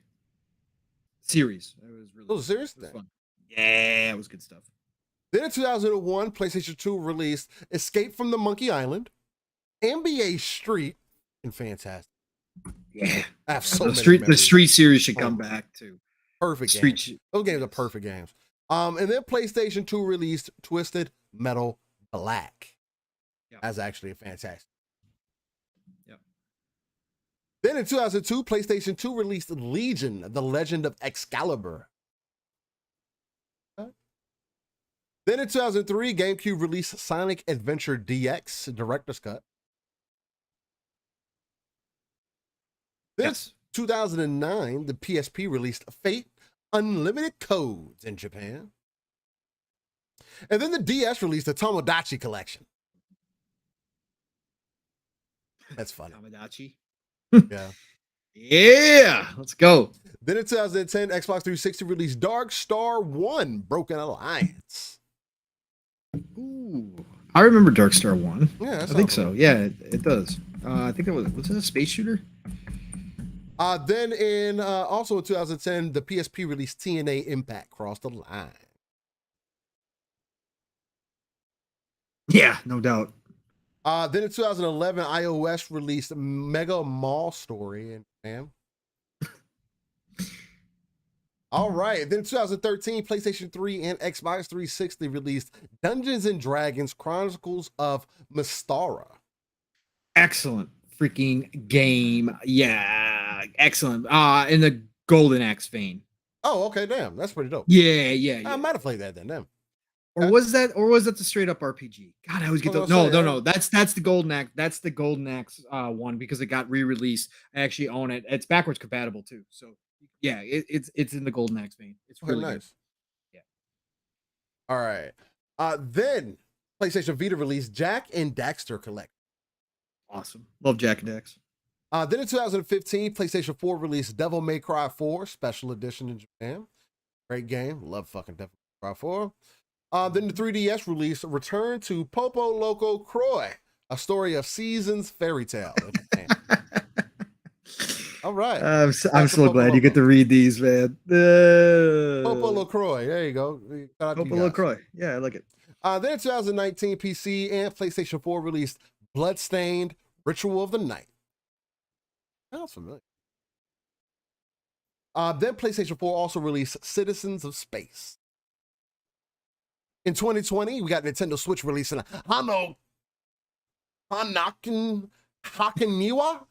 Hakaniwa Explorer Plus. Good recovery. I like it. Okay, Hakaniwa. Then the Xbox One released The Bard's Tale, remastered and re-snarkled. Fantastic series. So much comedy in it, man. Yeah, it's really it's like Tim Schafer quality comedy. It's really well written. It's an awesome series. Bard's Tale. I've got it downloaded. Still go back to it every once in a while. Yeah. Then in 2021, PlayStation 5 released Metro Exodus Complete Edition. Freaking fantastic. I have to get back to that game and complete it. I love fucking Metro. It's so good. That's why I'm so happy we're getting Stalker. Oh, God, it's so beautiful. Well, ladies and gentlemen, that was your This Day in Gaming segment. Yes, sir. Fun Speculation says he wakes up in the morning, run errands, get back home in the afternoon, live a split screen with you all the way. Hey, I'm glad we were able to be here to provide you some content. Hopefully you enjoyed the conversation. Hopefully you enjoyed the passion. Man, I feel like we really stuck it today. I did feel off about the day, but hey, it is what it is. Things happen. With that being said, though, please, again, on your way out, ladies and gentlemen, please hit that like button if you're still with us. Share us out. Hit the comments. Let us know what you liked about today. Let us know what you think we could change. There are a lot of things that we want to switch up. And again, I am looking for somebody that is good with layouts. But they got to understand the vision. The vision is, you see my vision. I have multiple episodes of what the vision is. I want somebody to try to bring that to life for me. If you got a cleaner idea for me. If not, no big deal. Again, we are on that road to 1K, so we can finally open our memberships. I think that was a question earlier. As soon as we hit 1K, we'll definitely open it up. And we'll definitely put a little bit of work into there, man. I definitely appreciate you guys that want to support us that way. We'll also work on some other things in the background because, again, the more we're able to build a community, the better we're able to support each other, and the better we're able to support each other, the more we could grow. And with that, just kind of leads hand in hand with each other, and hopefully, things will work out. So at some point, me and Pong can just keep giving you content. Because we don't get to talk much during the week, man, and it sucks, man. I would love to be able to break these shows down and put it all over the TikTok and everything else, but all that stuff takes time. So, Flynn Different says, no, don't change it, man. Hey, if y'all like it, then I definitely want to keep it. I mean, that was one of the main reasons I did the split background is because it played off the whole split screen facet. And I feel like it does look good a lot of the time. It doesn't work for all games, though. That's the only thing. Like some parts in this Batman gameplay, you can't see everything that's going on. And it does kind of take away from the world. And again, it's just things that I'm thinking of. But either way, appreciate you always sticking with us. You can find me, Steel Rain, the Teaser 7, everywhere that has a search bar. Type it in, find me, hit me up in the DMs, hit me up on Xbox, PC, wherever it may be. This is not with the cat in the hat. Fantastic episode 61. Pong, my brother, man. Anytime that we get to chop it up, especially on a Saturday, day before Father's Day. Hopefully, we'll probably get some game time in later, but hopefully you have a fantastic Father's Day tomorrow. With everything that you got going on. Shout out to you. And other than that, man, happy Father's Day to all the great guys out there. And y'all stay safe and take care of yourself. Pong, you gotta lead these beautiful people to victory. Yes, sir. Yes, sir. Ooh. 3 bags full. All right. Listen, yes, happy Father's Day to everybody. Happy Father's Day to you, Steel, as well, brother. Definitely much love all the time. Thank you for all that you do in the background. And again, ditto to everything that you said. We want to continue to grow this channel, so please help us out any way you can, folks. A lot of you just do amazing work out here in the community. You do spread the word about us. Again, we wish we could do more. We wish we could have multiple shows like Boom and be out here all the time promoting and giving you great content. But we've got one day, and we jam pack a lot into our 3+ hours, normally 4+ hours. So we try to give it to you all that we can. And again, this is what we live for these days, these mornings. And again, this past week was why we are so passionate about this gaming industry. It showed everything. I'm going to cut in here real quick before my outro goes too long. Real life stuff, people, real life stuff. Again, anybody still listening here, please send your thoughts, your energy, your prayers, whatever you believe in. Take a moment today and the next few days and send some energy, some good healing energy towards Assassin Lupa, amazing member of this community. If you have not had the pleasure of interacting with her on a chat or one of the shows that she's on, including Xbox Ultimate, she is extended family to a lot of us. She is a friend. She is just an amazing, fantastic human being on top of being a part of this community. She is a bright light in this world. She is struggling right now. Her husband okayed the release of information. She's dealt with a lot of medical stuff in her past. She's kept it a lot secret from most of the community. She's told a lot of us that she has, friendship with. But this time around, she had to go into the hospital, and they were doing brain scans on her. And while they were doing brain scans, trying to work on some of the problems she does have, she wound up having a stroke. She is now medicated while they let her brain swelling go down. So that's where she currently is at. So please, prayers up, thoughts up, energy, healing energy towards Lupa. Just again, just a moment, just a moment out of your day to do so. It does work. We did the same thing with Spooky Sprocket, another great member of this community, and he's back with us. We want Lupa back, but more than anything else, we just want her back healthy in real life. Whether or not she can ever join us again, whatever the case may be, again, do what you can. We appreciate all of you. There's a lot of love in this community, a lot of just really phenomenal people out there that do care about this stuff. So again, please, real life does happen, and Lupa is a freaking fantastic member of this community. So, anyways, love you all. Nothing but respect. Pong Soul on Xbox, Pong Soul on Twitter. You can find me there. Follow me. I'll follow you back. You know the drill there. Tonight, be over on the Shop Podcast, PTK Blam's channel. We're going to have Fuzzy Belvedere back from LA. He'll probably have some stories from FanFest. We're obviously going to talk about the showcase, probably talk about Starfield again, all that good stuff. Risk it for the biscuit. Great member of this community down under in Australia is going to be on with us tonight, 9 p.m. Eastern, 8 o'clock Central Time. I won't be on Xbox Factor next Tuesday, but you got to check out Double Barrel Gaming, Mr. Boomstick. You guys all know it already, but be there Tuesday. All good things green. They're going to have an incredible show. Mav, when he can.